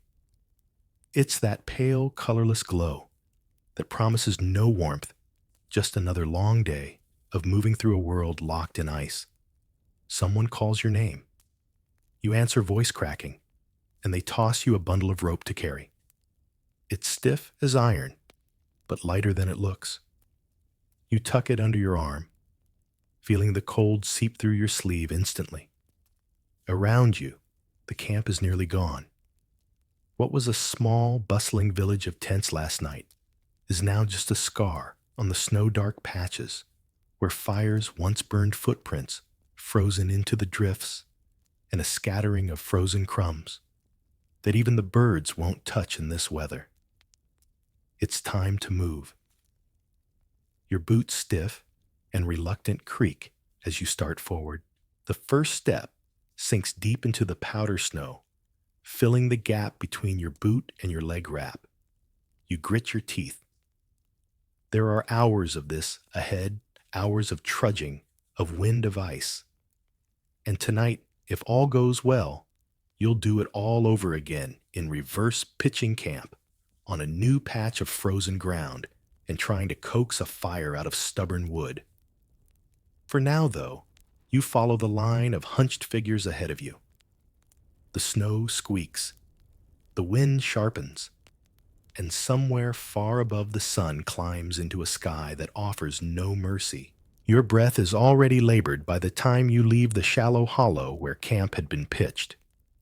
Ahead of you, the line of travelers bends into the wind, a slow-moving procession of cloaks, sled ropes, and bowed heads. You grip your own load tighter, trying to keep it from swinging in rhythm with your steps, because if it swings, it will snag in the snow. And if it snags, you'll be the one stopping the whole column. And no one thanks the person who makes everyone stand still in the cold. The gear feels heavier than it should. You tell yourself it's because the ropes are frozen stiff. The canvas is rimmed with ice, but deep down, you know it's because you're heavier. Every stitch of clothing on your body is a layer of damp wool, half-frozen leather, and snow crust. It's the medieval version of a personal sauna suit, except instead of losing water weight, you're losing all feeling from the knees down. The trail itself is barely visible, a slight depression in the endless white, flanked by the occasional skeletal bush or wind-smoothed rock. In summer, this path might be dusty, uneven, even pleasant in its way. In deep winter, it's a trap for the unwary. Drifts swallow the edges, hiding ankle-deep holes that snap your foot down without warning. Once in a while, you see someone ahead stumble, catch themselves, and keep moving. No one stops to check on them. Not out of cruelty, just the knowledge that stopping risks frostbite in minutes. A gust catches your hood and shoves icy air down your neck. You hunch instinctively, but it's no use. The wind doesn't negotiate. It finds every gap. By now, the horizon has blurred. That snow curtain from earlier has arrived soft and relentless. It doesn't sting yet. That comes later. But it falls so thick that the world is already smaller, reduced to the boots ahead and the crunch of your own steps. Somewhere behind you, a sled groans. The rope creaks like an old ship's mast, and you glance over your shoulder to see two men struggling to keep the load upright. The runners keep catching on something buried stones, maybe, or roots that never froze over. Every time the sled tips, the men have to stop, dig it out, and haul it upright again. And each stop costs them precious warmth. You don't envy them. In deep winter, the strongest jobs are sometimes the worst. Your stomach reminds you it's morning. That dry, hollow pang that feels like it's trying to eat its own echo. Someone ahead of you pulls a small leather pouch from under their cloak and tosses back a few chunks of something probably salted meat or stale biscuit. You think about your own rations, frozen bread, and a sliver of cured pork. You could chew on it now, but it would mean stopping to dig through your pack, removing your gloves, and possibly watching the wind carry half of it away before it reaches your mouth. So you tell your stomach to wait. Every so often, the line halts briefly, long enough for people to adjust loads, stamp their feet, and breathe into their hands. You take those pauses like small gifts, even if the cold bites harder when you're still. It's during one such pause that you notice your rope bundle has grown heavier on one side. You glance down and realize a clump of snow and ice has frozen solid along the bottom coil, turning it into a swinging club. You try to break it off, but your gloves are too stiff. You settle for swinging it against your leg until the ice shatters, sending shards skittering across the snow. The wind shifts. For a moment, it's at your back, and you feel almost warm until it changes again and slams into your face with renewed spite. Snowflakes cling to your eyelashes, freezing together, so that every blink feels like pulling apart tiny panes of glass. Your beard, or what passes for one, is stiffening into a frost mask, each breath weaving a new layer of white threads over your chin. At midday, or what you think might be midday, you reach a patch of scrub trees. The leaders call a halt, partly for rest, partly to check the weaker travelers. Those with the worst signs of frostbite are urged to keep moving in small circles to force blood back into their limbs. You join the rest in gathering kindling. It's pitiful stuff, twigs, half-buried branches, whatever, hasn't been buried under solid drifts. Someone manages to get a fire going, the smoke hanging low and blue in the still air beneath the trees. People crowd around it, holding their hands close enough to feel the heat without stealing it from others. You finally fish out that bread and pork from your pack. The bread is so hard you have to chip at it with your knife, and the pork has the texture of leather dipped in salt. Still, it's food. You chew slowly, not for savoring, but because your jaw doesn't move as fast in the cold. One of the older travelers tells a story about a winter 2 decades past when the snow was so deep they lost half their sleds in a single day. No one laughs. Everyone just chews and watches the fire as if daring it to burn out. Rest over the fire is stomped. Flat the ashes buried in snow, and you're back on the trail. The sun, weak, pale, and tired, slides toward the horizon far too soon. You feel the light changing before you see it, a shift from dull silver to that strange, colorless twilight that promises darkness within the hour. The pace quickens. No one wants to be setting camp in total blackness, not with the wind rising again. Your shoulders ache. Your legs burn. And yet the thought of stopping is worse. So you keep moving, watching your breath rise and vanish in the thickening dusk, following the line of cloaked figures into the deepening cold. Breakfast is supposed to be a hug in a bowl. Yours is a cold handshake with a slab of rock. You crouch in the lee of a half-buried sled, the wind using your cloak as a percussion instrument, and you pry open your food bag like it might hiss at you. Inside is the morning banquet bread that could stop an arrow, a strip of salted meat so rigid it has edges, and a lump of animal fat that looks guilty just for existing. The snow squeaks again, high glassy, while you size up the bread, and the bread sizes you right back. You try the polite approach first. You press a thumbnail into the crust. Nothing. You set it on your knee and nudge your knife under the surface.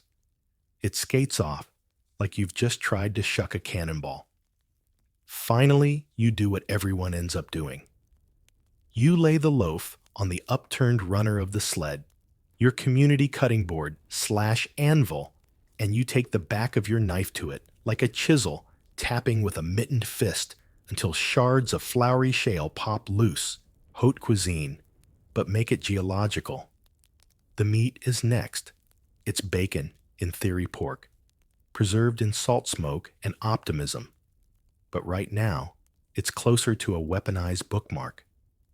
You brace it against the rope coil. Remember that rope that turned into an ice club earlier, and you shave off ribbons the width of splinters. They fly away in the wind like confetti at the world's least festive parade. You catch a few and tuck them into your mouth, where they cling to your teeth like postage stamps. Chew the way you'd chew a debt you'll never quite pay off, slow, resigned, and with no expectation of joy. A small fire sputters nearby, more philosophy than flame, and you hold the bread shard to it until the surface sweats.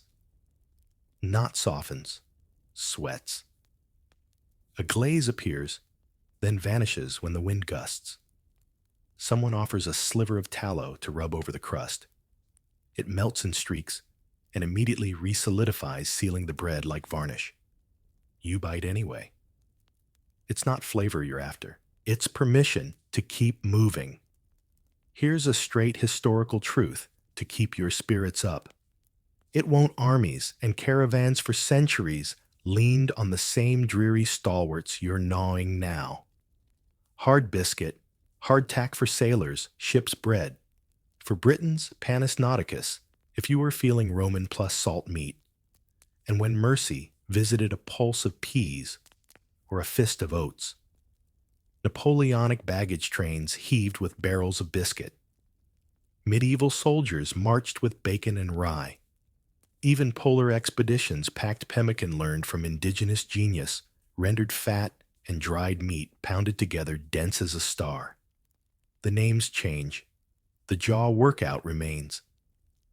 Someone down the line is making a kind of field tea. Not leaves. No one here can spare that. But a grim little brew of hot water with a splash of vinegar to turn it into Pascha's cold weather cousin. Romans swore it was bracing. You take a sip, and your throat makes a decision about you. It's warm at least, and warmth is currency. The cup comes back with a drift of snow in it, because nothing stays itself for long out here. You cut another sliver of meat, and remember when it was softer last night after you slept with it in your inner pocket. That trick worked until you sweated. Now, your undertunic is a small glacier, and your body heat is on strike. A companion elbows closer, asks if you've got anything to trade. He's willing to swap a heel of barley loaf for a memory of fat. You laugh one of today's 3 jokes. Congratulations, and break him a flake that could slice paper. He gives you the bread and a nod of that solemn kind people use when they're bargaining for calories.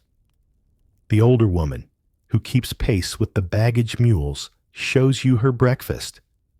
A pouch of dried peas, a few grains of barley, a pinch of salt wrapped in a scrap of cloth.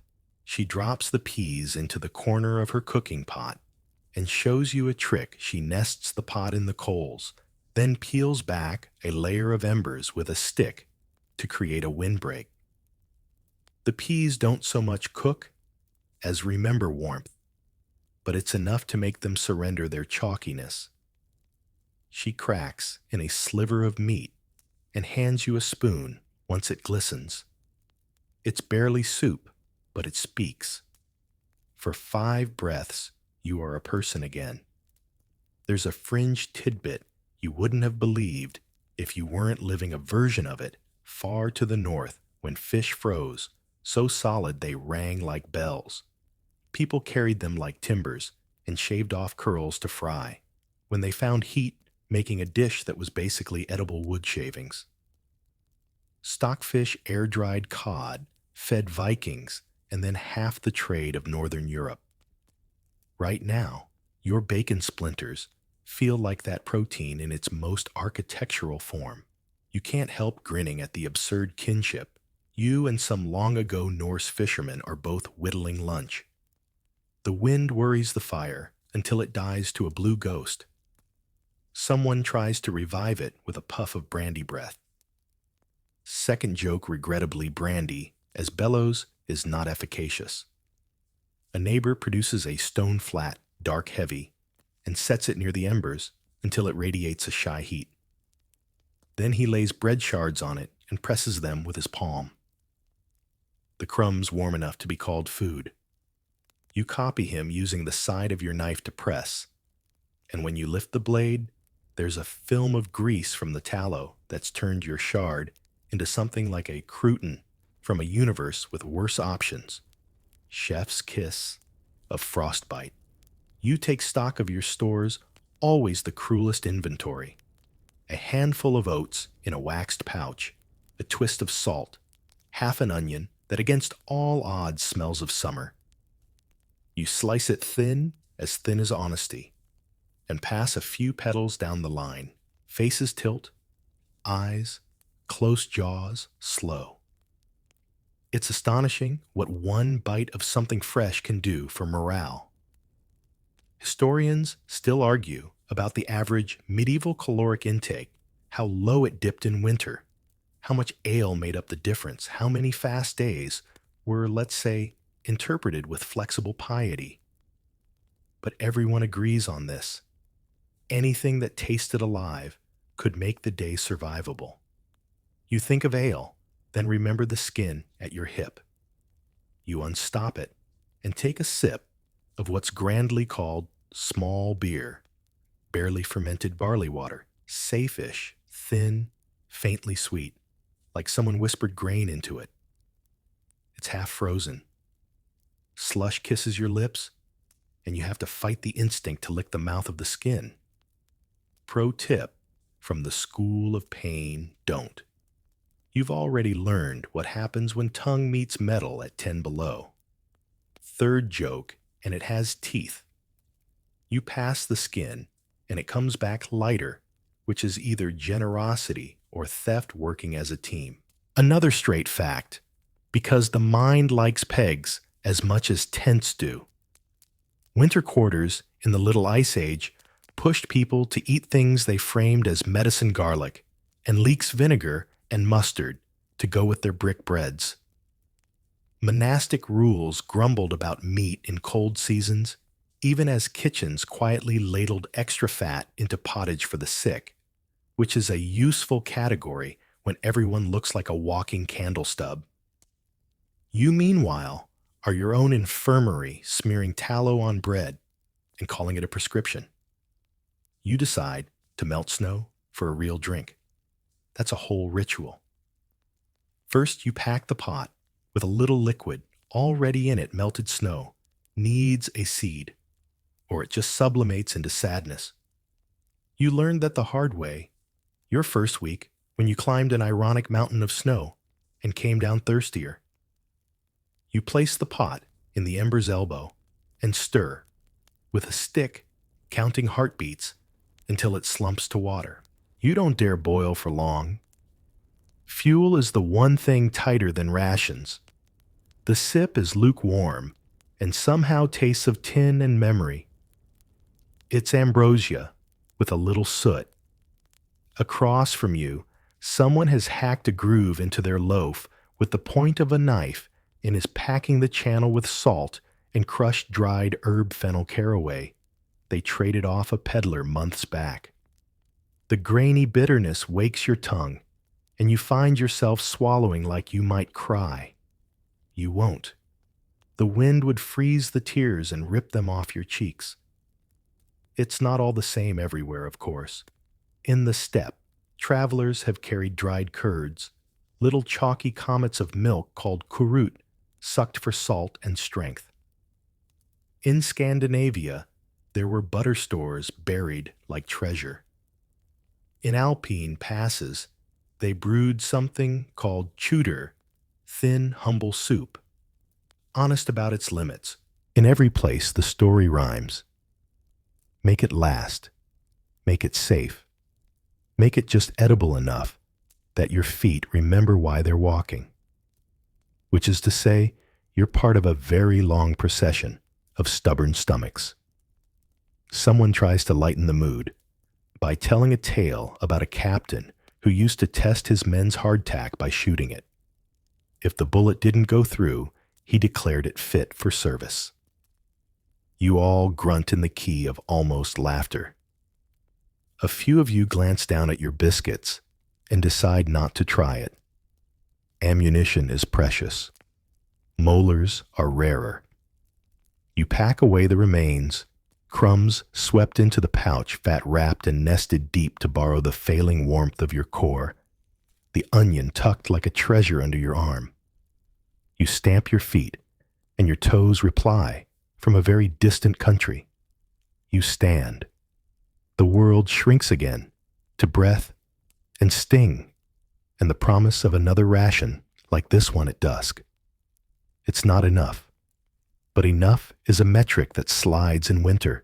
Today, it means your legs remember the grammar of walking. Before you shoulder your load, you look at the fire's corpse and at the flat stone still leaking heat. There's a decision there. You lift the stone with a grunt and slide it onto the sled, a heat bank you can draw from, later a stupid, brilliant luxury. The old woman nods once. On campaign, little comforts are rebellions. People have been smuggling them for millennia, a spice pod, a waxed rind of cheese, a carved spoon that fits the palm exactly. Archaeologists find them and write papers. You find them and keep going.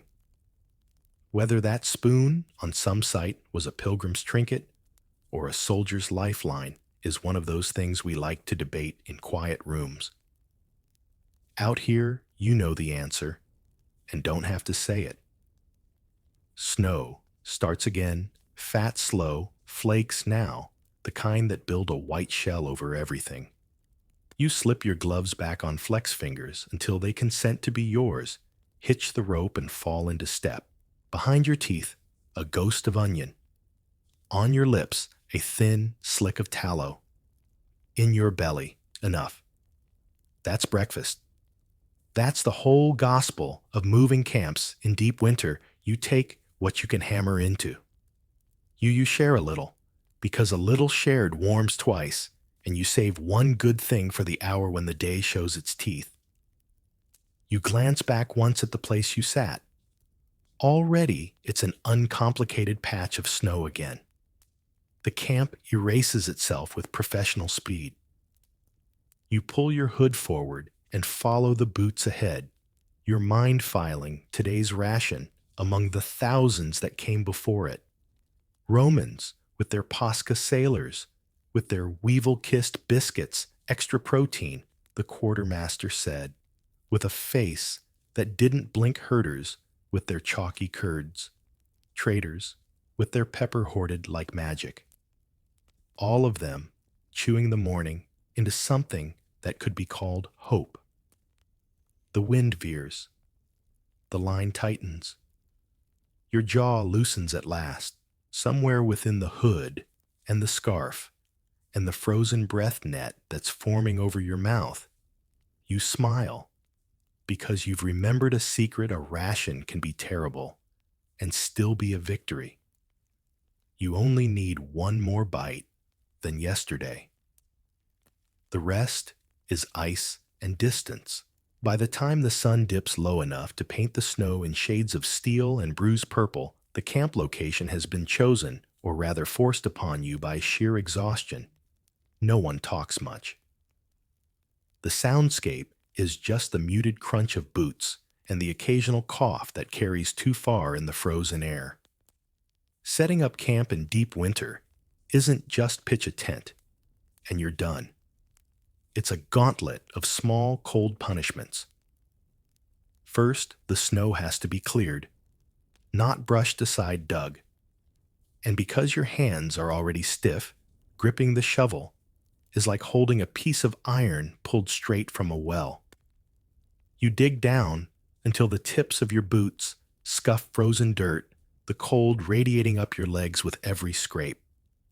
Those lucky enough to have sled dogs or pack animals hitch them nearby, using the warmth of their bodies as much as for companionship as for hauling gear tomorrow.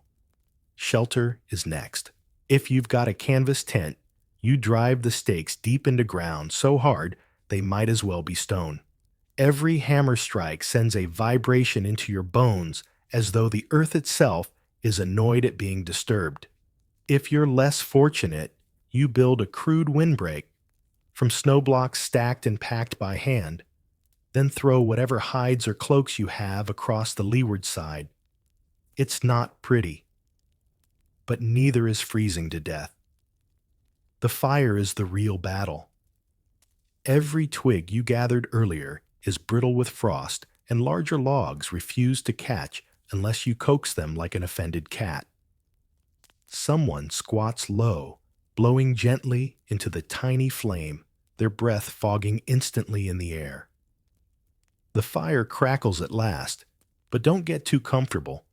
Wood burns faster in this kind of cold, and you'll be feeding it all night if you want it to last.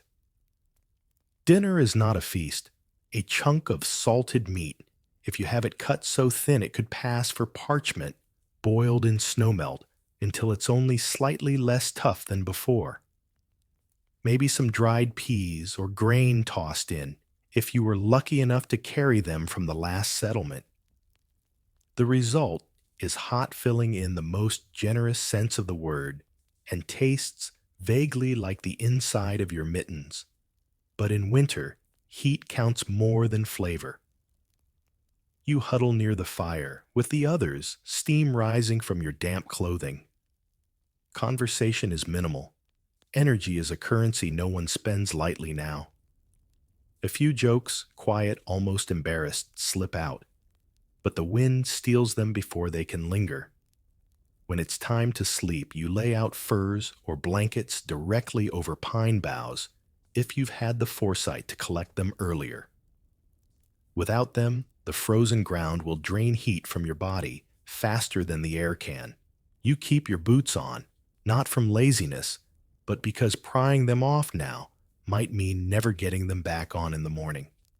Some take the first watch, pacing slow circles to keep blood moving, scanning the shadows for signs of wolves, or worse, two-legged strangers desperate enough to raid your camp. The rest burrow deep into the dark, breathing into scarves, trying to trick themselves into thinking it's warmer than it is. And as you lie there, the fire's glow flickering faintly through the canvas or hide, you realize that tomorrow will be exactly the same if you're lucky enough to wake up for it. It doesn't matter how many layers you have on. There comes a point in deep winter when the cold just owns you. You've stacked linen under wool, under leather, under a patched cloak, and you've even stuffed spare rags into your boots like makeshift insulation. And yet here you are shivering so hard you can hear your own teeth clicking like dice in a cup. Dressing in this weather isn't about style. It's about survival math. Every gap between layers is an open invitation for the wind to crawl in and set up camp inside your bones. The cold is clever too. It doesn't just attack your fingers and toes. It creeps into your armpits, the small of your back, that thin skin at your wrists. You pull your hood further forward, cinch your scarf until your breath rebounds into your own face, and still the chill finds you. You'd think with all these layers you'd be sweating, and you are, but that's the problem. Sweat is your enemy out here. Every drop you produce in this weather will cool faster than you can say frostbite soaking your layers from the inside. The moment you slow down, that dampness turns into a private ice sheet pressed against your skin. You try to ignore it, but it's like carrying a handful of cold coins under your shirt. The others in the column are dealing with it in their own ways. One man has tied strips of cloth around his boots in an extra layer against snow seepage. Another has stuffed dried moss inside his mittens to trap warmth. The older woman near the front, same one who taught you the pea soup trick, has her cloak pinned with what looks like an old brooch, more to keep the wind from prying the fabric open than for any decoration. She catches you staring and says, "A hole for the wind is a grave for the fool," before marching on. A quirky historical truth slips into your mind. People have been doing ridiculous things for warmth for millennia. Medieval soldiers wrapped their legs in strips of linen or felt puttees, not just to stop chafing, but to keep snow from sneaking into their boots. Arctic herders layered reindeer hide fur inward, then fur outward, creating a two-way insulation system. Even Roman legionaries, tough as they were, wore socks with their sandals in colder provinces. And yes, archaeologists have found them. Fashion critics take note. Warmth beats dignity every time. The scholarly debate in your head is whether you've overlayered or underlayered. Too much, and you'll sweat and freeze later. Too little, and you'll stiffen into an ice sculpture before midday. You peel your mittens off for a moment to flex your fingers. Big mistake. The air feels like it's biting. You yank the mittens back on, rubbing your hands together until you can feel the blood reluctantly returning. A gust slaps the side of your hood, making the fabric drum against your ear. You realize you've stopped without meaning to, just long enough to glance down and notice the frost creeping along the hem of your cloak. Every step you take, snow has kicked up and clung there, slowly welding itself into a decorative fringe of misery. You shake it off, but the motion sends a cold shot down your calf. By midday, if you can call it that, under this pale, washed-out sun, you feel like a walking laundry pile. Your body aches from carrying the weight of your own clothing. You stop briefly to adjust your scarf, and in that stillness, you hear the faint crackle of ice forming in your outer layer from your own breath. Somewhere ahead, someone coughs, and the sound is muffled by all the fabric between them and the air. You think back to the morning when you still believed layering was enough. Now you understand, it's not about layers. It's about knowing the cold will always win. You're just trying to make it work for it. And when the wind finally shifts, momentarily hitting your back instead of your face, you don't feel warm exactly, but you do feel like you might make it to the next camp without turning into the kind of frozen figure future travelers will use as a landmark. The first thing you hear is the hollow thunk of metal on ice. Someone's already out ahead of the column, hacking at the frozen skin of a stream with the back of an axe. The water beneath is the only drinkable thing for miles, and right now, it's locked under a lid so thick you could walk across it if you were feeling brave or stupid. The brave and stupid have been thinning out lately. You trudge closer, each breath rising and freezing into your scarf, where it will later melt and make the fabric clammy. The axe-wielder, broad-shoulders face lost in a fur hood, has worked a shallow divot into the ice, but the edges keep sealing over in the cold. He steps aside to let you take a turn. You swing the axe, feel it bite and shudder through the shaft into your gloves. The sound is sharp, like splintering glass. Chips fly, some sticking to your sleeves, where they glitter briefly before melting into a cold kiss. The goal is to break through, without cracking too far across the surface.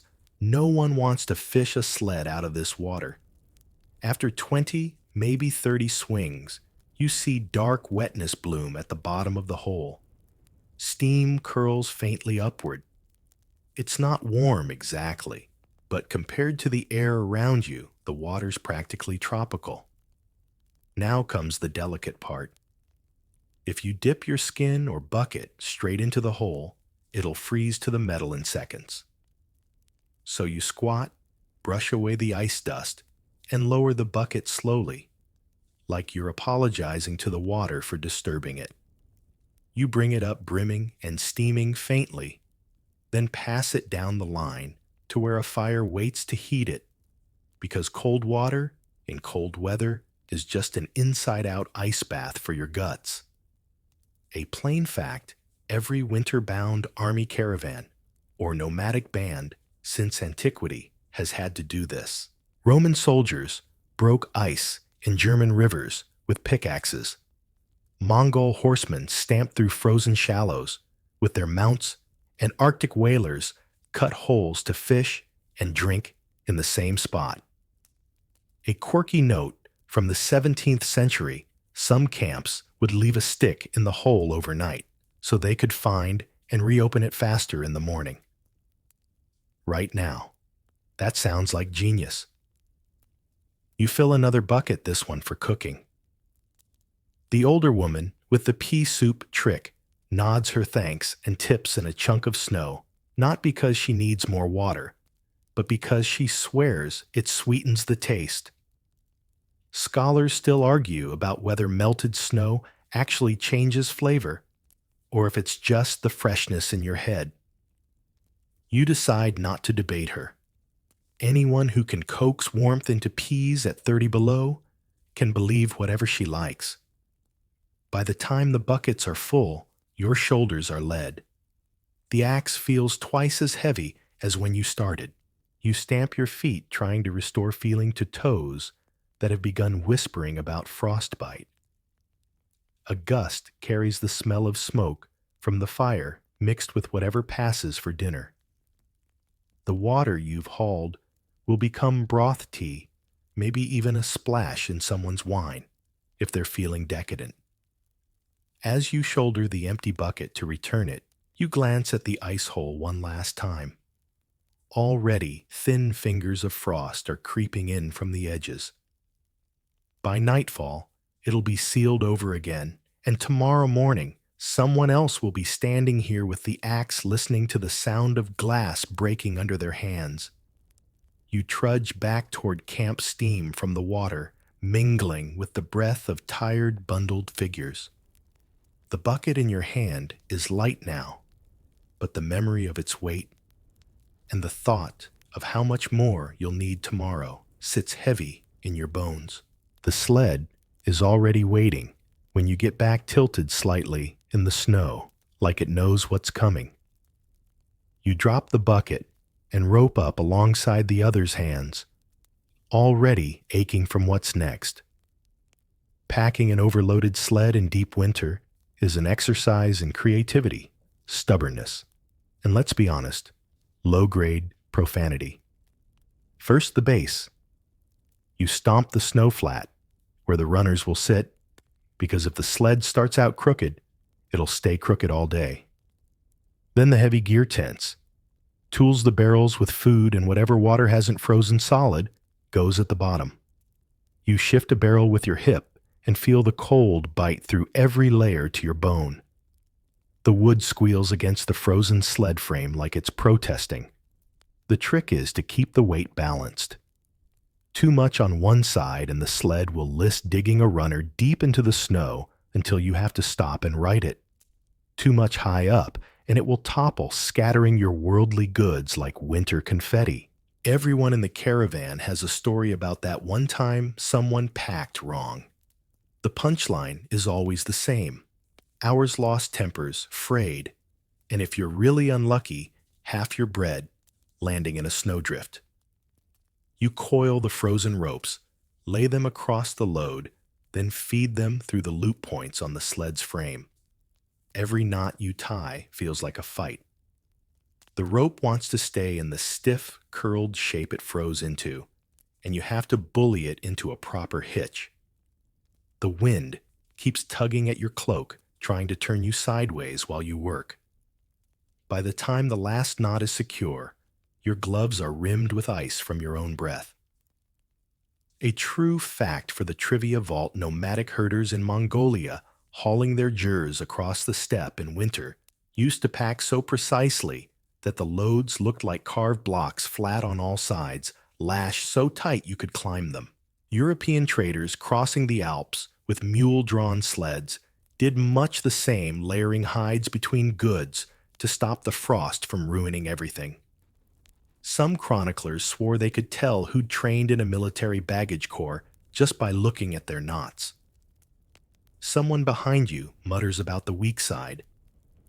You glance back and realize one of your sled's runners has a hairline crack. If it splits on the road, you'll be redistributing the load in the middle of a snowfield, and no one will be happy. You add an extra rope to keep the frame from spreading a temporary fix at best. Now, come the odd-shaped items, a bundle of spears. The rolled hides a sack of onions that already smells like dinner. You wedge them wherever they won't shift, filling gaps, so the load becomes one solid frozen block. You step back, scan for anything loose, then press down with both hands to test it. Nothing moves. That's as good as it gets. The lead sled driver comes by, gives your work a quick once-over, and grunts. In this weather, that's basically a compliment. He hooks his harness over his shoulders, leans forward, and the sled groans as it starts to move. You fall into step beside it, one hand steadying the side. If it tips early, it'll be your job to wrestle it back upright before the rest of the column has to stop. The first few yards are always the worst. The runners catch in the snow's crust, the load resists, and your breath comes in short bursts that fog your scarf. But then little by little the sled starts to glide. The sound changes from a stuttering squeak to a low, steady whisper of wood over packed snow. You know it won't last, nothing does, in deep winter. But for now, the load is secure, the balance is right, and the day hasn't yet handed you its worst. That's about as much as anyone can ask. The first mile after breaking camp is always a negotiation with your own body. Stiff knees, stiff shoulders, stiff thoughts. But today, the landscape has decided to join the argument. The snow isn't just falling now. It's everywhere. A whiteout is not, as you once imagined, simply lots of snow. It's a trick of the air, where horizon, ground, and sky all become the same blank page, and you're just a smudge crawling across it. The sled beside you fades in and out like a ghost. You keep one gloved hand on the runner, partly to help guide it, partly to remind yourself it's still there. The boots ahead are your compass. Lose sight of them, and you might veer 20 paces off course without realizing. That's not poetic. It's how people disappear. Your hood traps the sound of your own breath, but every so often, a gust pushes hard enough to whistle in through the smallest gaps in your scarf. It's strange. In the whiteout, the wind feels louder than the snow.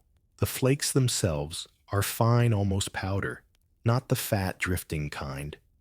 They find every crease work into your clothes, then melt from your body heat just enough to chill you deeper. Someone calls out ahead, a short, sharp sound swallowed almost instantly. The column halts. You squint through the haze and see figures moving slowly, arms stretched out. They're feeling for the trail, which in better weather is a shallow rut in the snow. In this, it's as gone as last summer's grass. A wrong turn could lead you onto a frozen pond, with ice too thin to bear the sleds, or into a drift so deep you'd waste hours digging out. Here's a real, historical truth. Arctic explorers carried poles or staffs specifically for whiteouts, stabbing them ahead to read the invisible ground. Steppe caravans sometimes sent riders out in widening arcs to find the path again, marking it with willow wands. Even in the Alps, medieval traders would fix ropes between waypoints to follow by hand when visibility vanished. Out here in this moment, your rope is the sled beside you. Lose it, and you've lost the map. The order comes to move slower now. The sled jerks forward. You count your steps not because it helps you navigate, but because it gives you something certain to hold on to. 10, 20, 30. Pause. Adjust. Keep your eyes on the boots ahead. Once you think you see the sun, a pale disk behind the curtain of snow. But it slides away almost instantly, replaced by the same flat gray. You could be walking north or south. It's all the same inside the storm. The only way you know you're not circling is that the wind keeps hitting you from the left. A scholarly debate flashes through your mind, one you overheard from a pair of merchants weeks ago, whether it's better to push on through a whiteout or wait it out. The merchants swore that stopping was worse. Cold creeps in when you're still. But soldiers you've met argued that pushing on risks losing people and gear. No one wins the argument. Everyone loses to the snow eventually. Your lashes freeze together for the third time, and you break the seal with a blink that feels like tearing parchment. The sled tips slightly, the runner catching on something unseen, but rights itself with a shudder. You mutter a quick thanks to no one in particular. Hours, or maybe just dozens of minutes later, the white eases. Not clears exactly, but softens enough that you can make out the faint shadow of a ridge ahead. The world begins to have edges again. The boots in front resolve into legs, then a whole figure. You flex your fingers inside your mittens, realizing you've been gripping the sled so tightly, your knuckles ache. The snow hasn't stopped, and the cold hasn't lifted, but the fact that you can see more than 5 feet feels like a victory. You take one deep breath, and the air cuts your throat like it's reminding you not to get cocky. The day isn't over, not even close. When the ridge finally looms close enough to touch, you realize it isn't much of a ridge at all, just a shallow rise where the wind has scoured the snow thinner. But in a world of flat white, any change in terrain feels monumental. The column slows, partly to navigate the slope, partly because the lead sled is struggling. You can hear it before you see it, the strained creak of wood, the guttural grunt of the driver, the soft whoomp of snow collapsing under weight. You push up beside them and see the problem immediately. The sled's runners are buried almost to the frame in a patch of soft drift, the kind that looks harmless until you're in it. The lead driver is already knee-deep, trying to heave the front end free, his breath coming in visible bursts that twist away in the wind. Unsticking a sled in deep winter isn't just brute force, it's finesse. First, you lighten the load. Barrels get rolled aside, sacks heaved into the snow, each one thudding with that dull heaviness of frozen goods. You set your own bundle down and grab one end of the rope while another traveler takes the other. Together, you rock the sled, gently trying to loosen the runners without splintering them. The wood makes a sound like a frozen door hinge. A plain fact long-distance haulers from Siberia to Scandinavia developed entire repertoires of sled rescue techniques, rocking, twisting, undercutting the snow with shovels, even sprinkling water to create a slick layer of ice under the runners. Today, you settle for hacking the packed snow out from under them with the back of your axe. Every swing sends shards flying into your hood. It works, sort of. The sled shifts, rises a fraction, then sinks again. You mutter something about cursed drifts, though in truth, there's nothing malicious about them. Snow just does what snow does. Still, after enough chopping, rocking, and cursing, the runners finally break free with a lurch. Everyone leans in, hauling the ropes until the sled glides forward onto firmer crust. Now comes the repacking. Every sack and barrel goes back on in almost but not quite the same arrangement as before. You try to remember the balance you had this morning, but your fingers are clumsy and the wind is impatient. Someone jokes about winter Tetris, and you grunt in agreement. A quirky historical tidbit comes to mind in the 18th century. Certain Russian post drivers were fined if their sleds overturned more than twice on a route. The fines weren't for damage to the goods, they were for slowing the mail.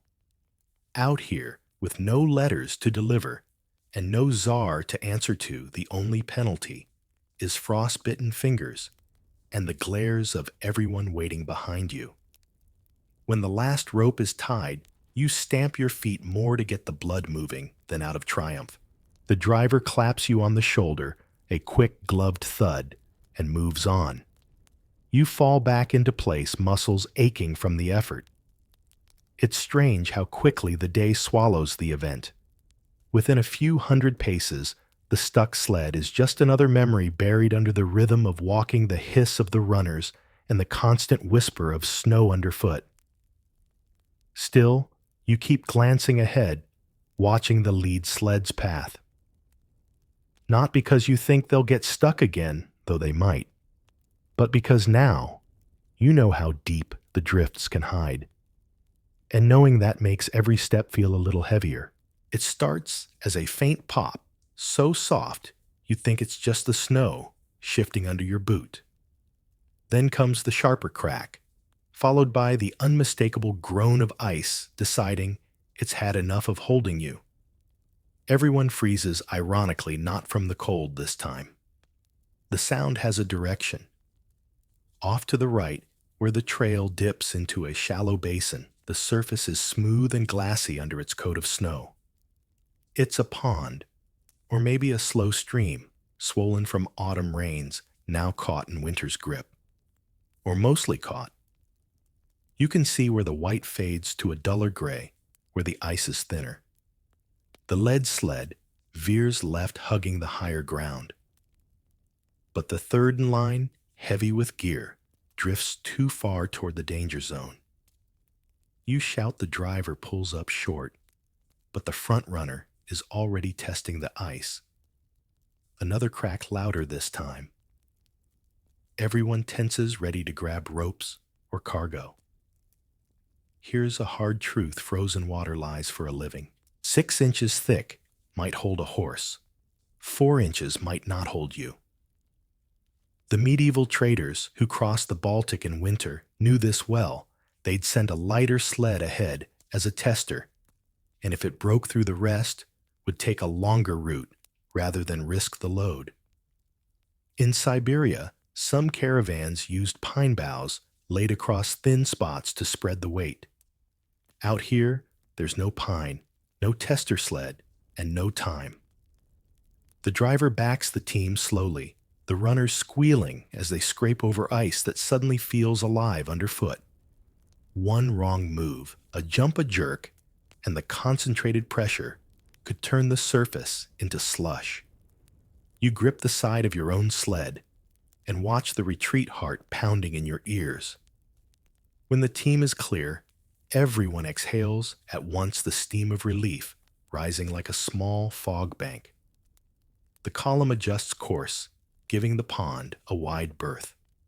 No one speaks much after that. The cold can kill you slowly, but water under ice is impatient. It'll take you in minutes.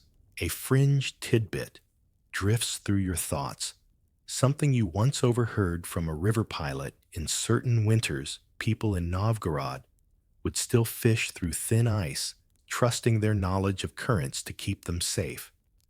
But even they tied a rope around their waist, with the other end fixed to shore. A lifeline, they called it.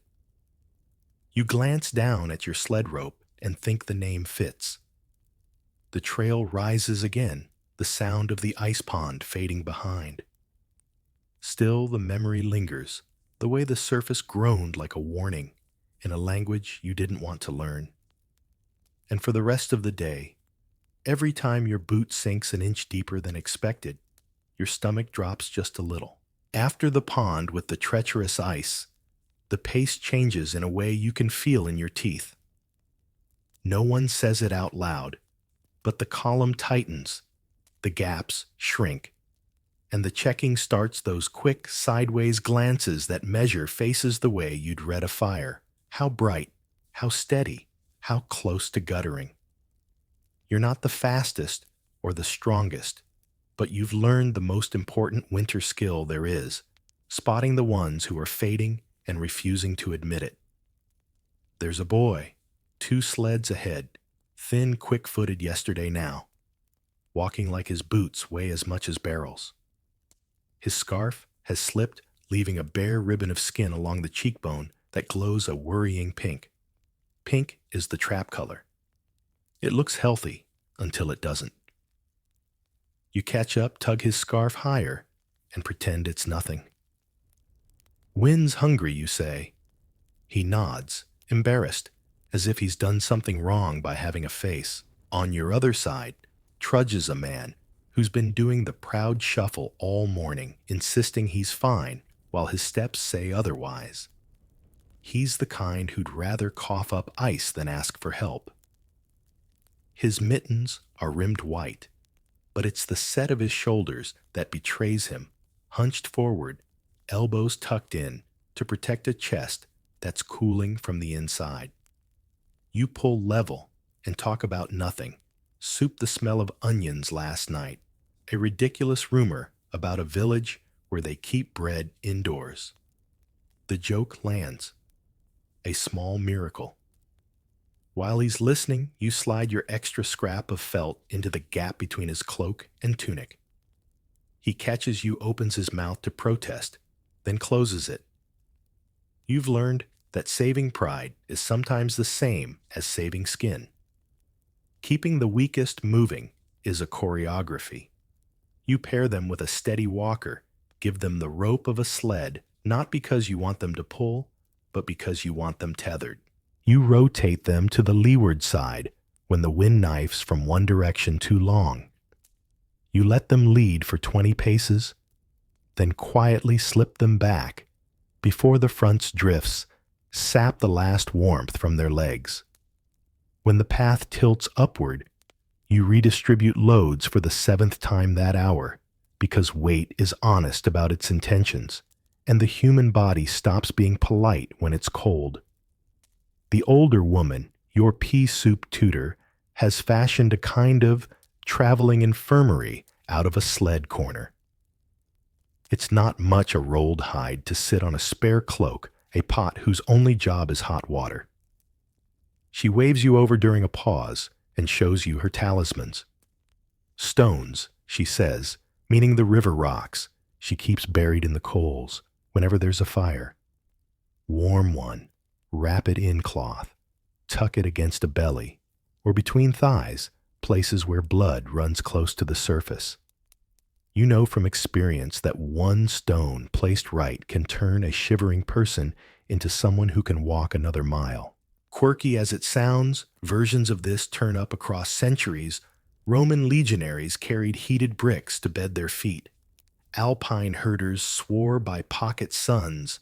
Flat stones kept near the heart. Sailors baked potatoes, then held them like embers before eating them. You've never had the luxury of a potato out here, but the stones do the same job. And don't argue about being eaten. You pass the warm bundle to the boy with the pink cheek. He clutches it like it's a letter from summer. Don't lose it, you tell him. He laughs small and shy, and you realize laughter has become its own ration. 3 jokes a day, if you can manage them. Any more, and the wind taxes you for excess happiness.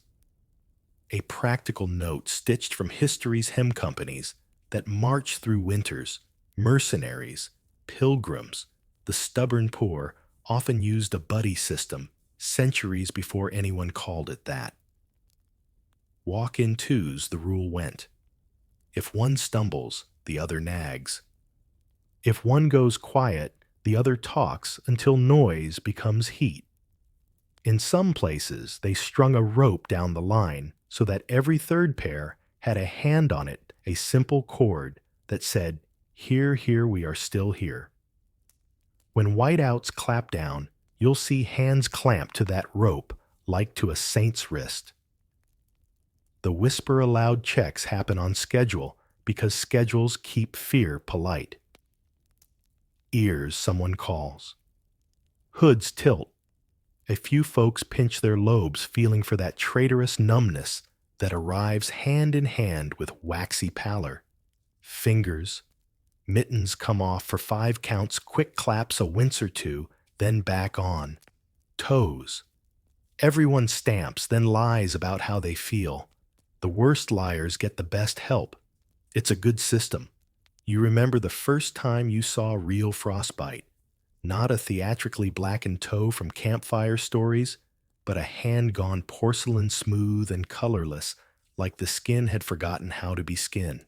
There was no drama, just a quiet surgical grief, as the owner understood which parts of themselves the cold had claimed for souvenir. Ever since you've been the annoying one, shoving hot stones at people, barking about dry socks, preaching the gospel of don't sweat what you can't dry. It turns out that being a nuisance can be a kind of kindness. You catch a whiff of something sharp and medicinal. The older woman has uncorked a small vial and is rubbing a smear of goose fat into the boy's cheek where the wind got at him. Seals the skin, she says. Old trick. She's not wrong. From sailors to shepherds, people have greased themselves against winter for ages, trying to keep the wind from sucking moisture out of the skin and turning it brittle. Scholars still argue whether it's the fat itself that helps or the rubbing that brings blood to the surface. You decide, with all due academic rigor, that it's both, and also the look she gives that says, "You are not allowed to perish on my watch." You drift to the back where the ambition of the day is busiest, keeping the stragglers attached to the idea of forward.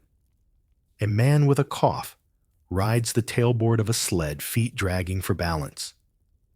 An old woman, small enough to seem unbreakable until she stops moving, is tethered with a looped rope around her middle. She calls it my leash and makes a face at you that's 60% complaint and 40% pride. Next to her, a new mother carries her child inside her cloak, the two of them breathing a shared weather of milky warmth. You're tempted to say something soft. Instead, you offer the mother your place on the leeward side. Softness can be physical. It doesn't always need a speech. When the column slows at a narrow stretch between 2 ice-bitten boulders, you help the old woman onto the sled's corner. It's not charity, it's logistics. If she breaks now, hip spirit will you'll lose a day, and maybe a whole person. You wedge her between a pack and the rolled hide. She sighs in that specific register of relief that only exists when you stop lying to yourself about what you can do today. A mainstream fact slides into the rhythm of the march because truth loves to hitchhike on cold campaigns. Commanders who lived to be praised often did one simple, unfancy thing: they kept the slowest near the front. Not the elites with pride to spare, but the stumblers and the elderly and the children. That way, the pace was set by survival, not swagger. It's written in army ordinances from Burgundy, in pilgrim rules, even in the journals of folk who crossed the Scandinavian fells. The pace of the living is the pace of the least strong. Seems obvious. It isn't until you've seen what happens when the strong show off and the weak fall behind.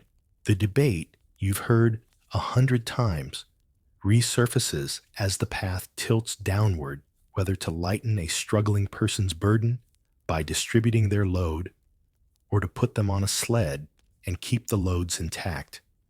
Some swear that every hand must carry weight to stay warm.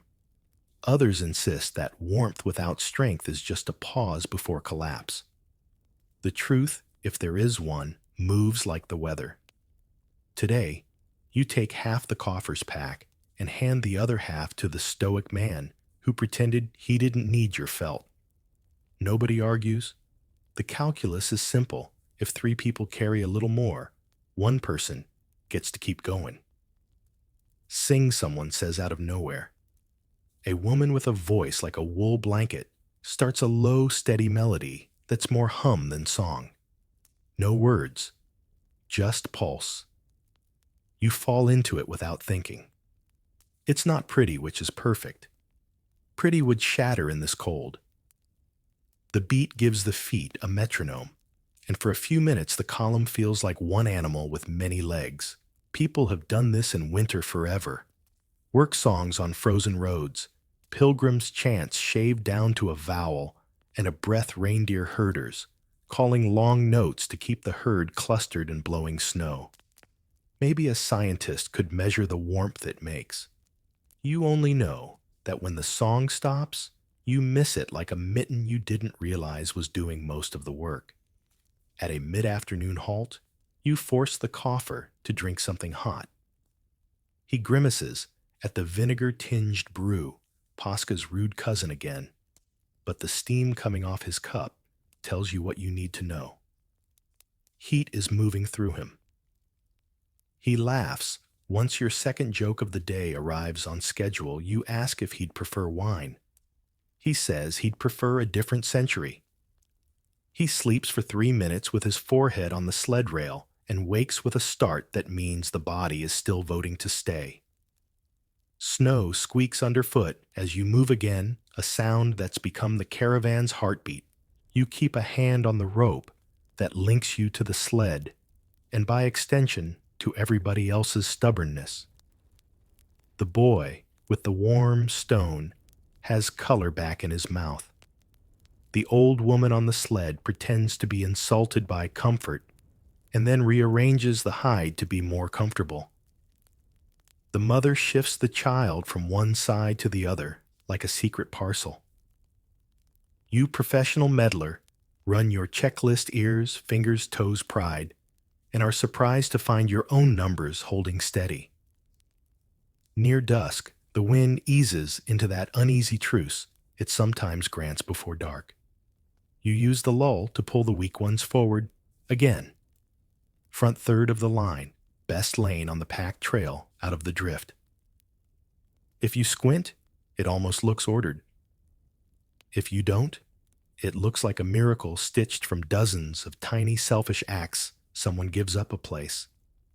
Someone else takes a weight. Someone else doesn't mention the ache in their knees. History books like to praise leaders, but winter columns are built out of these small trades no one writes down. You think briefly of scholars at their desks, warm desks, no doubt debating whether people in the past were tougher than we are. The phrase feels silly in your mouth. Tough is not a single temperature. It's a series of choices you make when no one will know you made them.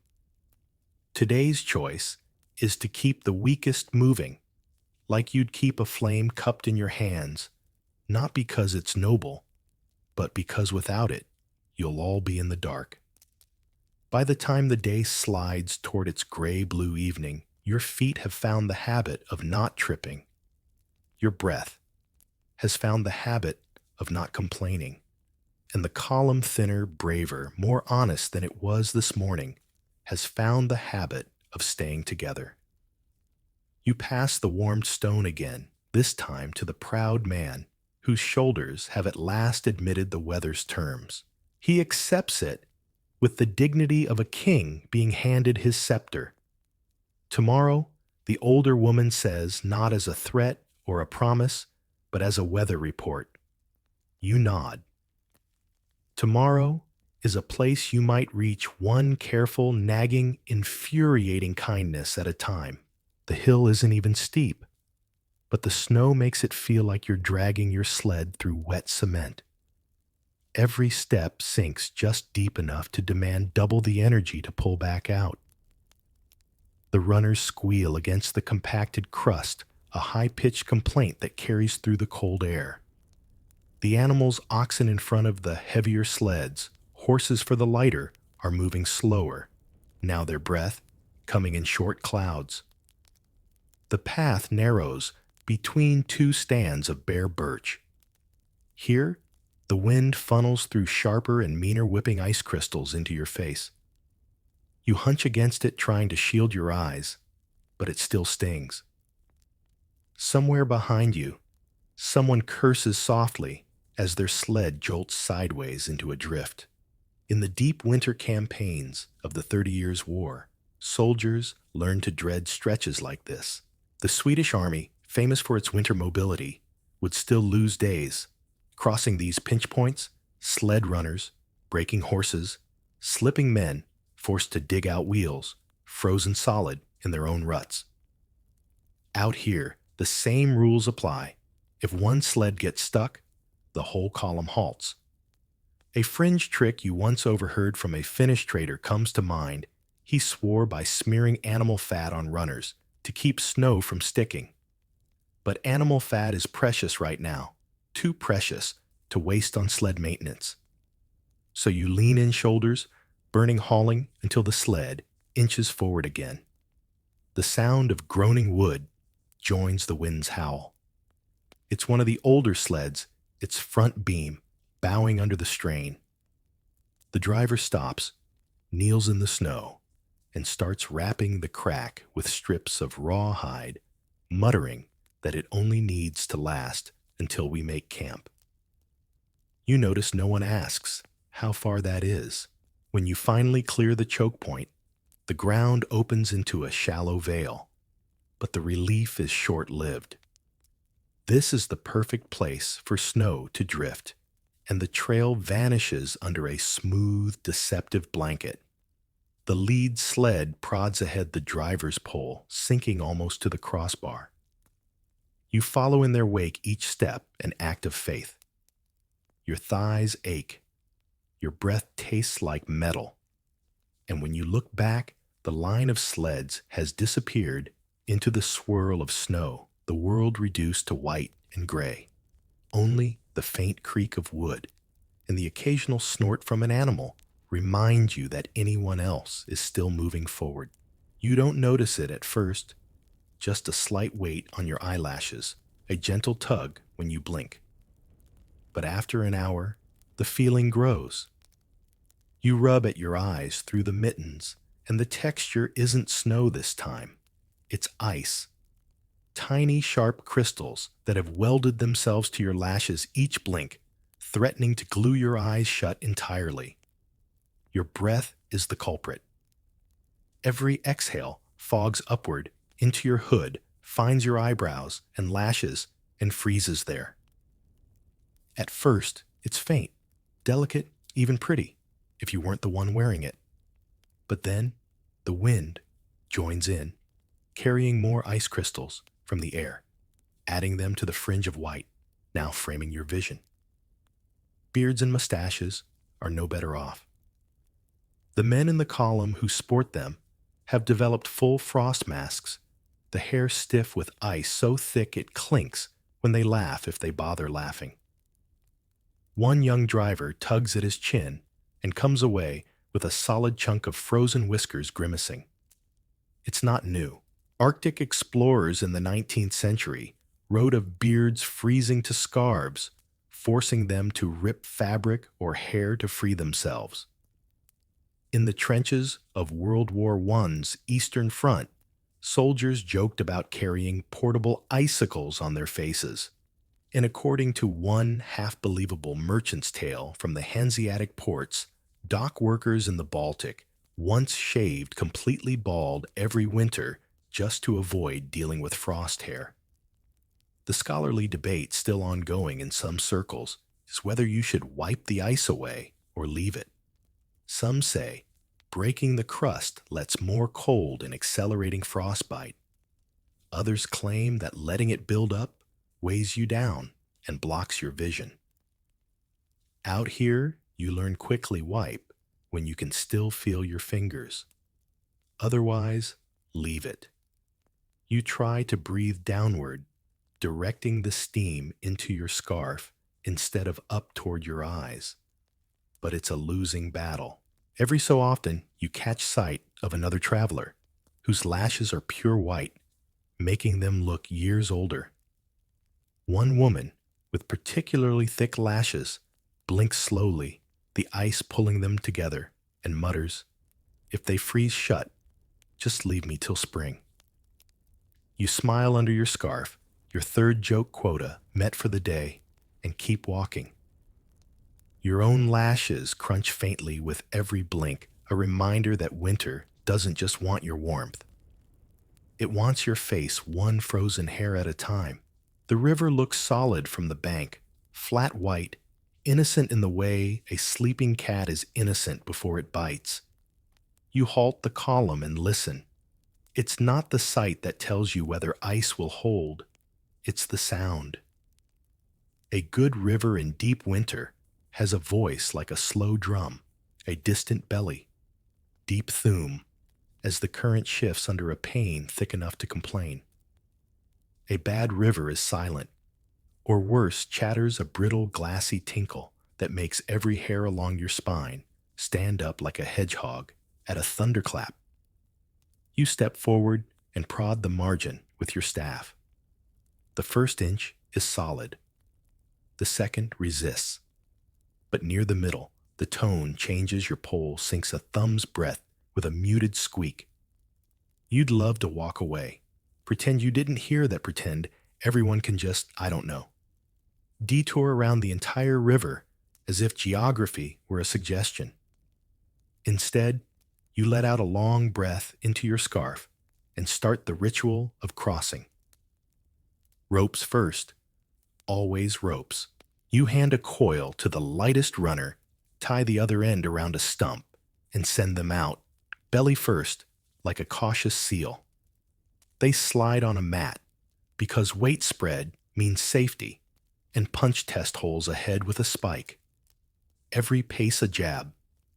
Every jab a note in your head, hard, hollow, hard, hollow. You hum, without meaning to the habit people pick up, when fear needs a melody to keep its hands busy. Behind you, the animals shuffle hooves, clacking on frozen pebbles. Steam rises from their backs, and the smell of warm hide hits your nose like a memory of shelter. An ox tosses its head and lets out a breath so huge you can feel the gust on your cheeks. Someone jokes that if we run the ox back and forth fast enough, we can blow the river dry, which earns the smallest ripple of laughter thin, but the only kind winter allows. You choose the order for the crossing like a gambler stacking a deck, empty sled first, then one with tools, then the food, then last the people who can't swim. Not that swimming helps when water is a knife. You lay spruce branches in a ladder over the route. The tester marked the knowledge borrowed from woodcutters, who taught you that a living bridge has its own mercy. Branches flex ice gives weight spreads. The mathematics of not drowning. History drifts up uninvited. You think of the news a peddler carried last summer, how in 1812 the remnants of Napoleon's Grande Armée clawed across the Berezina on hastily built pontoon bridges, the river half. Ice half-slush men climbing over the dead to reach planks that kept tilting into a black mouth. Thousands made it because someone refused to accept the river's no. That's the mainstream fact the one chroniclers nod over by candlelight. Winter rivers have always been battlefields and bridges. Be they rope wood or wishful thinking, decide who gets a springtime. A merciful crack sounds off to your left, like a musket fired under a blanket. You freeze. Everyone does, even the animals interpret silence. The tester raises a mitten. Wait. They slide 2 palms across the ice, fine, fine, not fine. They back up, erase the path with their mat, and you watch a pale crescent appear across the surface as a long seam opens, then closes, then opens again, like the river is tasting the air through new lips. You shift the ladder of branches a little upstream, where the tester's spike finds clean hardness, and you resist the urge to apologize to a river that isn't listening. A fringe trick gets whispered down the line. One of the reindeer herders from far to the north taught it to the charcoal burners, who taught it to you. Toss a handful of dry snow ahead, he said. If it scuds low and fast, you're on a slick shell, and the water's busy underneath. If it poofs and catches the ice's bite, you toss your handful. It poofs and sticks like flour on a baker's board. You nod. The nod gets passed back like bread. First sled. You and two others heave. The runners creak. The rope sings through the guide's hands with a hiss. The sled glides onto the branches, and the ice hums the low thrum of a drum stretched tight. 1 step pause, 2 steps pause. The pauses feel longer than prayers.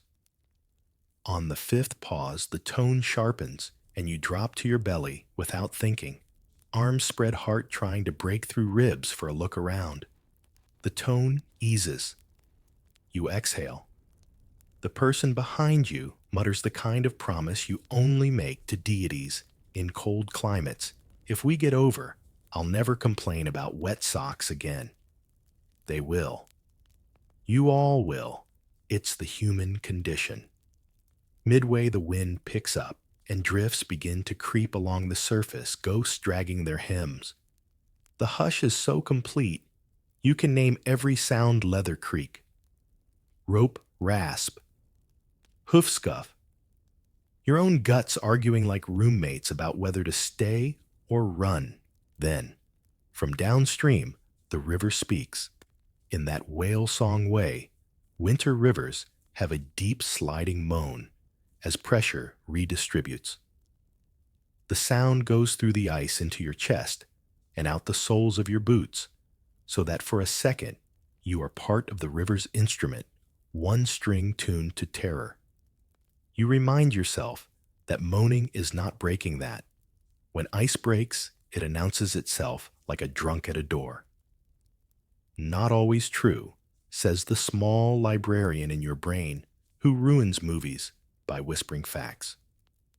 You tell the librarian to hush.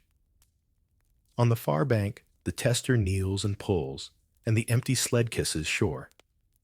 A ripple of relief warm as tea moves through the column, but no one cheers. Winter punishes celebrations. You send the tool sled next. Halfway across, one runner sticks the dreaded sugar snow clutch where the grain is too fine and too cold. You and two others belly crawl to the snag and sprinkle a handful of spruce needles along the runner, then smear a dab of tallow from your pocket onto a rag and rub it along the wood. You said last section you wouldn't waste fat on sleds. You lied. Survival is a series of gentle personal betrayals. The sled loosens with a shy sigh and slides again. While you work, memory offers a quirky image from a chronicle you read by firelight years ago.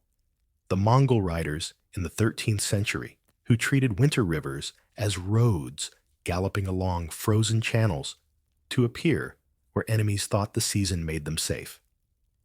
Some chroniclers swear they wore felt-wrapped hooves on their horses for better grip, and one even wrote that they greased sled runners with fish oil, and if that failed, with fermented mare's milk. Whether or not that last bit is true, and scholars still debate how much of Mongol winter kit was innovation versus terrified imagination, it's the kind of practical, absurd detail that makes you grin into your scarf. If we had a barrel of fermented mare's milk right now, you'd try it. Also, you'd gag. Two truths can be friends. You send the food sleds after the tools, because hungry people arguing on the near bank is a problem you can solve, but hungry people arguing on the ice is a problem that solves you. Salted meat and bags of grain move like bricks in a dream. The rope stiffens, your mittens glaze. When the heavy sled hits the center seam, The ice gives a short crack that rips a curse out of someone's throat. You flatten again. The crack radiates out like a snowflake's ugly cousin, then stops. The ox at the head lowers its head to the ice, as if listening.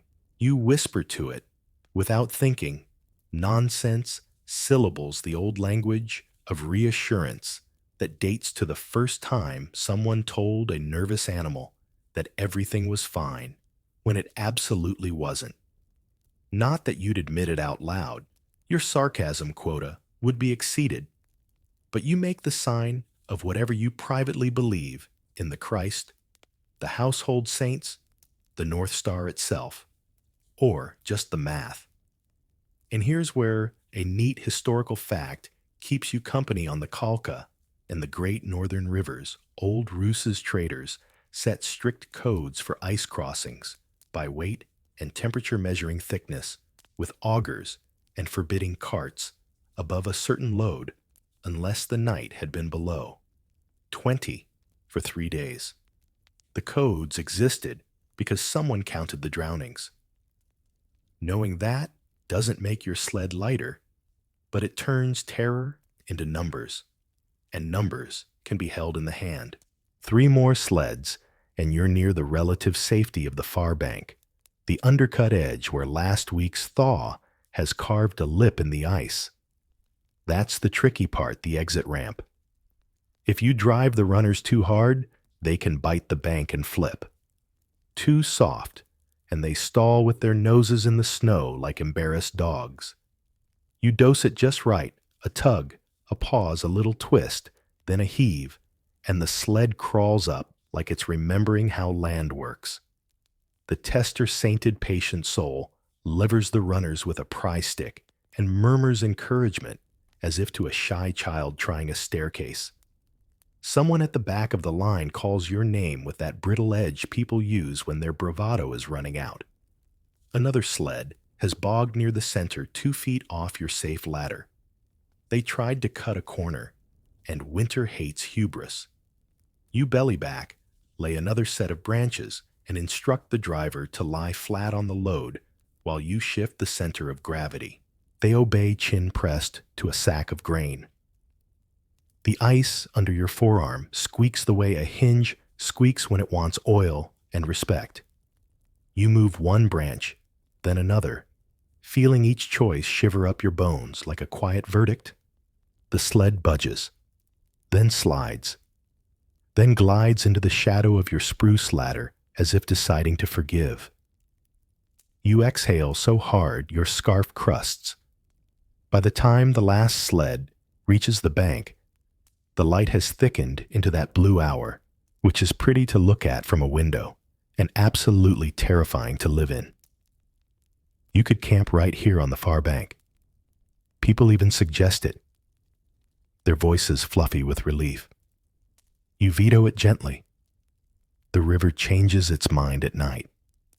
The ice shifts. If the temperature climbs even a handful of degrees, the seam you crossed could widen and steal your morning. Also, you've learned the hard way that camping within earshot of running water is asking to dream badly and wake worse. Besides, the wind has turned. It now comes down the valley like a hired bully, and snow begins to pour, not as flakes, but as grains round hard impatient. You loop the rope around your waist again and signal the column to string out along the upstream trail, aiming for the darker smudge in the trees that might be shelter. The animals bless them, take the cue, and lean into the harnesses with that bone-deep competence large creatures have when their work is simple and heavy.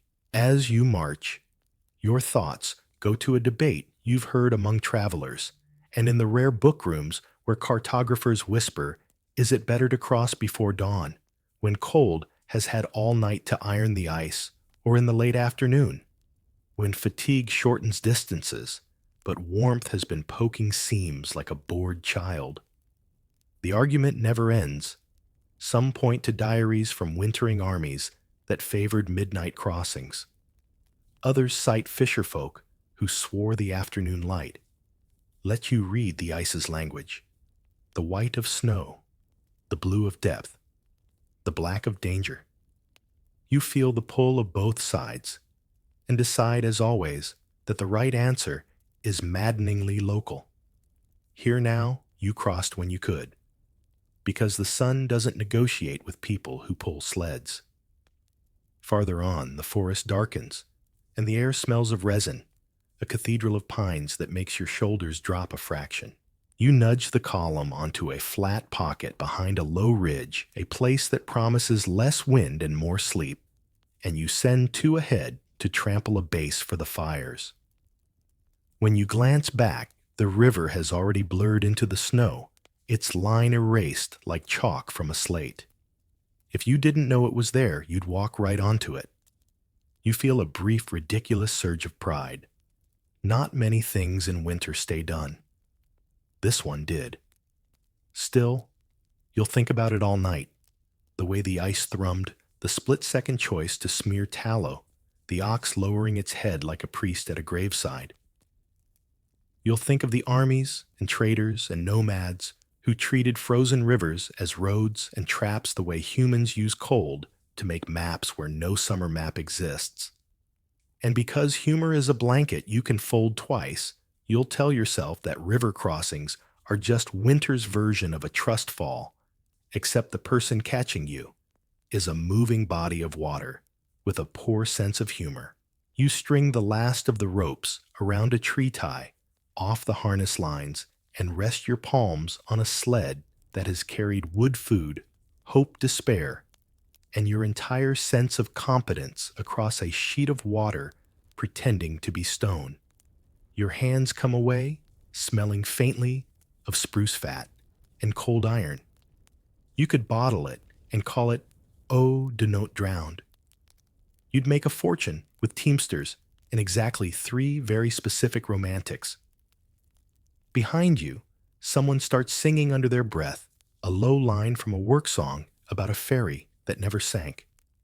The fire pops. The animals sigh. You close your eyes for a heartbeat and let the memory of the river's moan fade. The lesson it leaves behind is the oldest in winter spread. Your weight, spread. Your risk, spread. Your hope, thin wide enough to hold. By the time the trees close in overhead, you can feel the shift not in temperature, but in sound. The forest swallows the wind the way thick blankets swallow breath. It's quieter here, except for the creak of sled frames and the dull whomp of snow dropping from branches. At first, the change feels like a gift. Then you notice how still the air is and how the cold seems heavier without the wind to shove it around. The snow underfoot changes too. On the open plain, it was wind-scoured a crust that broke with a satisfying crunch. Here it's powder deep and soft, swallowing half your boot each step. The sleds sink deeper, the runners squealing as they drag through snow that clings like wet wool. Pulling now feels less like moving forward and more like swimming through frozen porridge. Medieval foresters knew this struggle well. When winter logging teams in the Carpathians moved timber, they packed narrow lanes through the woods, days in advance tamping snow, so the sleds wouldn't drown in drifts. In deeper wilderness, hunters and trappers from Siberia used a relay system, one team breaking the path another, following with the loads. It's tempting to try that here, but there's no time to make 2 trips. The undergrowth narrows the trail, and the sled corners scrape trunks, knocking loose clumps of snow that fall like silent punches. One catches you on the neck ice, slithering inside your collar. You shiver so hard your teeth knock, and someone behind you mutters, "Snow's got good aim today." You give them a look that says, "I'm not laughing, but you are a little." A fringe trick comes to mind, one you learned from an old woodcutter who swore by snowshoes, for sleds, bundles of brush tied ahead of the runners to spread the weight and keep them from cutting too deep. "You've got no brush here, just your staff, so you jab ahead every few paces, breaking the powder into something that might pass for a track. The real danger isn't the drag, it's what hides beneath. Deadfall logs frozen solid and just under the snow wait to catch a runner and flip the load. The lead sled hits one jolts to a stop and tips just enough for a sack of grain to tumble off. You lunge forward, catch it before it rolls into a drift, and heave it back. A century ago, that much grain could be the difference between finishing a journey and turning back. Out here it still is. The debate at camp tonight will be whether the forest is safer than the open plain. Without wind, frostbite is slower, but here the cold creeps in from the ground and traps moisture in your clothes. Historians still argue whether medieval winter caravans preferred wooded routes or open passes, safer from storms or faster on packed snow. For you, the only answer is whichever one gets you through the day. By the time you break into a small clearing, your legs ache, your mittens are crusted white, and the sled rope has left a frozen ridge across your palm.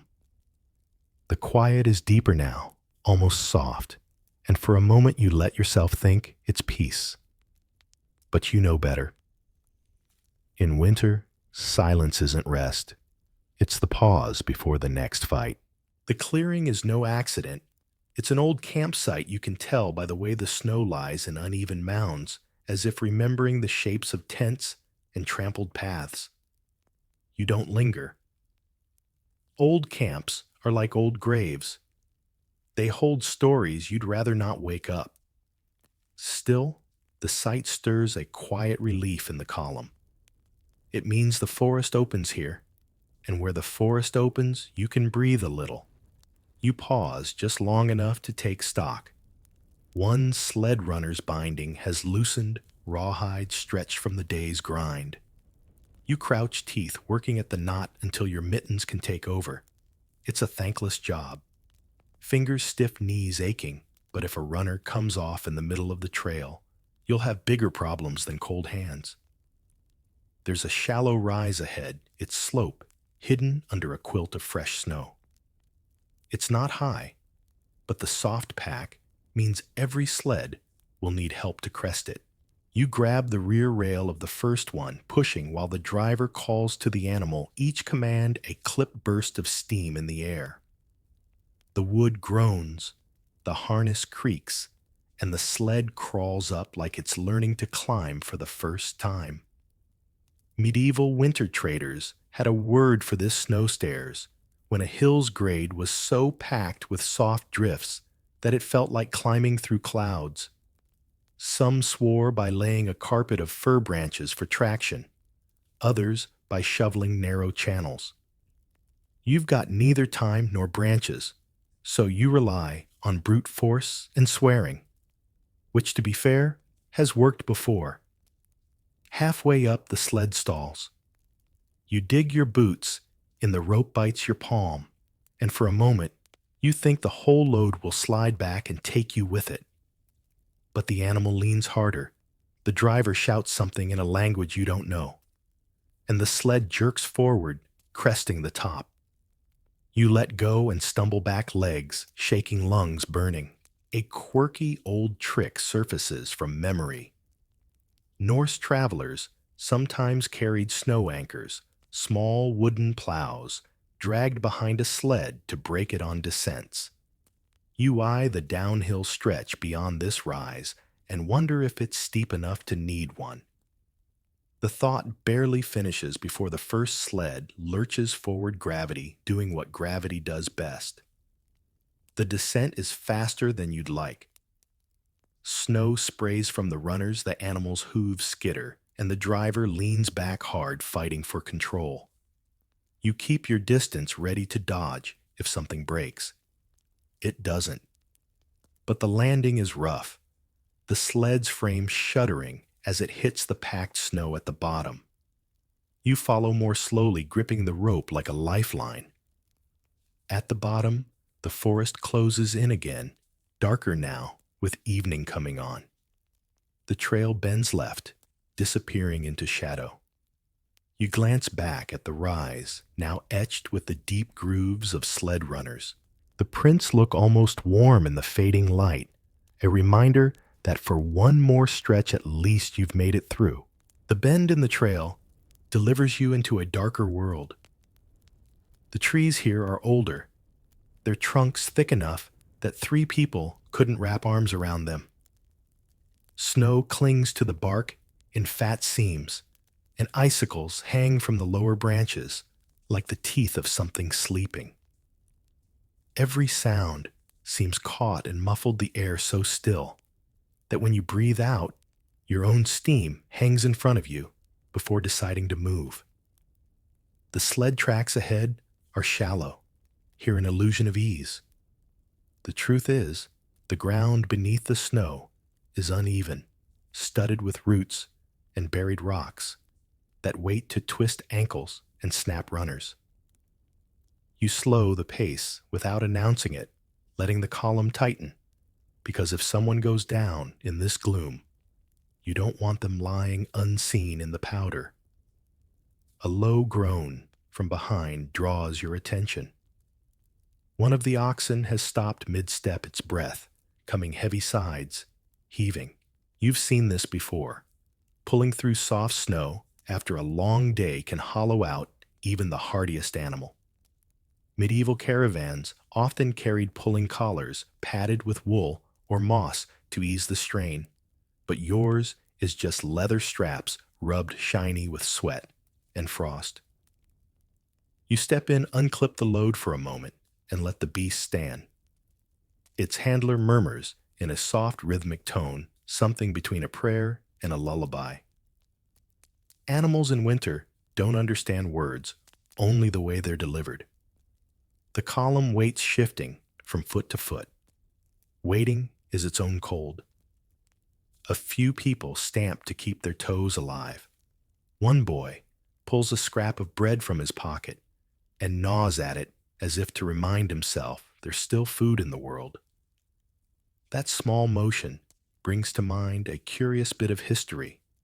In the Alpine passes, some traders swore by feeding their pack animals a lump of bread soaked in wine before the last push of a day.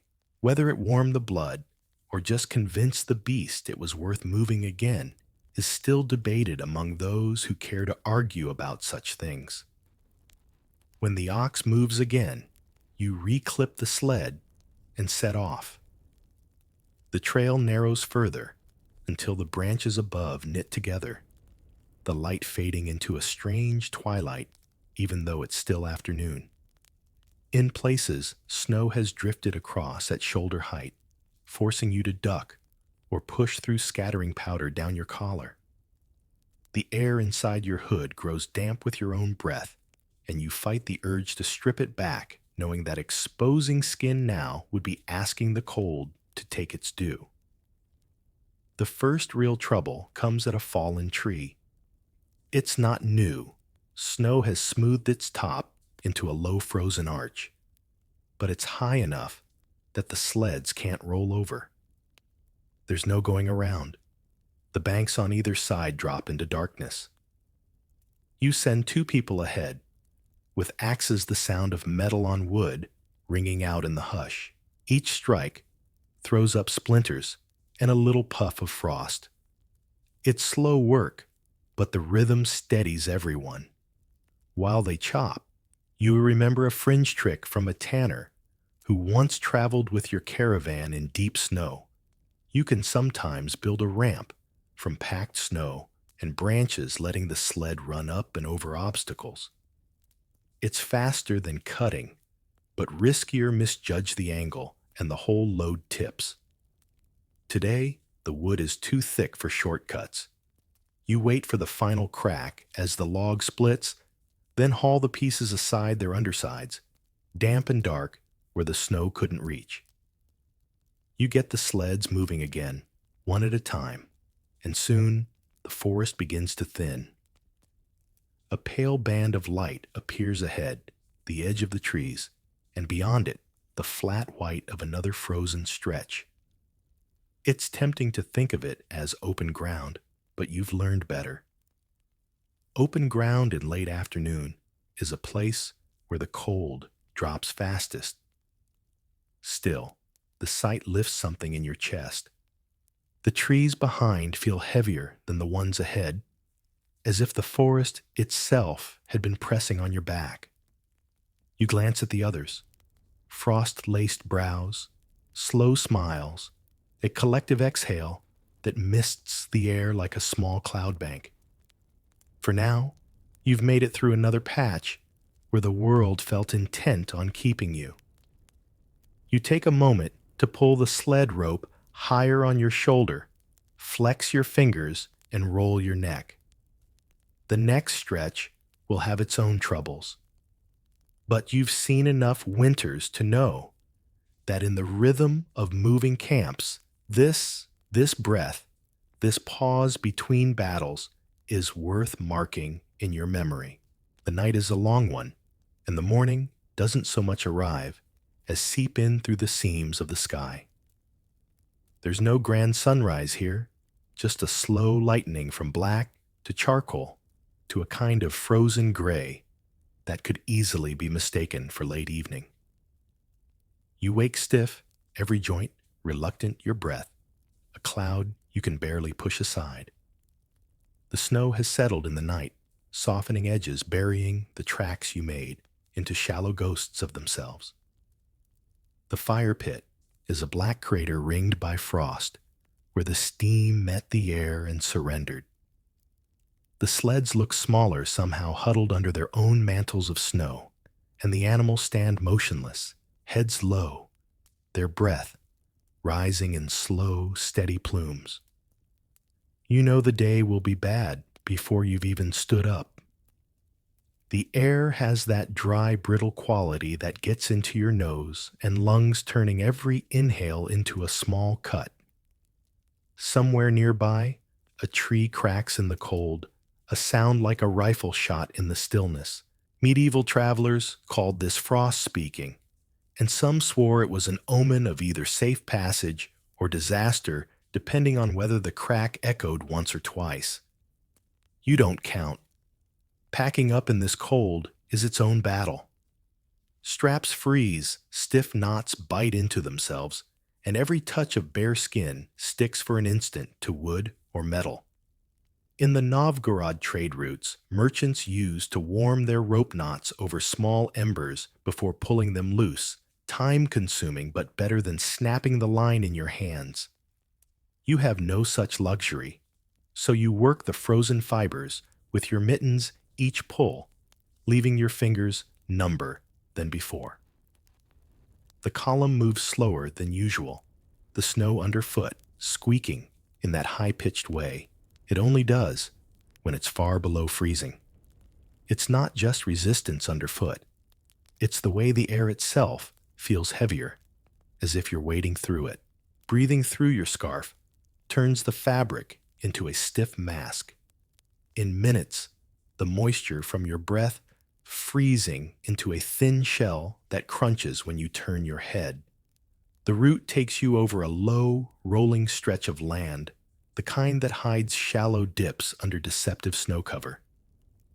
Twice in the first hour, someone steps wrong and drops to their knee in a drift. Pulling them free is harder than it should be.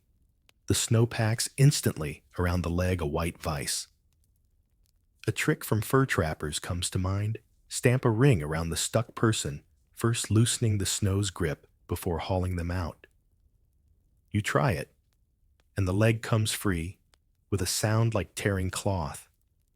By midday, if it can be called, that the light is as bright as it will get, and the wind picks up, dragging thin veils of snow across the surface.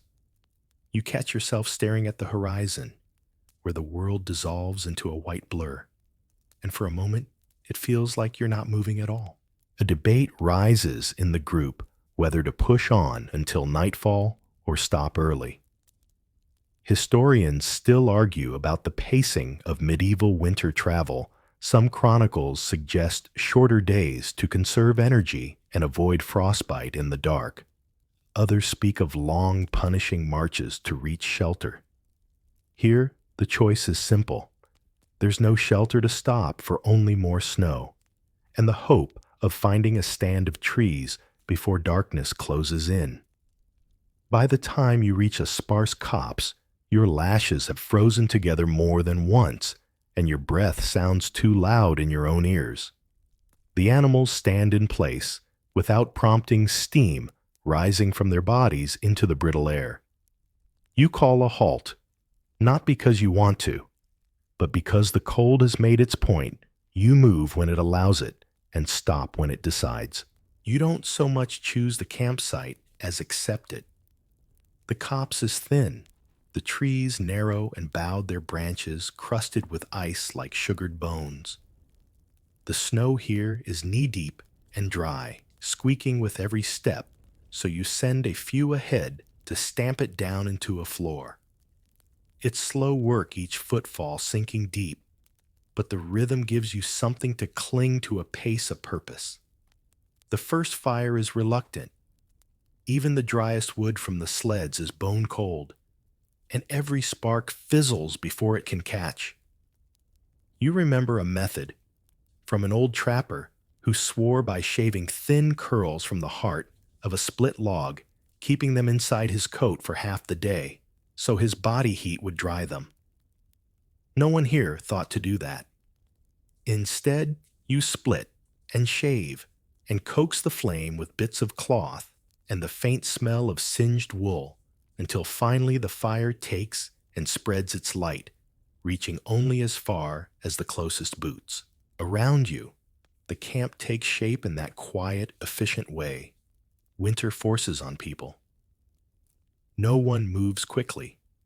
Quick movements burn too much heat, but everyone moves with intent. Sleds are tipped to serve as windbreaks, the animals tethered in a curve that shields them from the worst of the breeze. You cut branches from the smallest firs to make bedding, laying them thick enough to keep your body off the snow. The food is no feast. Hard bread, tougher meat, and a thin broth that tastes mostly of smoke and relief. In medieval Lapland, winter travelers would boil reindeer moss with bits of fat, calling it camp porridge, a meal that was more about filling the belly than pleasing it. You think about that as you chew bread that feels 1 degree softer than the ice underfoot. The wind changes after dark, a long, low sigh through the trees, carrying with it the promise of snow. Not the lazy flakes of a mild evening. These are hard, small, fast like tiny pebbles, thrown by an impatient hand. You pull your hood closer, and every exhale paints a new layer of frost across the edge of your scarf. It's the kind of night where conversation fades fast. People eat, people settle, people disappear into their blankets. A few stay by the fire, poking at it as if they can will it into lasting till dawn. You know better. Fires in this cold die the moment you stop tending them. Medieval night guards in winter camps often worked in pairs, not for safety from enemies, but to keep each other awake enough to feed the flames. Alone, it's too easy to drift off and let the cold finish what it started. Somewhere in the small hours, the snow begins in earnest. It patters against your shelter like handfuls of grain, steady and insistent. By the time you rise to feed the fire, the sleds are half buried, and the animals wear caps of snow on their heads and backs. They don't shake it off. It's insulation, after all. You almost envy them. And so, the night passes in shifts of firelight and shadow. Each breath, a small cloud in the dark. Each crack of the wood, a reminder that morning will come, whether you're ready or not. Morning doesn't greet you. It drags you out of whatever half-sleep the cold allowed. The world is muffled. The the snow having buried the camp in silence. When you push the flap of your shelter aside, it's like opening the door to a buried cellar, a wall of white, where the night before there had been open air. Every shape has been rounded by the snow. The sleds are just lumps now, the animals half buried, except for their steaming nostrils. You move toward them first, shaking the snow from their backs. They stand stiff, their tails frozen into gentle arcs. In the chronicles of the Livonian winter campaigns, there's mention of horses freezing in their own harnesses overnight, a warning you keep in mind as you brush the frost from leather straps. Getting the sleds free is harder. The runners are iced into the snowpack. You and two others pry them loose with poles, careful not to crack the wood. A quirky old technique comes to mind used by Sami herders of placing hot stones wrapped in cloth against the bindings to melt them free. You've no stones heated, so you settle for brute force levering and rocking until the sled shifts with a creak. Breakfast is fast and unkind. Hard bread softened in tepid broth, shared crouched around the fire's last embers. In the 14th century, traders on the Hanseatic routes sometimes skipped the morning meal entirely in deep winter, claiming the cold-burned food faster than it could warm you. You suspect it was more about saving rations. Either way, the broth is gone in moments, and you're left with the empty warmth in your belly. Packing takes longer than it should. Every rope knot is frozen, every sack rim stiff with ice. You stamp the snow down before lifting each load, knowing a single twist of an ankle here could end the journey for everyone. The trail ahead is worse than yesterday. The snow fell sideways in the night, filling hollows and ridges alike, erasing the line between safe ground and hidden drifts.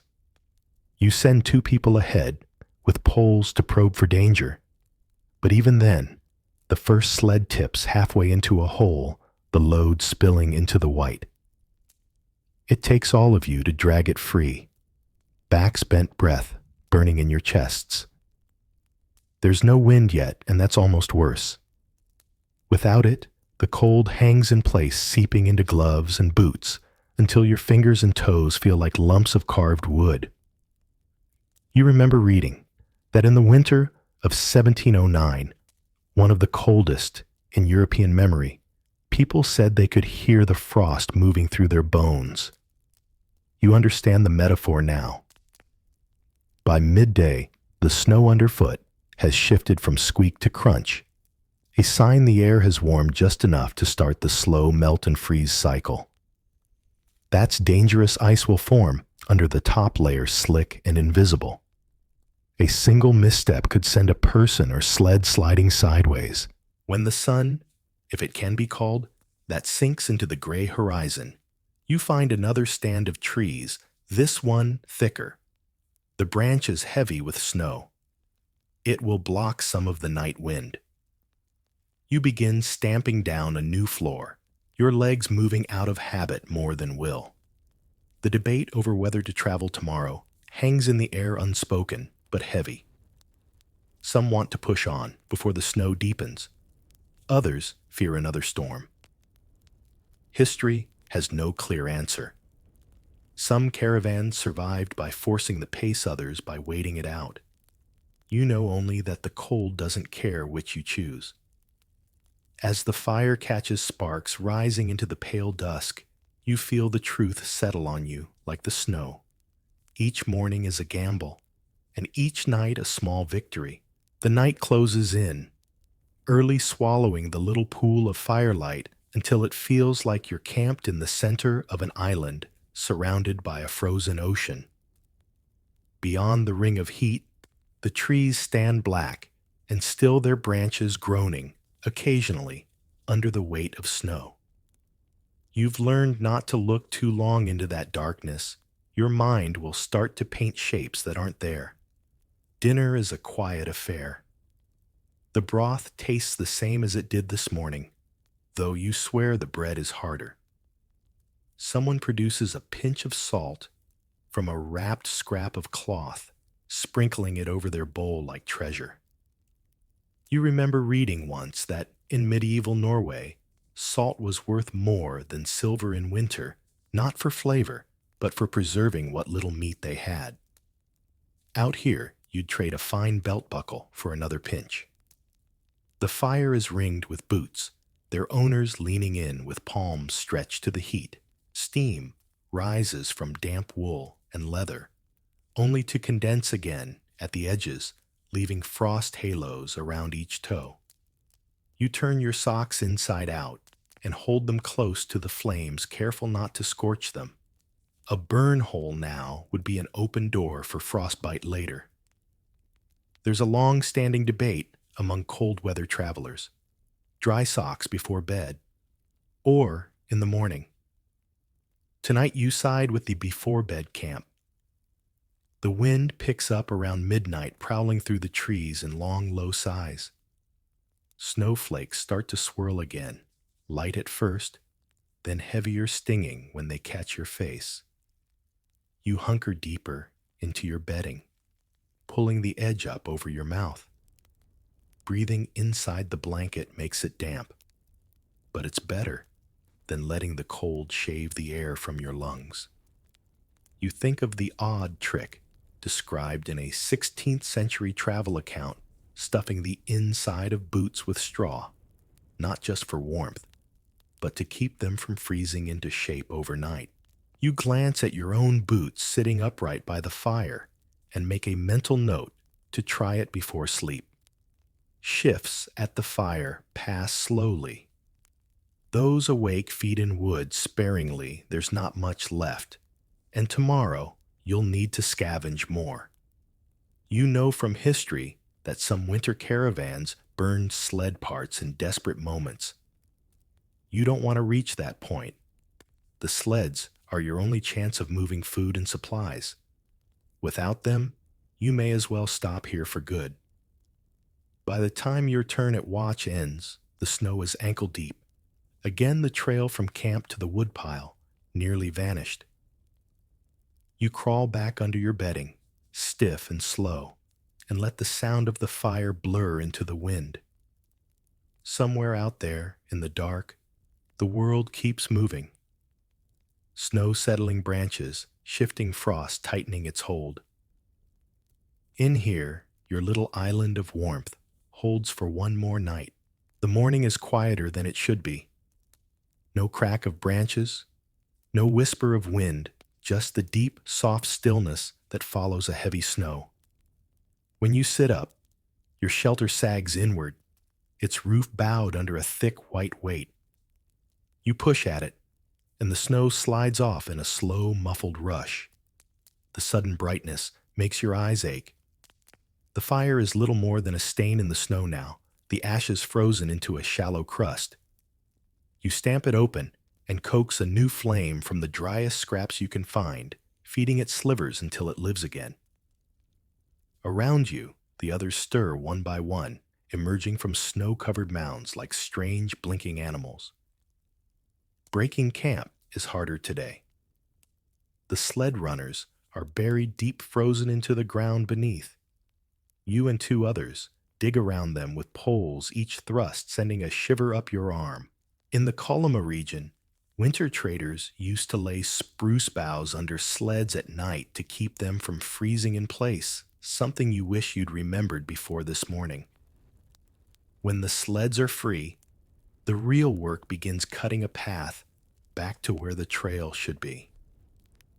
Overnight, the snow has erased it completely. You move in a line, stamping and shoveling each step a small claim against the white expanse. The animals follow reluctantly, heads down the steam, from their breath hanging low and heavy. By midday, you've covered barely half the distance you'd hoped. The light is thin, and the air feels charged, one of those days when the sky presses close, hinting at another storm.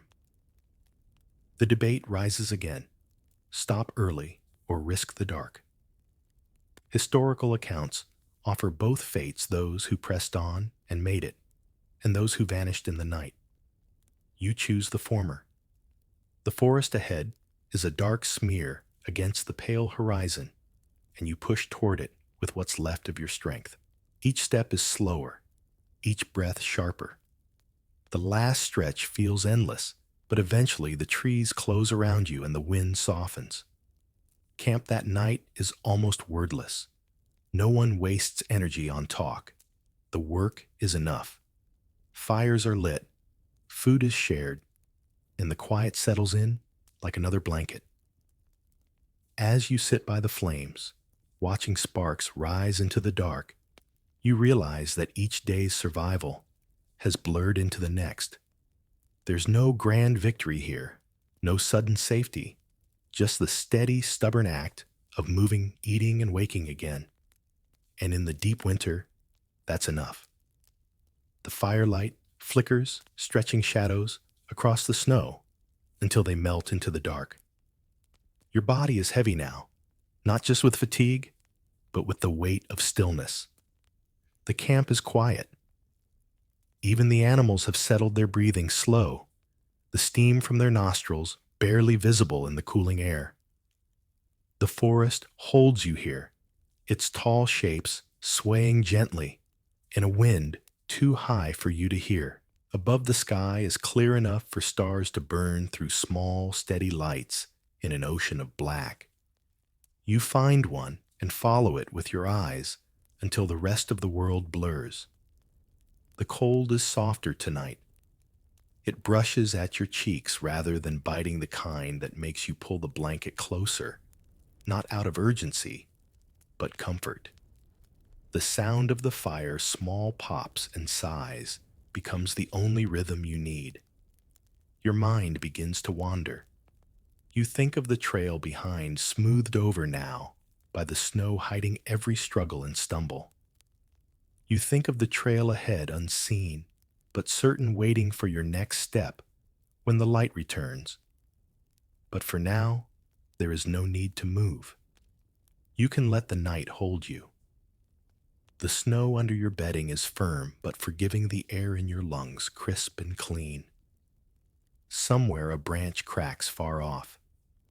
The sound doesn't startle, it settles into the quiet part of the night's own breathing. You let your eyes close. The warmth at your front, from the fire. The cool at your back, from the air. The weight of the blanket across your shoulders. All of it layers together until you can't tell where one ends and the other begins. And slowly, you drift.